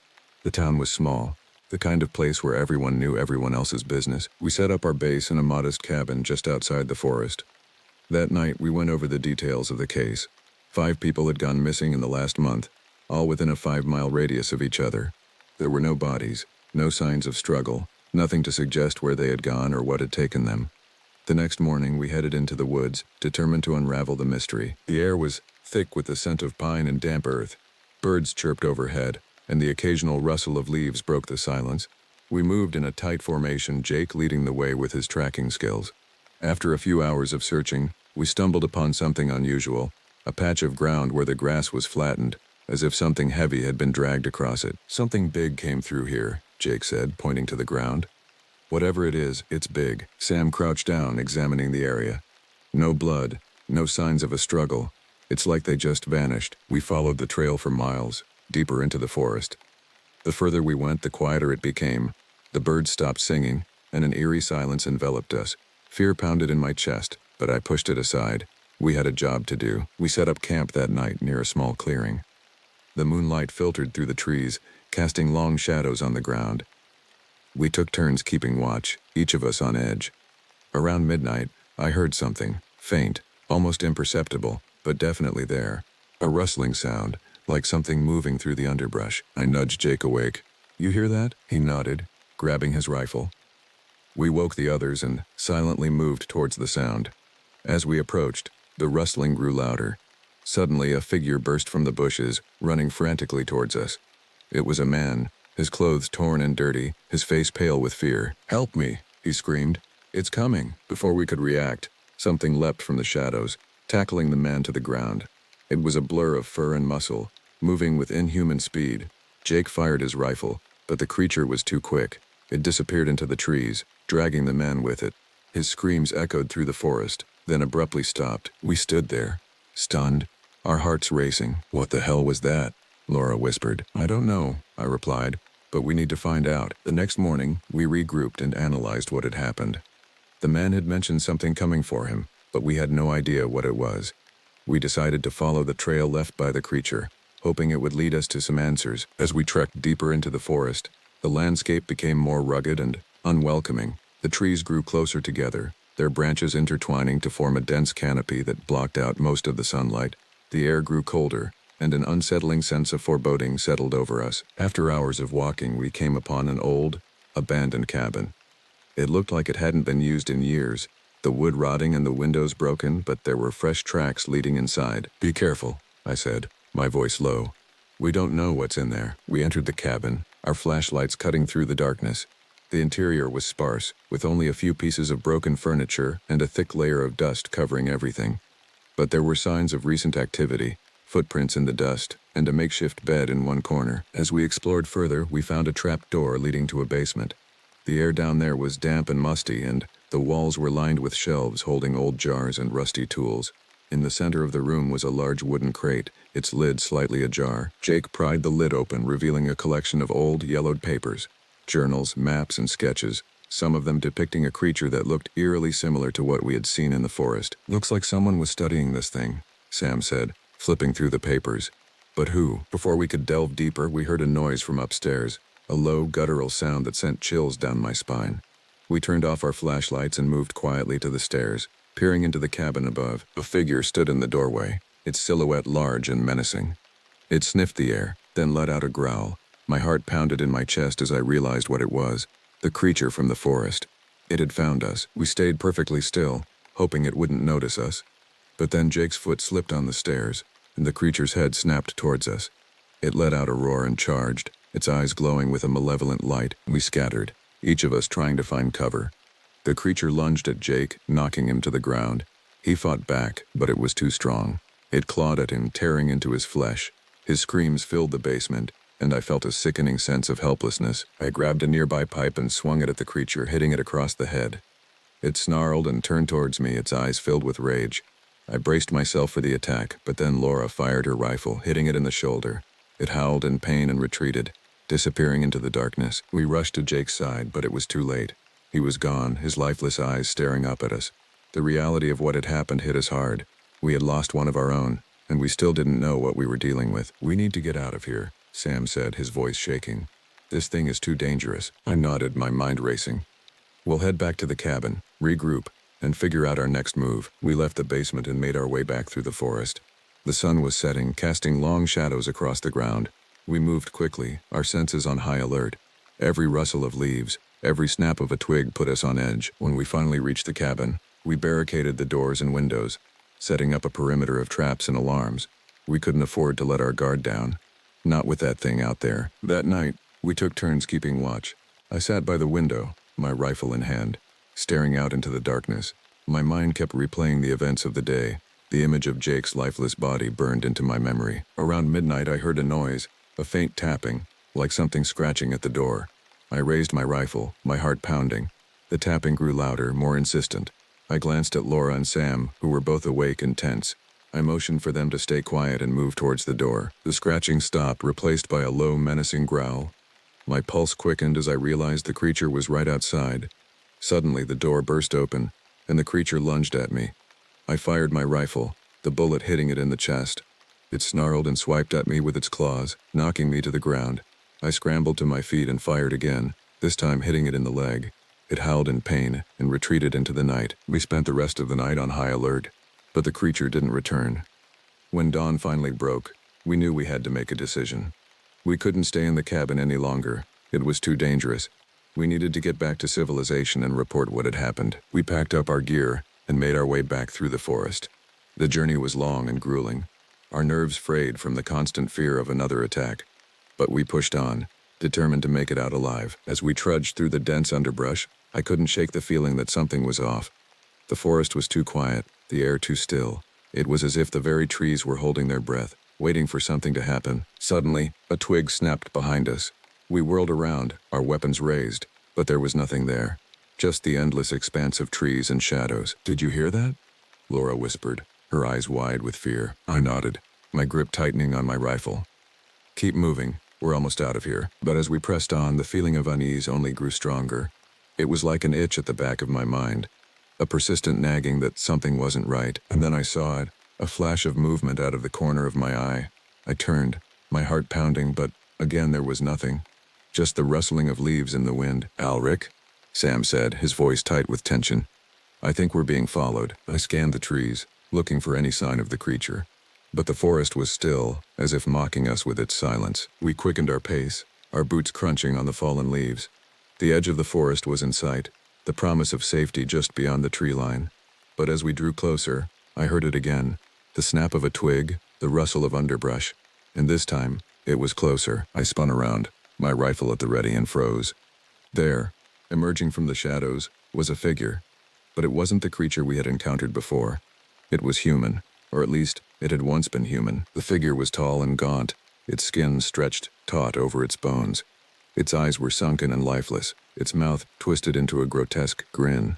It wore tattered rags, the remnants of what had once been clothing. "What the hell is that?" Laura breathed, her voice trembling. I shook my head, unable to tear my eyes away from the nightmarish apparition. "I don't know, but it's not the creature we're after." The figure took a step forward, its movements jerky and unnatural. It opened its mouth, and a sound emerged, a rasping, guttural moan that sent shivers down my spine. "Run," I said, my voice barely above a whisper. Run. We turned and sprinted for the edge of the forest, our hearts pounding in our chests. Behind us, the figure let out an unearthly shriek and gave chase, its footsteps thundering on the forest floor. We burst out of the trees and into the open, the sunlight blinding after the gloom of the forest. But we didn't stop running, not until we were far away from the tree line and the horrors that lurked within. When we finally came to a stop, we were breathless and shaking. Laura sank to her knees, her face pale and drawn.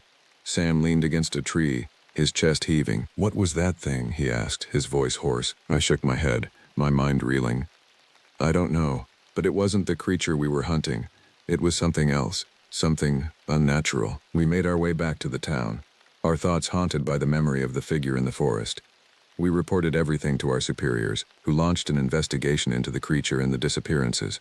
But they never found any concrete evidence, and the case was eventually closed. Life went on, but I was never the same.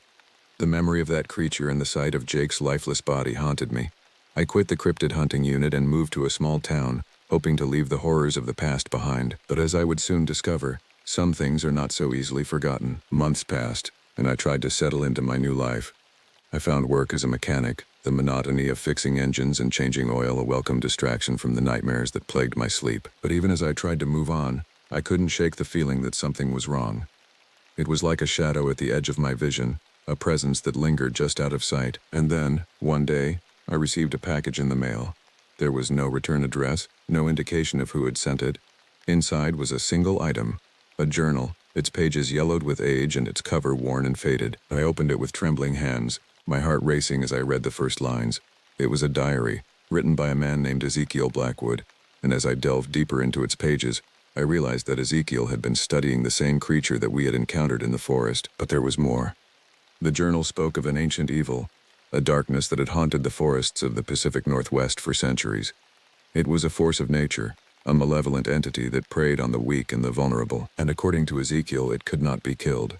It could only be contained, trapped within the confines of a sacred ritual performed by the native tribes of the region. As I read on, a sinking feeling settled in the pit of my stomach. The ritual had been lost to time, its secrets scattered to the winds, and now the creature was free once more, stalking the forests and claiming new victims. I knew then that I had to go back. I had to finish what we had started, to put an end to the creature once and for all. But I also knew that I couldn't do it alone. I reached out to Sam and Laura, hoping against hope that they would answer my call. And to my surprise, they did. They too had been haunted by the memory of what we had seen, and they were ready to face it once more. We met in a diner on the outskirts of Forks, our faces grim and determined. We had no plan, no backup, and no idea what we were getting ourselves into. But we had each other, and that would have to be enough. As we set out into the forest once more, I couldn't help but feel a sense of dread. We were walking into the unknown, into a world of shadows and secrets that threatened to consume us whole. But we had no choice. We had to see this through, no matter the cost. For Jake, for the missing, and for the safety of all those who called these forests home. The forest was just as dark and foreboding as I remembered, the trees looming overhead like silent sentinels. We moved cautiously, our senses on high alert for any sign of the creature. But as the hours passed and the shadows lengthened, we found nothing. It was as if the forest itself was mocking us, taunting us with its secrets. And then, just as we were about to give up hope, we heard it. A scream, piercing and terrified, echoing through the trees. We ran towards the sound, our hearts pounding in our chests, and there, in a clearing bathed in moonlight, we saw it, the creature, hunched over the prone form of a hiker, its jaws dripping with blood. We opened fire, our bullets tearing through the air. But the creature was too fast, too agile. It dodged our shots with ease, its eyes glinting with malice, and then it was upon us, a whirlwind of claws and teeth and fury. I felt its hot breath on my face, its claws raking across my chest. I screamed in pain, my vision going white. But even as I fell, I saw Sam and Laura fighting on, their faces contorted with rage and determination. They were a blur of motion, their weapons flashing in the moonlight. And then, just as suddenly as it had begun, it was over. The creature lay dead at our feet, its body riddled with bullets. We stood there, breathless and bleeding, our hearts racing with adrenaline. But as we caught our breath, a realization hit me like a punch to the gut. The journal had been wrong. The creature could be killed, but not by any ordinary means. It had taken silver bullets, forged in the flames of a sacred fire, and blessed by the spirits of the forest. And as I looked at the creature's corpse, I saw the glint of silver embedded in its flesh. We burned the body that night, watching as the flames consumed the creature's remains. And as the smoke rose into the night sky, I felt a sense of peace wash over me. We had done it. We had put an end to the creature's reign of terror, and the forests of the Pacific Northwest could finally rest easy. But even as we made our way back to civilization, I couldn't shake the feeling that this was only the beginning. There were other creatures out there, other mysteries waiting to be solved, and I knew that as long as there were those who preyed on the innocent, there would always be a need for people like us. We parted ways at the edge of town, our wounds bandaged and our spirits bruised but unbroken. Sam and Laura returned to their lives, forever changed by what we had experienced. And I knew that I could never go back to the way things were. I returned to Boulder, to the life I had left behind. But I was a different man now, haunted by the things I had seen and the secrets I had learned. I told Ellen the truth about what I did, about the world that existed beyond the veil of normalcy. And to my surprise, she understood. Together we built a new life, one that honored the memory of those we had lost and the sacrifices we had made. I never returned to the cryptid hunting unit, but I never forgot the lessons I had learned in those dark forests. And sometimes, in the stillness of the night, I swear I can hear the whisper of the trees, the echo of a creature long gone but never forgotten. It is a reminder of the darkness that lurks in the shadows, and the brave few who stand against it. For as long as there are monsters in the world, there will be those who hunt them. And I will always be one of them.